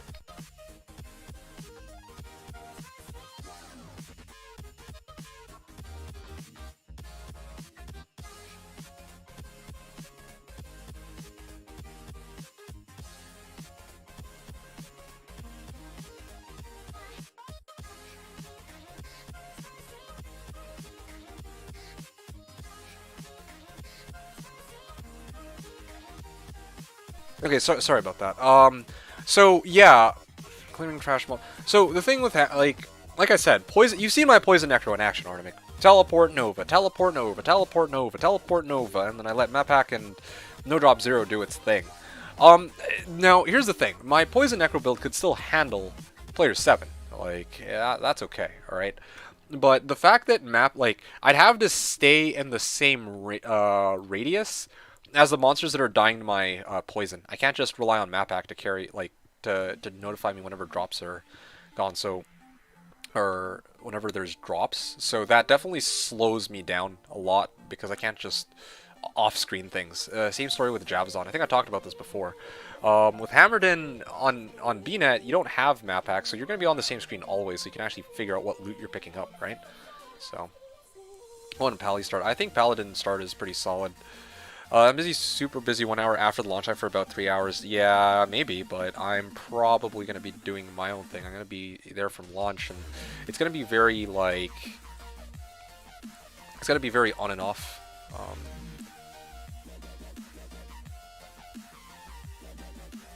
Actually bought D2 when it was originally released, but I never got through Nightmare back in the day, and I had crappy dial-up internet, so you're not the only one to miss the ultimate experience. Okay, so yes, that's okay. So good to know I'm not alone. But the interesting thing is, you never got through Nightmare, but that's part of the thing, or like that's part of the game, right? You actually had made. Okay, how do I say this? Yeah, I guess it doesn't really. I guess yeah, we both missed out on the ultimate experience. Yeah. I'm with it. I was gonna say like yeah, but at least you got a chance to see what 1.04, 1.05, 1.06, 1.07 was like. But honestly, yeah, like a crappy dial-up, nah, it's no bueno, man. I just need D2D2 to carry me. Got it. Oh, gee. Without the map pack, doing drop notification means you have to look. Yeah, exactly. Always use map pack on BNet anyway. Well, okay, yeah. I mean, if you use map pack on BNet, yeah, problem solved. But the assumption is you're not always going to be doing that. So, okay. Anyway, what else was I talking about here? You know what? Oh, shite. Right.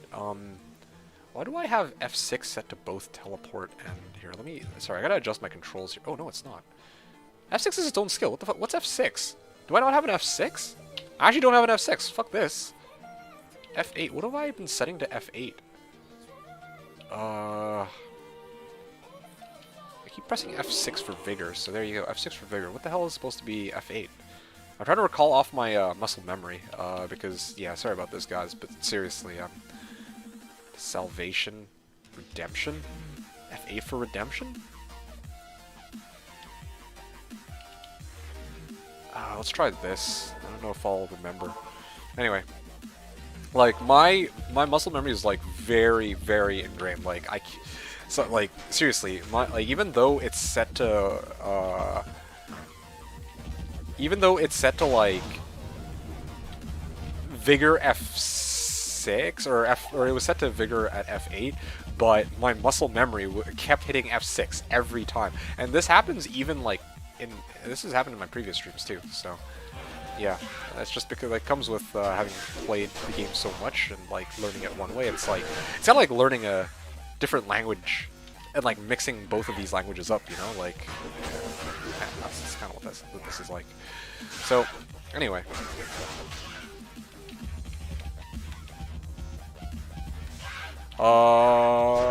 yeah. Oh, didn't have enough MF, sadly. How cool would that have been, you guys? Now I'm sad. That's okay. Alright, ZZ, you were saying, one thing about multi-boxing on D2R is that it could be fun to just play more casual one-box style if you're not trying to be super competitive. One of basic needs for multi-box was X-Firm, which is not an issue, so now it might not be so bad. My only real concern is P1 drops. Nice grifts, yeah, thanks. It's, what's it called? A fake grifts. Well, yeah. Okay. Anyway, but yeah, you're right. You're right. That is one concern of mine too. But I also thought that that's kind of ass, isn't it? I thought that one of the things too for you was like, yeah, like P1 drops. You would also probably want a bow barb, wouldn't you? P1 drops is not a problem for uniques, only runes. Oh, yeah, I see what you're saying. Yeah, that is a very good point. Yeah, the runes is an issue. Although, okay, think about this, though, ZZ. You might, if it's runes are an issue, then maybe Trav might be the way. CTA is fine on softcore. Yeah, that is actually very true. It might even save you some time, in some cases, like AT, because then you don't need to, like, bring in your bow barb or whatever. Yeah, no, you're right. You're actually right. Especially, honestly, I'm so glad they added share stash. Like, that is long overdue. Like, thank fuck, dude. If I could keep anything... I guess it wasn't a big deal for me, because, like, I could always make mule accounts, and I'm a relatively social person, I guess, so... You know, anytime I need an expert, I could ask any of the people in this chat for help. or I could ask one of, you know, my friends or whatever, right, when D2R comes out. So that's not really a big deal, like X-Frame for me. So far, to be honest, I think the biggest thing that I'm excited for, the biggest like QOL change that they added, ironically, that I'm interested in, ironically, is the gambling screen refresh. Because seriously, that actually, I mean, they did it as quality of life, but that actually kind of changes the game, right? Just depends if you really want to try hard enough. Yeah, I feel that. I don't. How do you? Okay, honest statement. How do you feel about that, ZZ? Are you planning to sweat it out? Like, I kind of want to sweat it out, but it's like I don't think I can, to tell you the truth. Like, first of all, real life is gonna get in the way. I can almost assure you that. Second of all, even if I had all the time in the world, like hypothetically, I had unlimited time, I'm probably gonna get pissed off once I see even the first botter or duper. Like that's gonna kill my motivation to sweat it out, you know. Before that is for sure with Stared Stash. Yes, I totally agree. I'm not gonna lie to you, ZZZ. I low-key kind of feel like... I don't... If...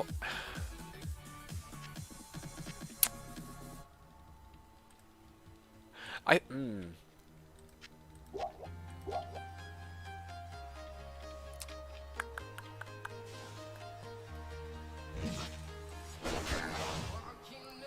feel like if you had... I'm really trying to like envision this in my head. Yeah, sorry for the pause. I'm really trying to think about this. Hey, Farrell, I can always count on you for some good chuckles here. Your motivation will be killed by seeing in-game traders asking you to use FG. Oh, hell nah, dude. Hell nah. Nah. Oh, gee. Ah, boy, oh boy. Anyway, sorry to cut myself off there, ZZ, from earlier, but like, you know, you and I have talked a while about how, you know, how great it would be to 4-box, right? And I'm like still weighing it out. I'm like, okay, if we go like Light Sork with like Conviction Pally or something, with like Bobarb in the background, then that could be pretty good, but is that really better than just going P1 Barb into Trav for runes and then P1 Barb into Pindle for uniques? I don't actually think so. Yeah. Like low-key, I think that, like, seriously, if I start Barb, that's it. Like, especially if I get Enigma, it's game over. Like, straight up. I don't even think I need anything beyond that. I realize, like, I don't need Enigma Infin, like Trapsin, as part of my endgame build. I don't need any of that. I don't even know if I really need to jack up the player count to like P3. Would I even want to do Trav on P3? I don't think I'd want to do Trav on P3. Like, fuck that. That's like, that's okay. I've seen enough. So I don't know. That's a tough one. TTFD was saying, when I found JSP forums, there was a bunch of people doing offline walkthroughs. Hey, Marlies, that's my man right there. Is my eyes deceive me, or is D2D2 stream? Yes, this is indeed a stream from your boy D2D2. Yeah, how's it going, Marlies? I definitely, like, honestly, I was not able to stream all of last month because I was not actually, like, I actually wasn't at my streaming PC. But now I'm back this month, and I want to actually get these things in order. You, me, and everybody else. So, my boy. Sorry. I forgot to say the proper greeting. My apologies, sire. I need to give you the proper greeting. All hail the Raven Lord! Oh, gee. There you go. Now we can discuss pertinent matters in a moment, because I want to actually respond to what some of the others are saying. TTFD was saying, when I found JSP forums, there was a bunch of people doing offline walkthroughs, posting the progress in forum format, screenshots and short commentary. This is when I got hooked again on D2LOD. Yeah, I honestly believe that those offline walkthroughs are by far the most interesting part of playing the game. and it pains me that when D2R comes out, it's probably, like, a lot of people are probably going to miss out on that, because the widely established way of playing the game is to just get a rush, and then just do bail runs, and then maybe do some MF runs. But the whole game is the journey of getting to kill hell bail, in my opinion. Or at least that's where a lot of the enjoyment would come for most players. Like, that's seriously the point of the game, I think, right? Like, yeah, okay, you can do MFing and whatnot. That's also part of the game, and I really enjoy that. But, you know, like, if you're new to the game, a lot of people are going to tell you, oh, just you know, play Blizzsork into AT, but what's going to be a lot cooler, or what would be a lot more enjoyable for a lot of players, is actually tinkering around with different builds, trying to figure out what works, what doesn't work, figuring out what immunities, or like how to like get around immunes. Like, a lot of the fun of the game comes from like the challenging aspects. Like, what challenge is there when you just blitz through the game, right? Like when you're new to the game, the goal is to beat Hell Bale, or to beat normal Bale, I guess, in some cases. But anyway, yeah. So by having people that just skip you right through everything, what are you really playing the game for? So I don't know, man. I'm a little concerned about how that's gonna work. But anyway, whoa! I am, dude. I'm like fucking boomer APM right here. Okay, fuck it. I'm out of here. I'm desync so hard I wasn't paying attention. All right. But yeah, Marlies. So let's recap here. Are you? So you said you're down to join on reset, right? Because I'm trying to get a head count here. To be quite honest, like on reset day, I am. How do I say this?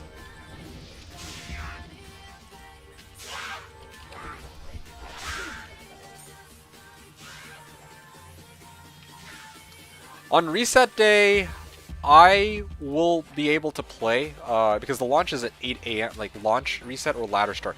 I'm talking about launch reset. How are you for launch reset? Let me ask that. Because when ladder starts,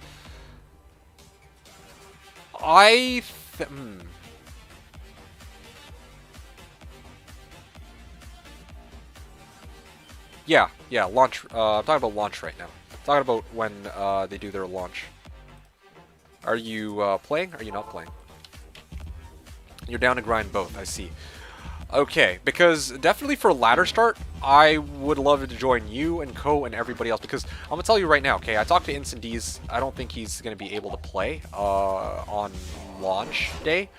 And I know for sure that Co can't play on launch day either, because he is... yeah, because Co is, I think he has, like, some kind of thing going on. He can't make it, long story short. So, I haven't gotten a head count from Enjoy and the others, but, if you are to play on launch, I wouldn't imagine having things going on. Yeah, I know, right? I wouldn't pressure you into, like, playing right on launch day. Especially because we don't even know how the server stability is going to be. That's the other thing, too. Like, imagine it just, like, goes to shit. Everything goes to shit. Come back here. Get back here. What the fuck are you doing? Get back. There you go, dead. Are these map packs that mark elite packs? Yes, but this is for Slashdiablo, not for BNet. Like, if it's BNet, I'm not going to be using, like, cheap map pack and stuff like that. Just playing on my little private server here. So, yep. You can see all these guys, green packs, orange. Yeah, obviously not BNet. I mean, I had to clarify. There's a lot of people who come in here and have the wrong idea that they're like, oh yeah, this D2D2 guy is just some fucking cheating little rat who plays like BNet and then BNet with like map pack, right? Like I mean, I'm okay with people shitting on me for using map pack, but I just want to make sure that they shit on me for using map pack in a private server. You know, like if you're gonna shit on me for that, you gotta get the facts straight. But that's not what you're here. That's not you. I just yeah. Anyway, how's it going, Quindle? So if you have, this looks neat for single player. Yeah. Oh, you know what? I'll tell you this. Okay. Show monsters. Boom. gone. So if you don't want to see the I should actually play it like this. That's actually kind of cool. Yeah, if you don't want to see the mod, I should actually always play it like this. What the hell? That was actually, well, I mean, it did look a little busy for my taste. Yeah, well, you can actually take out some of this stuff. I'm down to play if we were doing a group, otherwise I'll wait till ladder start, but it would be nice to get it going ASAP. Well, yeah, no, I'm with it. Yeah, so you let me know if there's anything else you're curious about for this map pack bundle, because yeah, like these map packs do mark elite packs, but if you don't want to... Oh! Something I wanted to point out. Show monsters. You can actually color different monsters different colors if you want. So like these, in the past, I actually marked Bone Warriors as green for the swap cast Telly Boas, or my Boazon, because my build is really good at killing the Fallen and the Archers and the Spearwomen, because they're all demons and I have laying of hands. But the Bone Warriors are more difficult, so I use Strafe for them. So that's one of the things I was able to do with my map pack. But again, if you don't want to see all these monsters, you can just go turn this off. And I think with the map pack, you actually, I mean, I haven't tried this myself, but I'm pretty sure that if you just want to set it to only view the unique packs, I'm sure that there are ways to do that, especially with the newer versions of this map pack. This one's old, so I think you can. What you have to do is change the normal monsters from Red X to Gray X, so it's not so annoying. Than Boss still Orange. Yeah, as ZZZ said, he's much more familiar with that. Any abilities change, or is it just map pack? Nope, it's map pack, and the drop rate is set to no drop 0. So basically, picture playing players 8 with playing players 7. Sorry, players 7 drop rates, but like a little bit better than that. Every monster will drop it. Well, actually. Yeah, that's like the very simple explanation, but it's like, you know what? No, sorry, let me try again. Every monster drops an item. There you go. It's like, yeah, the drop rates are adjusted so every monster drops an item. It doesn't necessarily mean it's going to be a good item, but every monster will drop an item. It's yeah, so those are the main differences. Let me even show you. Not every monster dropped an item. That's because I have a map pack, like item filter on this map pack. Red X everywhere is terrible. Yeah, it kind of is. I mean, it doesn't bother me as much, but I can see why it can bother a lot of other people. So you see this? This is all the items that drop just from killing this one pack alone. So yeah, item filter really helps with that, obviously. Yeah, this is, by the way, Quindle, I'm glad you asked. This is exactly why I play on Slashdiablo. Slash is like, it's a vanilla-like private server. Vanilla-like in the sense that, yeah, like, you do have map pack and the no drop 0, and you can also multi-box. You can have multiple windows of the game open at once. But aside from that, like, core gameplay mechanics are completely untouched. Like, they didn't buff anything. It's not like, oh, well, Blizzard was too strong, now let's go nerf it. Or hammers were too strong, let's go nerf it. Or, you know, some people are like, man, I wish my Boazon were a lot stronger. Well, unfortunately, yeah, Slash doesn't buff that if that's the kind of thing you're looking for. This is the original game, version 1.13, okay, that's being run. And, yeah, like, yeah,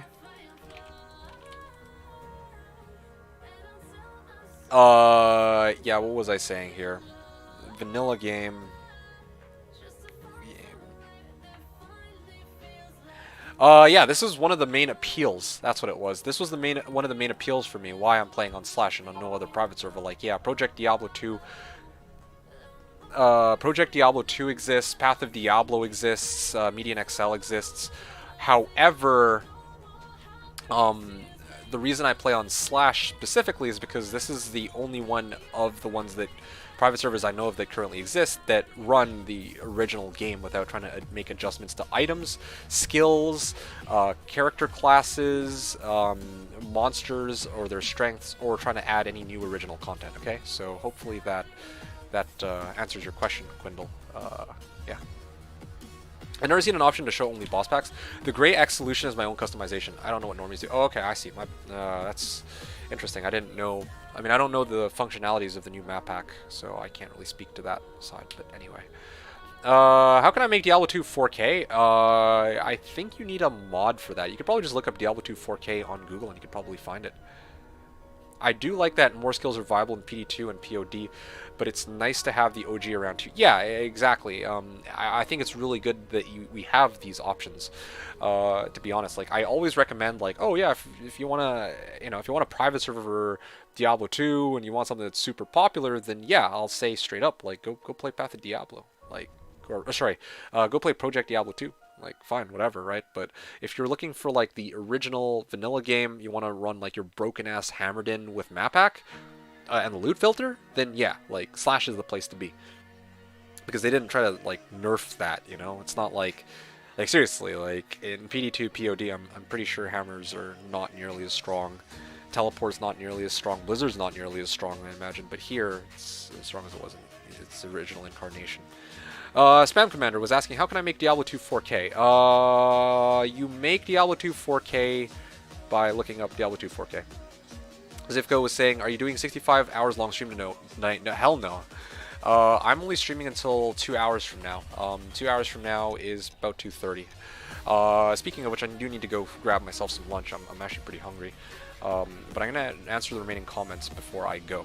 So, and then again, I'm going to take a short break. I'm going to come back and continue farming. Vanilla just needs melee buff, that is about it. Also make all characters teleport at same speed. Yeah, that would be nice. You should have watched D2's YouTube guide on Javelon's GG. Well, ZZZ... Okay, first of all, that's such an interesting recommendation. ZZZ has been around a long time. It's interesting that you just randomly throw the Javazon guide out there, because yeah, if ZZZ cared for building a Javazon and he thought that he could get useful information out of my video, he would go and watch it. But I don't believe ZZZ is planning to make an Amazon. I did. The best part is when he buys the 40 faster run walk boots. Ah! Yeah, anyway. Yeah. So, yeah, what else here? No, I'm not doing, like I said, I started my stream at 7:30 today, because I know that at 8, 9, 10, 11, 12, 1, 2, yeah, this will be like a 7-hour stream, actually. Because the thing is, like, I have to go around 3, I believe, but I'm going to end my stream at, well, sorry, I'm going to end my stream at 2:30 because I got to head out after that, so... Yeah, like I don't know exactly when I have to go, but I'd like to have a bit of leeway. So anyway, point is, I'm not doing a super long stream. I'm ending 2:30 is the plan. Not 20, not 30, only 40 faster on walk.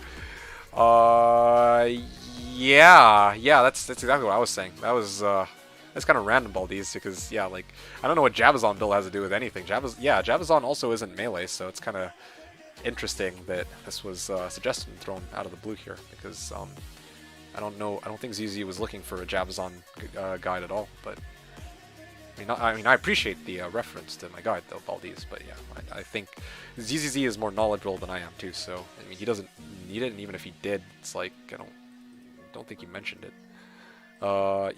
Max Jab, well, I mean you guys know me, I ran Spears on. You should add a countdown to your stream until D2R release. Well, Baldies, I don't think there's really a point. The Jabazon. Yeah, Jabazon. Like, what is it? Virgin Jabazon versus Chad Jabazon. Baldies was saying you should add countdown to your stream until D2R release. Okay, so I'm going to be flat out honest with you. I don't believe I'm going to be streaming until D2R comes out. And on that day, I'm going to probably stream starting like 8 a.m. Or sorry, 7:30 a.m., like 30 minutes before the launch. So, Static Strike, Charge Strike, you mean? There's Charge Strike, Lightning Strike, and Power Strike, I think. Those are the other ones. Anyway, yeah. The countdown to my stream. So, I would not add countdown to my stream just because there's no point. This is the one stream I'll probably be doing leading up to the D2R release, because I want to get the word out there to I knew like a lot of regulars like ZZZ, Hom, trying to think who else here, Incendies, Marlies, etc. All these people who showed up.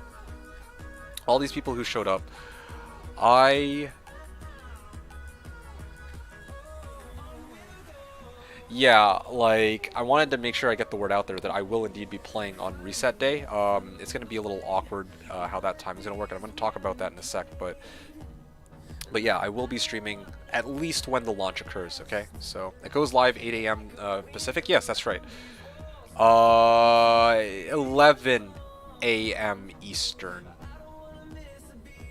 I'm gonna get going. Hit me up with more info on Discord and we'll figure. Yes, Marlies, I am so sorry that we didn't get a chance to properly work this out, but yes, it's kind of weird because like. Anyway, I'll talk to you more about that later. I'll talk more about that later. I'm not gonna keep you. You have yourself a good night, Marlies. Hey, I appreciate you stopping in. Marlies was exactly one of the people I wanted to see because yeah, I definitely want to work plans out with him. He was one of the people to hit me up right away about D2R. So yeah, if for nobody else, the Raven Lord himself. Praise the Raven Lord. This is one of the people who yeah, I needed to set this straight with. But to everybody else, yeah, I need to get the word out there that I'm streaming because I don't really have any other medium to do it. And I also wanted to... sorry, Baldies, just answering your question directly. Tomorrow, Tuesday, and Wednesday, I'm going to be working on budget build video, pretty much one each day. Like, tomorrow is going to be Windy, Druid. The day after will be the Necro. I think I'm going to go do Summoning, and then, of course, I think I'm going to go Singer Barb right after that. So that's going to be my plan. I don't know. Yeah, that's about my plan.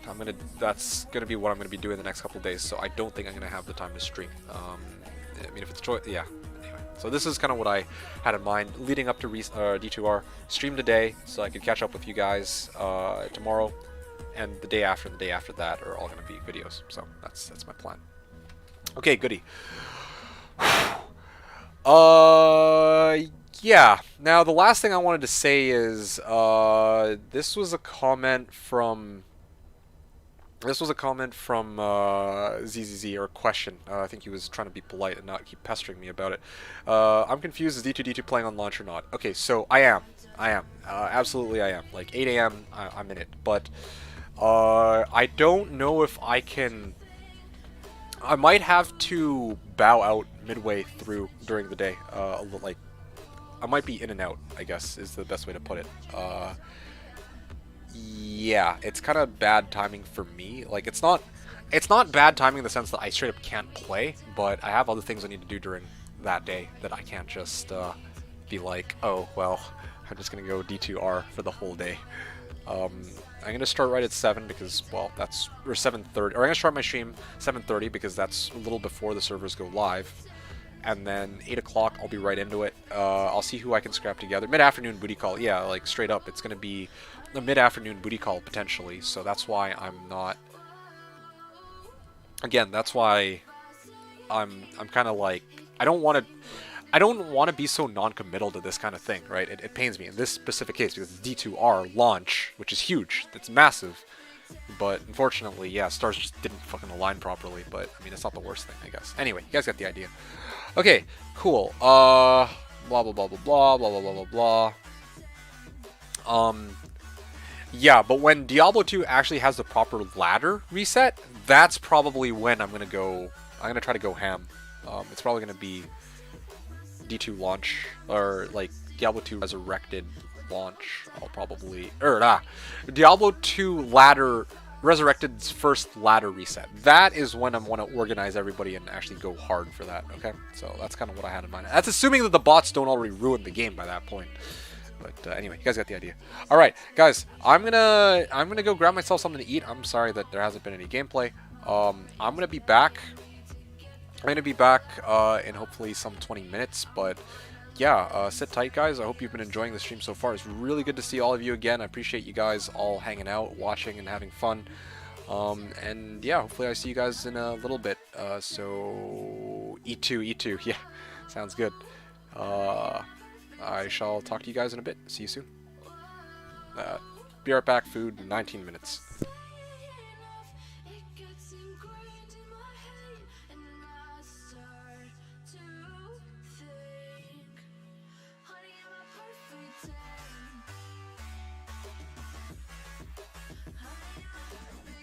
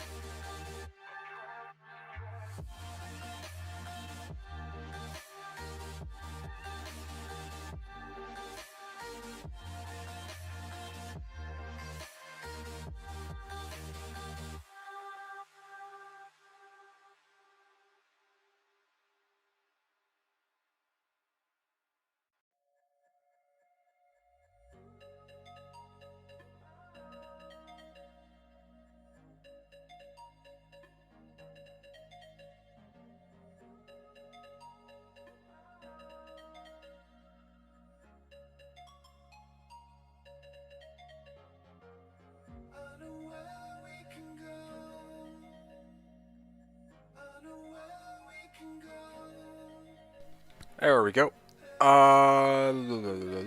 Set a timer, 4:48 to 5:07. Hey, wow, hey, 19 minutes, guys. Literally 19 minutes. It took all of 19 minutes.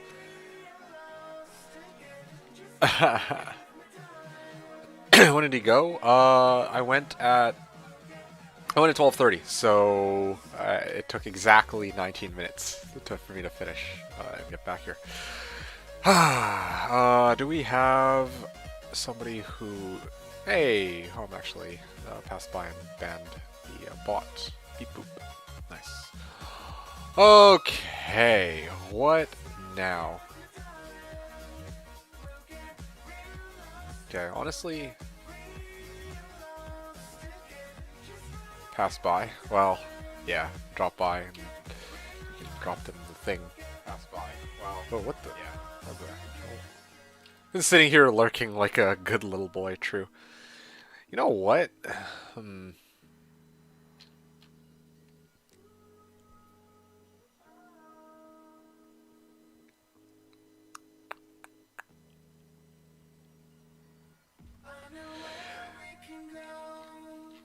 Let me just check something out quickly. Sorry. I just realized.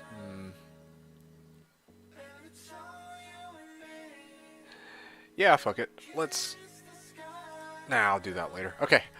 Alright. Where are we at here? So, we have about an hour and a half left. Also watching craft round of 16. Okay, cool. Just one. Awesome. Where are we at? What do we want? What do we feel like doing? Honestly, like, I'm gonna probably do a bit more farming with my Holy Shock Valley, but I haven't found anything. Not gonna lie, I mean, yeah, I straight up haven't found anything. To tell you guys the truth, probably what I should have just straight up done from the very beginning of the season is I should have just kept farming, like, tikis. I mean, it's a little late now, but if I just non-stop farmed tikis, I think I could have just sold it. I sold them all to the point where I get double dreams. Like, looking at this build, I probably would prioritize going Jaw on Dream and then Dream, rather than trying to go for Enigma first. Because I can definitely... This is one of the weird cases where I actually need the double dreams, like the damage from double dreams, more than I do the Enigma, I think. I think previously I had the opposite opinion, but yeah, Jaw double dream would really boost my damage, but I don't even have one of the Jaws. I don't think I'm close to one of the Jaws. It would be nice to get like one big find, but with all the farming I've been doing, I probably would have been better off sinking my hours into Countess Tower, because that's safe, sturdy, steady. But oh well, I mean... I'm not gonna lie, the more... Like, the last few seasons have helped me come to terms with the fact that, honestly, sometimes slow and steady might just win the race, especially if you don't have Enigma. Like, you got Enigma, or you got, like, your endgame items, then... Or, sorry, in my case, if I have my endgame items, then yeah, of course I'm gonna want to farm, like, pits, or hop, or, like, any other areas which are like, big, right? Like, which... I would want to farm in the usual, like, level 85 areas, but I'm not gonna lie, like, honestly, I am probably just better off running Countess, because, straight up, like, Countess has actually just been more profitable for me overall this season. I geared up my whole character off of Countess, and I was trying to switch things up. But to be quite honest, I think one of the big mistakes I made for this season, not even mistakes, right? I mean, it was just an approach that I took, but now I'm like looking back, I'm like, I probably would have just been better off sinking all my time into non-stop running tikis over and over and over and over again. And then after I'm done farming tikis, enough tikis to get 2 Jaws, I don't know, like, you know, 36 tikis for 2 Jaws, or like 48 tikis for 2 Jaws, that kind of shit, then yeah, like, I could have made double dreams, and then I could farm wherever I feel like. That, like, seriously, that would have really enabled the biggest part of this build. Because yeah, like, Holy Shock has been pretty fun, like, rolling around with that, and, you know, I don't regret it, right? Like, I get a chance to whack everything. It's not a huge deal, I'm not really trying to min-max, but I'm, like, really thinking about them now, and I'm like, all things considered, like, I've had a chance to, like, step back and reflect now, and it's like, okay, well, yeah, I think if I just... Hold on a sec. What the hell? Whoa, whoa, whoa, whoa, whoa, whoa, whoa. This guy almost killed me. What the fuck? Get out of here, dude. Yeah, what was I saying? Juvies, Oh yeah, right. I was just thinking, like, mulling over how, I guess, how else I could have played out this season. Spectral Shard. Ooh, that's a pretty good one. It's like a discount. It's like a poor man's whiz spike. Definitely something worth keeping if it were reset day. 50% FCR. Get that very easily. Spectral Shard. Anyway. Yeah, I don't know, man. Because, like, I'm, like, thinking about some... And this doesn't just apply to this season. Like, I'm thinking about some of the other seasons I've played, too. Like, I think that's part of the reason why I didn't do it. It's, like, it's just... I don't want every season, start of every season, to only be Countess. I like to farm other places, but the reality is, like, my luck is fucking ass. It's been ass. Like, legit, I've had more luck farming Countess than I have, like, I think there was this season with my... Hey, a Geeds! Nice. Let's pick that up and see what we got. Aha. And I'm gonna... Wait, what? That... Oh, yeah, because I found this one. Alright, here we go. 3, 2, 1. I'm gonna guess 23. 21. Oh, even worse than I thought. Anyway, what was I saying? Yeah, like, in the past seasons, like... Or, sorry, the season I played my Tri-Ally sword... I'm gonna actually give that a spin, by the way. I haven't used my Tri-Ally sword in a while. I'll probably just rotate between different characters and have some fun farming randomly. As a nice break. But yeah, with my Tri-Ally sword, I don't know if most of you guys were around for that, but that season was fucking dog shit. Like, drops-wise... I mean, the season itself, in terms of, like... Okay, the character was a lot of fun. I'm glad I got to show off... I dare say it's one of my more unique builds. Kind of like... Well, yeah, honestly, like, from a skill build perspective, that's probably the most unique build I have, aside from maybe the martial arts assassin. But when it came to... the overall wealth that I had in that season, I went hard that season. It's not like I did my usual vanishing act where, you know, I stream the first couple days of the season and then you guys just don't ever see me again. It was like, I actively played until I got infinite. And that took me over 2 weeks to do. As a Sork, I ran 1,000 Chaos, and I ran, like, I don't even remember what else I ran. I ran a bunch of shit, and all I remember was, yeah, it was not smooth sailing. Like, I got, like, what, Vex, Ohm, Vex, Ohm, Low, Vex, Vex, Vex, Vex, or something like that. Like, yeah, I got it high runes, but it's like, alright, well, if I spent 1,000 runs on just spamming Countess, keys, that kind of shit, might have been better. I don't know. Probably. Maybe. It's always RNG. It's always, you know, the slow and steady route or good RNG, I guess.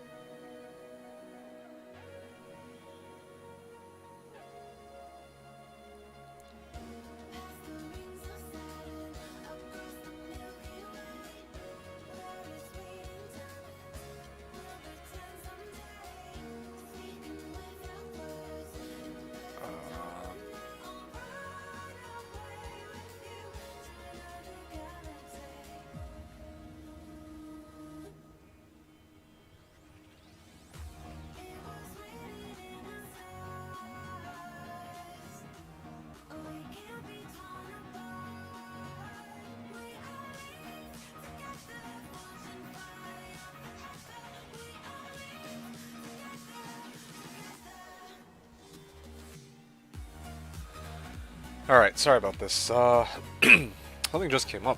Looks like I might actually have to end my stream quite a bit earlier than I thought. I do apologize if this is indeed the case. I'm trying to work this out right now.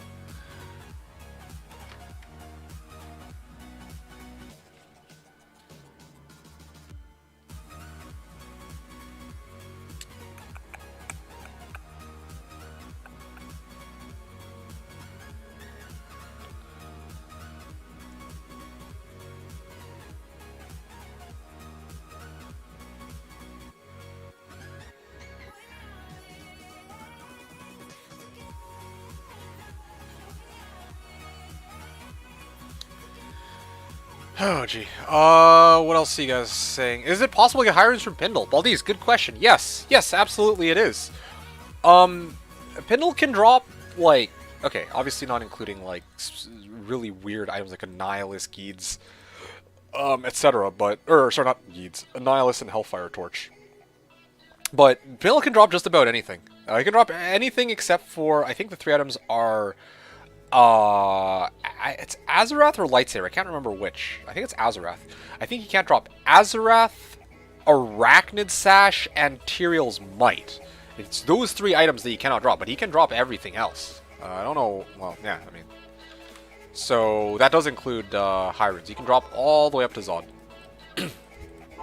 So. But the thing is, Baldies, you should probably not expect that he's going to drop a rune. Like, maybe he might. Maybe he'll get lucky. But if you're going to be looking for runes, you know, you're probably going to want to go somewhere other than Pindle. But he does have a chance to drop runes, yes. To drop, you know, any high rune. Okay, let me actually demo you guys one other build that I have that I haven't used in some time that was a lot of fun, and that's the Dual Nova Sork. Sorry, Dual Nova Tri-Ele Sork. I'll just say the full name. The Tri-Elemental Sorceress. Love saying that. Nice ring to it. Okay, you guys, let's begin here. What the...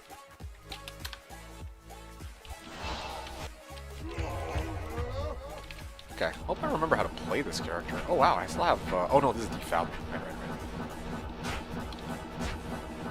Is that D2 Death of Poison Necro? It is. It's the... Oh, nope, this is... There you go. It's Nova and Frost Nova.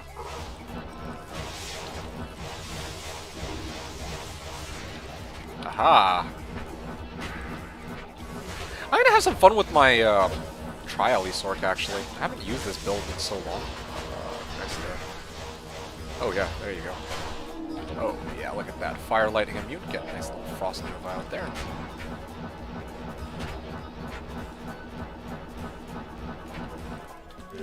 There you go.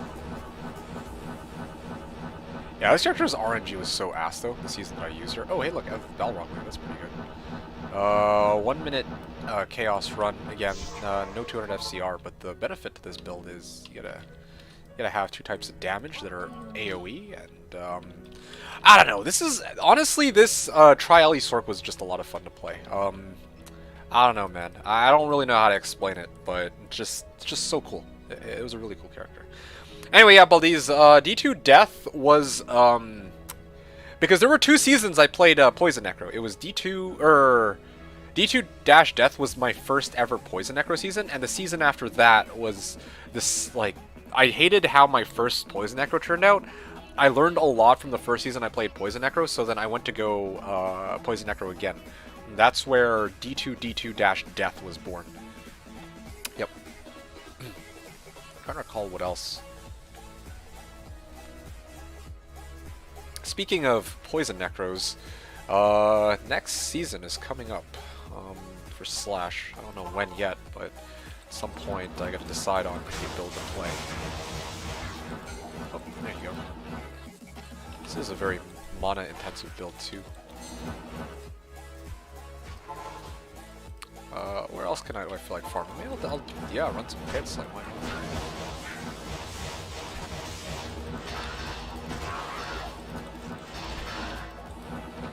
Honestly, I might actually just start tele-stomping champ packs. That might be just what I do.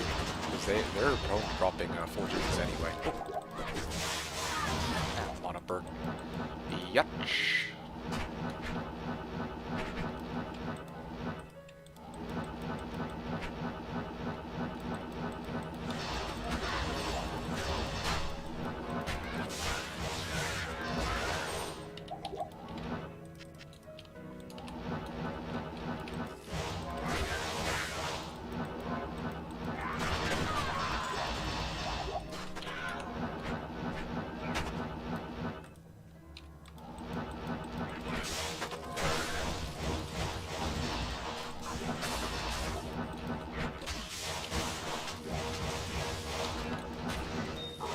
There you go.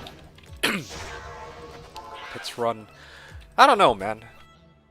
The more I actually run this Sork, the more I realize this... I mean, I guess the problem is, like, this is a really expensive character, though. Like... Yeah, this is a really expensive character. I got D-Fathom, Nightwing's Veil. Is this even, like, a good Nightwing's? I can't even remember. I didn't get, like, a good Gold Fast at the very least. No, I'm pretty sure it's, like, a 13, but that's fine. But... yeah, looking at this character, it's quite a blast to play, and you can really run it anywhere, but I think the main issue with it is that... What am I doing? Why am I bothering trying to use anything other than Frost Knight here? Oh yeah. Blizzard there.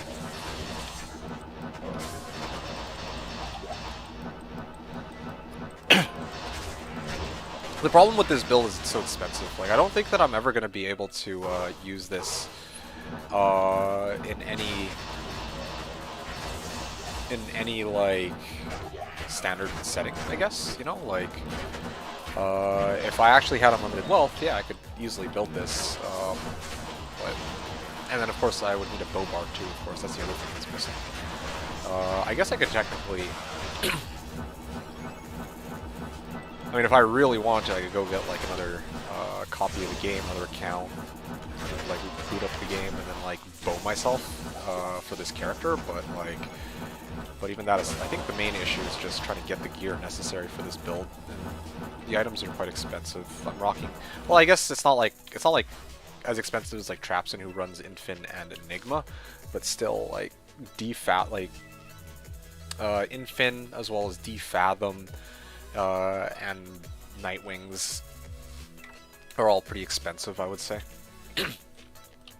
Okay, so that's done. Oh, yeah, you know what? There was one other area that I think I wanted to try farming. WSK, like, I've done most of them now that I would have... Oh, maybe Halls of Pain. Here you go, Halls of Bread. That's a nice location to farm.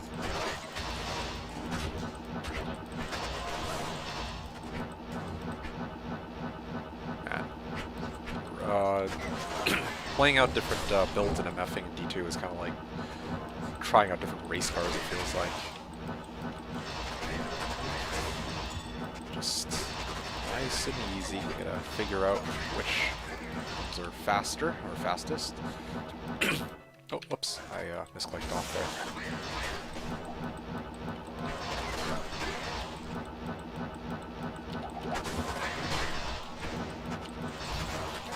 Oh, I actually survived that. Wait, what? He's still alive? Took like 4 Frost Novas in the face. What is even my damage at? Why am I not doing as much damage as I should be? I'm actually kind of curious what would happen if I went, What if... Oh, you know what? I figured it out. It's because, I think... What am I missing on this character?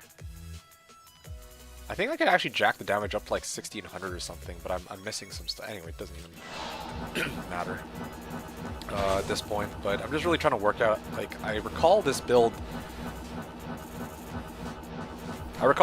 having a bit more damage.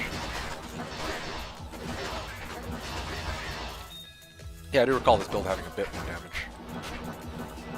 Oh, replacing that Viper Magi with Enigma would not boost damage, but also MF. Oh yeah, that's true. It would. It would. Of course, at the cost of what's it called? It does, of course, come at the cost of resistances, though. Which, yeah, if I don't get it from Viper Magi, well, yeah, I don't know where else I'd get it from. But I'm with it, though. Yeah, you're right. It would boost damage. It would boost MF. Faster run walk. Yeah, Enigma would be really good. Also, again, it's a bit of a wealth issue. Even if I wanted it, I don't actually have the... I didn't have the runes for it this season. But can you show the items on my sword? Yeah, sure, absolutely. Let me just finish my run because I'm ready to roll here. I'm sloppy, but... Not even kidding, you guys. It's fun really getting a chance to tour all these builds and show you guys kind of what... And I'm telling you, like, one of the reasons why I love playing on Slash is these are builds from the original game, and now this kind of knowledge comes in handy. Like, what could I make, right? Like, yeah, I won't have access to map pack when they yeah, like when they do their whole reset or whatever, like I'm not gonna have access to map pack, but or no drop zero, but the fact that you can kind of see what these endgame builds are capable of. Like, do you ever see Frost Nova sorts like this? Everyone says like Frost Nova is shit. Reset one as well. But here, well, I guess it's kind of a problem if you're gonna run like players 8, but even players 8, there's a lot of ways to deal. Oh, and I'm out of battle orders. Time out. Yeah, okay. Spadini was asking, can you show items on my sword? And this is kind of good timing too, because I think the next and only other place I would have wanted to farm was WSK2. D-Fathom. Skin of the Viper. Like, this is, again, fully geared out Tri-Ellie Sork. Again, it's stuff to look forward to, right? Budget variant. There isn't really a budget variant. I definitely wouldn't recommend... This build is night and day difference if you have Infinity versus no Infinity. Infinity is basically a must if you're gonna do this Tri-Ellie Sork. Like, the whole idea behind the Tri-Ellie Sork is it abuses resistances. With Conviction Aura, it's minus 85%. So if I come across monsters that are like, let's say, Cold Lightning immune, then I switch over to this Leaf Staff and I drop a Firewall on them, right? But otherwise, it's either Nova or regular Nova. Anyway, Skin of the Viper Magi, Death's Fathom, Nightwing's Veil, Maras, 27 all res, Spirit, Mage Fist, Verdungos, BK, Dwarf Star, and Silkweave. Why Silkweave, you might ask? It's because I need the 10% to mana and also mana per kill. That helps with my mana issues significantly. And a bunch of Cold Skillers, a lot, and no Geeds. Oh yeah, right, this is a no MF build. I specifically and intentionally left my MF at 0 because I wanted to, yeah, I want to keep things consistent. Shale Neff. Hey, Canna Pop, hello, how's it going, my dude? Nice to see you. It's been a while. Yeah, so Hellfire Torch, Annihilus, a bunch of all-res small charms, and then 12 FHR, 15 all-res. Boom, done. Good timing. Yeah, it's good to see you. How have you been? Yeah. 0 MF. Yeah, I remember Hom like kept giving me shit about that non-stop that season. What a day to be alive. But yeah, I mean, the whole point of the build though was to spam chaos for what it's worth. So I mean, that's part of the reason why I'm running 0 MF on it intentionally, to keep all the kills consistent. If I'm gonna do any kind of not archiving, what's it called, analysis. Because I don't want to be like, hey, I killed some monsters with fucking like 300 MF and then other monsters with 0 MF. No, it's easier for me to just be like, hey, I killed everything with 0 MF and I seal glitched everything. So everything died with 0 MF. So I was quite happy with that. This, if I really wanted to boost my MF count, probably I mean, some adjustments I could have very easily made. I could sub out my rings for Nagels. Belt probably for Verdungos, Mage Fist. I don't think I could trade out Mage Fist for Chanseys, unfortunately, because I wouldn't have enough FCR. Maybe if I got like a Sork Amulet with 20 FCR or some shit, I could swap out Mage Fist for Chanseys. But anyway, War Crabs is a very obvious choice. And then, of course, I needed to sub out one of these GCs for Geeds. So that's basically it. Llama about to go record 33 guide videos. You better get going on yours to beat him to the punch. No, that's okay. I only need to do the 3 that I want to do, and I'm done after that. Again, I gave it a lot of thought, I actually did consider, I'm like, do I want to, like, I could. I actually, if I really wanted to, I could go ham, and, like, I don't think I could go, like, I can't do what Llama is doing and do, like, a guide for everything.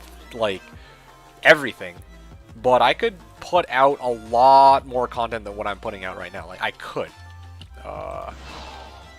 But do I really want to do that? And the answer is fucking no. So yeah, I mean, we got Llama, Debrunsky, we got a lot of other people too. It's like, yeah, I mean, I think they're gonna be the ones at the, I guess, helm of the D2 community, going into D2R. So that'll be fun to observe and see. Yeah, it's an interesting idea though. Like I tinkered with the idea quite a bit. Like I sat for days. I would like for a while. I don't remember how long it was, but during last month, while I was away from my streaming PC, I was like, oh, should I actually try to put more effort into making D2 content? It's like, nah. Do you like how he's set up his written guides on Icy Veins? Very new user intuitive. Yeah, I haven't looked at those. I probably should, although I don't really care much for it. I don't think I'd ever end up using it for, you know, more reason than one. But yeah, I mean, good for him. Good for him that he's writing guides for newer users. My only real concern, though, I mean, you aren't the intended audience for them. Yeah, no, exactly. But it might be nice to go take, like, I mean, okay, back in the day, I used to look at, like, I don't know if you know Xtimus, but I would check out, like, Xtimus' videos from now and then. Like, I don't vibe with his content all that much. Same with, the Brunsky, right? Like, yeah, it's kind of interesting seeing what they have. Even if I myself don't really need it. Like, do I need Dobrunsky to tell me how to build a Windy Druid? Probably not, right? But it's just nice listening to his content in the background and also just kind of seeing how he lays it out. For me, that's interesting. Probably know everything in them. Probably most, maybe not all. Like, I mean, I haven't done like a summoning druid guide. He's probably gonna do a summoning druid guide. I haven't, but yeah, right? Let's film a billion guide videos. That's literally his stream title right now. That's so funny. But yeah, no, seriously, like, that's kind of where I'm at right now, I guess. Study of D2 study showing 500 runs with each character versus Working Barb. Well, I mean, part of why I was... Okay, I mean, Baldee's been around for a while. I think even before Hom got here. And the thing is, like, I mean, when I first started... this mega project like 4 years ago, I started off with the Poison Necro. And I tried to do 1,000 Chaos with the Poison Necro, and then the following season I think I tried to do like 1,000 Pits Champ Pack runs, and then the season after that was 1,000 full clear AT, and the season after that was 1,000 full clear Pits, right? You know, like... And then I think a little after that was 1,000 full clear Moz, and then another one was WSK. I didn't ever get through the 1,000 WSK, but the whole point of me doing 1,000 runs for each character, or for those characters, was because I kind of wanted to like get some data and compare and see how interesting it is. Because I actually enjoy that kind of thing. It's definitely not like a definitive end-all be-all guide, because honestly, in the grand scheme of things, 1,000 runs is really not that large a sample size, I would say. Like, in the past I felt like it was a lot, but even like looking at Chaos, right? Like the first 1,000 Chaos runs I did, I got like 10 high runes. And then I think the second 1,000 runs that I did, I got like 12 high runes. And then the third 1,000 runs that I did, I got like, what was it, 4 high runes? 5 high runes? 6 high runes? It's like... And then I've heard other people who get 2 high runes or 4 high... I think Fatty was a good example of this. He ran 1,000, he got like 2 high runes. So there's like so much variance. I feel like, I feel like 500 runs, even 1,000 runs isn't enough to draw any definitive conclusions, but it might be interesting just comparing the stats for, you know, just for shits and giggles. So, yeah. Should have a Return of Poison Necro to celebrate D2R announcement. Return of D2, or Return of Poison Necromancer. What do you mean a celebration? Like, when you say celebration, you mean like I should use the Poison Necro when Reset comes out? Or are you talking about like right now I should just run the Poison Necro? I could run it right now here. I already ran it earlier, that's why I didn't run it now, but still. His Druid guides are for Wind, Fury, Fire, Summoner. Yeah, makes sense. That's more or less what I'd expect. Oh, wow. Yo, actually I just died from this. Yes, sir, of course I'm playing a D2R Thursday. Are you going to be playing D2R Thursday, Kana? I'm going to be streaming it too. I was very on the fence about opting to stream it. But I've decided that, you know, looking at the other people that I know in real life that I would have wanted to play with, I don't know anybody who's like as keen to really go ham as I am. And by like... And honestly, like, of all the people that I've talked to in the last while, like, Marlies is probably the most person who's most on board with really going ham when reset occurs. So seriously, can you just? There you go. For sure, it's possible to do 500 pinels with each character in one season. Oh yeah, absolutely. That's 500 runs is, I mean, for lack of better words, it's pretty trivial. Like run is like what when you're fully geared out, right? Like 15 seconds. So in a minute you can do. Actually, how long was this run even? It was like a minute 20. I left some stragglers, but so 15 seconds. You could do 4 Pindle skin runs in a minute. That's probably, you could do like, honestly, you could do 500 Pindle runs in 2, maybe 3 hours under optimal conditions with some builds. So that's really not that much. You could probably even do like if you went really ham, okay? Like in my case, when I run Pindle, when I do my MF runs, I'm never really at 100% because, like, just even off the fact that like, I'll just cut right to it. Like, if I'm streaming for you guys, I'm not like, my attention isn't fully invested into the game, you know? If I'm not streaming and I'm at 100%, I'm just in the zone. I'm just actively hamming run after run after run after run. Like, I've tested this myself. And if I do LK like that, for example, I could do 150 runs in an hour versus when I'm on stream when I only do 100 runs in an hour, right? Now imagine that for Pindle. Anyway, it's kind of... I'm going way off topic though. My point is that for me, like, probably 500 Pindle run. Like, I remember, I think, when I did my season with my Frost Maiden, I did 1,000 Pindle runs in a day, I think it was, over the span of 12 hours. But I think somebody else who's, like, you know, who's a little bit more focused, with a much more efficient build, could easily do it in 2, maybe 3 hours, and if you really want to stretch it, maybe 4 or 5, I guess. You wouldn't even need a whole season for it. You probably need like a day, maybe 2, to get like even like a dozen classes to compare to each other. But again, 500 runs of Pindle is just a relatively small sample size. I don't know. Like, it might be fun just for shits and giggles, but, you know, you're not really going to draw any conclusions out of it. Like, oh shit, 500 runs of Pindle got me nothing on every character except for my Hork Barb, which got... Or, let's say, like, your Blizzork, which got, like, I don't know, with Griffs. It's like, okay, wow, cool. You know what I mean, Baldies? So, I think it's cool. It's a cool idea. I like it. But, yeah, 500 runs is actually not that difficult to do for, like, a really hardcore player. And when I say hardcore, I'm not talking about, like, softcore versus hardcore. I'm talking about, like, hardcores and people who are, like, going ham. So, yep, true, lol, I booked 2 weeks off. Oh, actually? Okay, so... I mean, okay, hold on a sec. I'll be right back.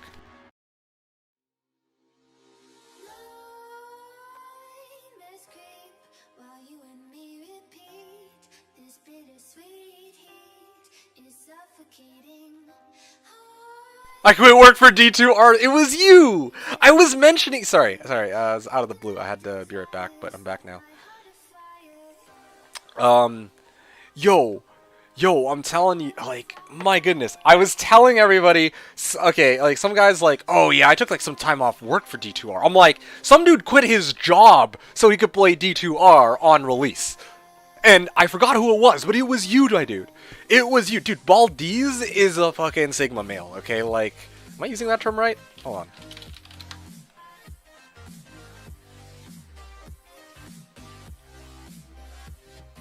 Alright, fine. Not Sigma male. Fine. Alpha male. There you go. That's the right one. So this guy's an alpha male, dude. He's just straight up like, balls to the wall. Fuck it. Let's go. True Chad right here. Like, just all in. Got that, the big muscles. Just straight up. Like, fuck it. I don't need work. D2R #1. Like, damn, dude. That's, got your priorities straight. Can you teach you to be more like you? I wish I could be more like you. Gee. Well, actually, that's pretty insane. ZZZ is like 5,000 star Findles with each character not 500. 5k Findle is what this channel is known for. Honestly, when D2R comes out, I think it will be 5,000. Like, I will probably run 5,000 runs with my singer. I just don't know when. Yeah, I seriously just don't know when right now I'm gonna run 5,000 runs with Pindle, because I'm, I don't know, man. I honestly don't know. I thought about it, but you know, life. Yeah. Employer upset because short notice, but I got my priorities straight. Yeah, no, understandable. Understandable that he's upset, and also that you just said fuck it. Why bother? Okay, what was I saying to you guys?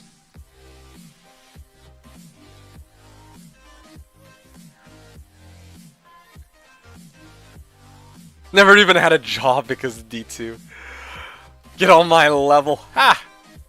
That's some like galaxy brain shit right there, you know? Anyway, guys, hey, this is a little abrupt, but I'll hang out for like a couple more minutes. So if you guys have any like final questions for me, if you guys want to see any build demos for any specific builds, please let me know. But I think I've given you guys the plan. I might actually have to go pretty soon, an hour earlier than I was expecting.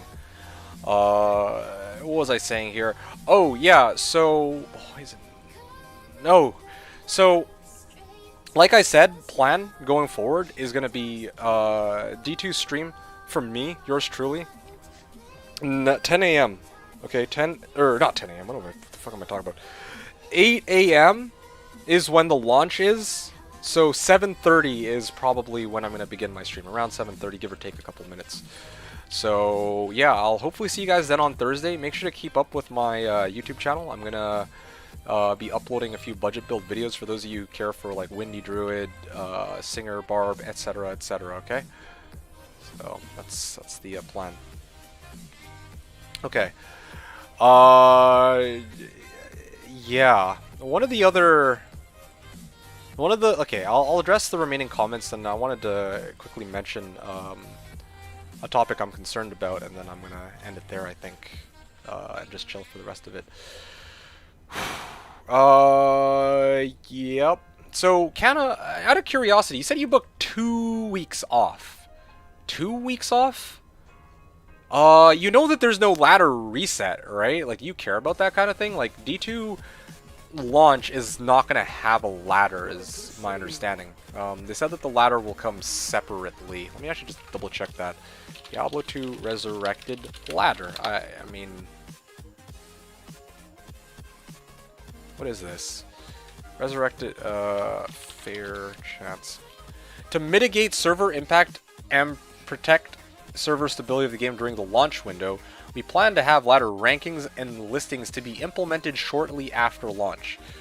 This will enable players to have a fair chance to partake in the race that comes with the first season's ladder, or Diablo 2 Resurrected, and not run into any possible launch window stability issues that could impede that experience. Once we have a more precise gauge on this front, we'll notify the community of the exact date and time in September. Yeah. So, having said that, you guys, well, in the Canopop specifically, I don't know if you care about that. That's why, like, I'm not as hyped about going ham on reset, or not on reset, on launch day, if that makes sense. Like, if it were launch day plus a ladder on the same day, then yeah, I'd be a lot more invested. But I think for me, like, this will just be a chance for me to kind of, especially because not everyone's available. Like, when I say everybody, I'm talking about, like, Incendies and Co. who aren't available, right? But, and probably quite a number of other people. But when ladder reset rolls around, then yeah, then we can actually take that shit kind of seriously for the first ever ladder reset. I don't know. I feel like that would be really cool. Still TBD, they haven't announced. Yeah, exactly. I'm thinking about taking Friday off too, says FQIC. Fair enough. I mean, that's, well, I mean, it makes sense. That's kind of what, I mean, this is huge, right? For us, anyway. Decided to go ham. Please pick bacon. Yeah, true. Anyway, you guys get the idea. Yeah, so overall, I guess the bottom line is I'm gonna be going barb. Like I'm gonna be going barb to start off this, and actually playing around and see. Like this is gonna be fun. This is gonna be fun because I also get a chance to play around with my barb and see kind of how well it goes. I guess more or less is kind of what's going down. What are some of your favorite food prep / snack ideas on D2 ladder resets? Some of my favorite food prep / snack ideas. Food prep / snack ideas.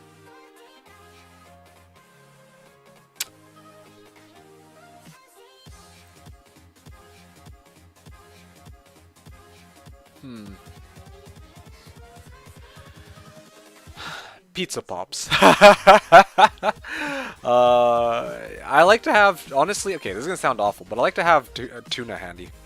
Tuna and Pizza Pops are my staple, okay?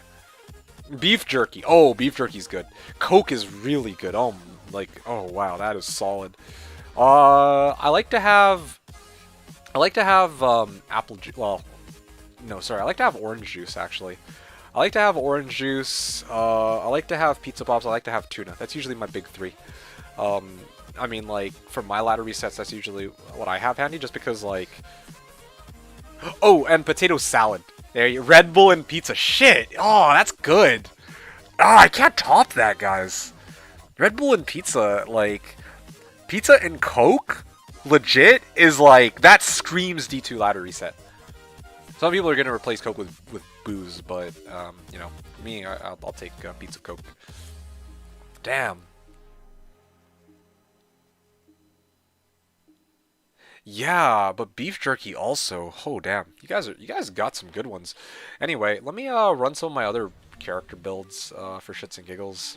I think I've gone through most of them today, actually. I showed MMA. I don't think I showed my Boa. I don't think I showed my Fireclaws Druid, but... Do I... Oh yeah, He-Man! I haven't shown He-Man yet. Yo, I'm gonna show He-Man. I haven't shown this bastard in a while.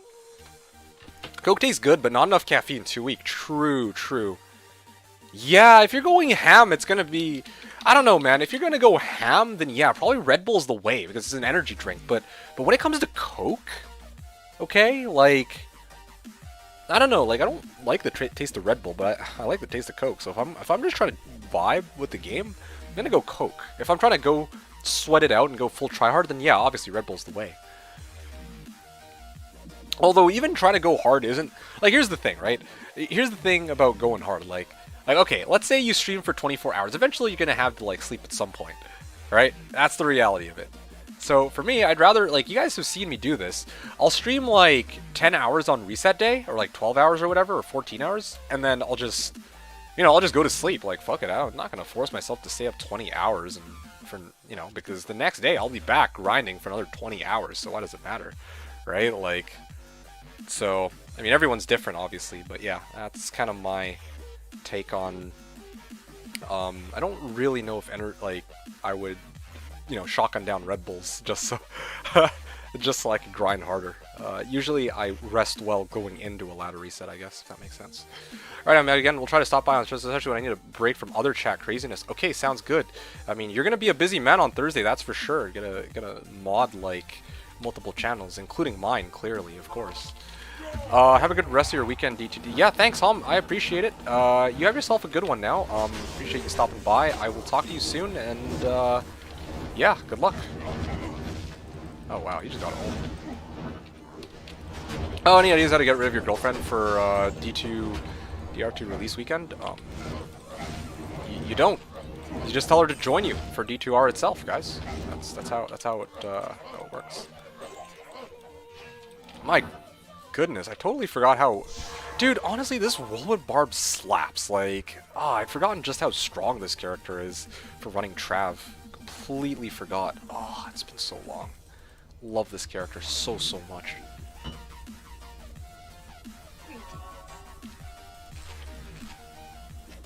Whoa, what's up?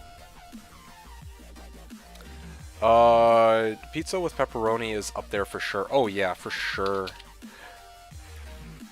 Are we meeting Mrs. D2D2 this weekend? You said you already said you're out of here. I'll see you later, Hom. Maybe not though. I might have to go actually. Let's see what other stuff.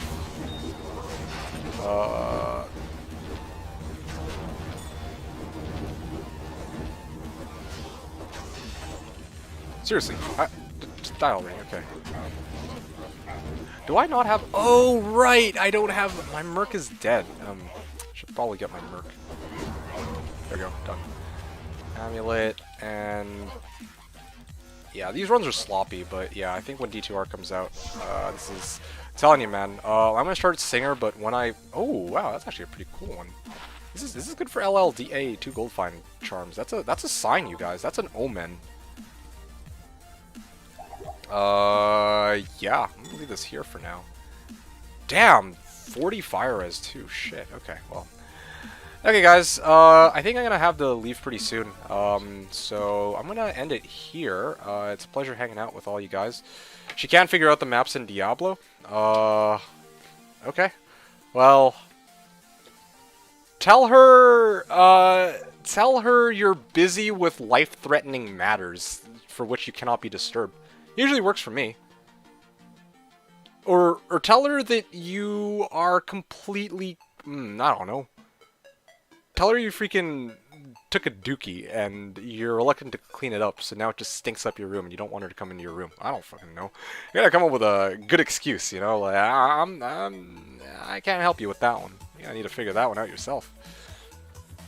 Not if caffeine too weak. Yeah.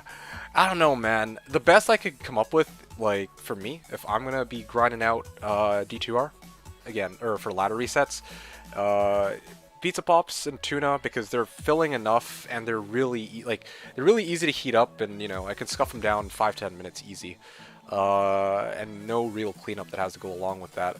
And then of course, yeah, chocolate, self-explanatory, and orange juice. Those are probably my go-tos if I had to choose. I know it's a really weird combination, but yeah, that's kind of what works for me.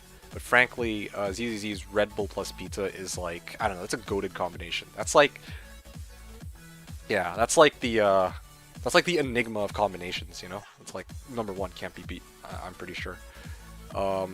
Except for maybe sub out Red Bull for drink of choice, but yeah, pizza can't go wrong with that. Alright guys, yeah, I think I'm gonna leave it at that. I was gonna talk about one other thing that I was concerned about, but I think that'll probably branch out to its own. Yeah, it'll probably branch out to a completely different discussion that'll last a really long time. But one of the last things that I wanted to say that I'm a little concerned about, yeah, is I see that Llama's making a lot of, well, I mean, there's a lot of guys that are coming out, especially from Llama. I do wonder if in the weeks to come what's going to end up happening is that a lot of people who play the game are just going to end up using the guides and not try to figure anything out themselves. That's, yeah, I'm actually legitimately curious. Like, if that ends up happening, that would be rather unfortunate because, yeah, like for me, I feel like a lot of people who are getting in Diablo, they're going to get a lot more enjoyment out of beating the game with each of the characters rather than just following a guide. I don't even know what the guides are for, if it's like, you know, end game guides, budget guides, or getting from normal to hell kind of guides. So really curious about kind of how that's going to work out. Alright. That's all I'm going to say here, guys. Again, I really do appreciate the support from all of you. Big shout out to everybody who's hanging out. Hom's gone now, but Baldi, ZZ, Zivko, you guys are here until the end, I think, along with Canapop. Thanks, guys. Kudos to all of you who are here until the end, and also even all the people who are watching earlier. I'm sure Fatty will be listening to this part of this, the VOD, if he pulls this up. So, yeah, appreciate your guys' support as always, and I hope you continue to join me and support me one last time as we go into D2R's launch on Thursday, as well as the budget build videos I'm going to make in the next 3 days, and along with the Diablo 2 Resurrected first ladder reset. That'll be for much later. And then, of course, from there on out, it'll be /Diablo to the end, I think. So, yeah, guys, I think that's it. So yeah, I will. Yeah, obviously, I'm tripping here. You guys have yourselves a good one. I'm gonna go raid Zoxjib. He deserves it. Normally I'd raid Coaster here, but I've raided Coaster before, and I would like to introduce you to Zoxjib. He's a really cool, chill dude. I've managed, like, during my month away from streaming here, I was hanging out, or streaming D2 here, I was actually hanging out a lot at Zoxjib's channel. He is a really chill dude. I would honestly say he's probably not, like, as knowledgeable about all the builds as I am. He knows quite a bit, and he also is playing vanilla D2, like straight up raw vanilla with, okay, I guess he's not pluggy, but he's playing single player with just running Pindles, and he's kind of hyping up D2R. So really chill dude. Just recommending him. So make sure to check him out, and yeah, definitely worth a like, I'm not even kidding. If you enjoy my content, I do think that you'll probably enjoy his. He's very responsive to his chat as well, so if you got any questions, ask him. I'll have a good answer for you too. Guys, thanks everyone for hanging out. Appreciate y'all tuning in, and yeah, off I go. I'll see you guys on Thursday or on one of my budget build videos, but otherwise, this is where I'm going to be hopping off. Guys, this was my last farewell with Slash's Polish Shock on my Polish Shock Belly on Slash for the next little while. But off I go. I'll see you guys soon. Hopefully, when D2R comes out, you guys will be joining in. Yeah, so stay tuned for that. Thanks everyone for watching. Or I'll see you guys soon. Thanks everyone for watching. This is D2D2 signing out.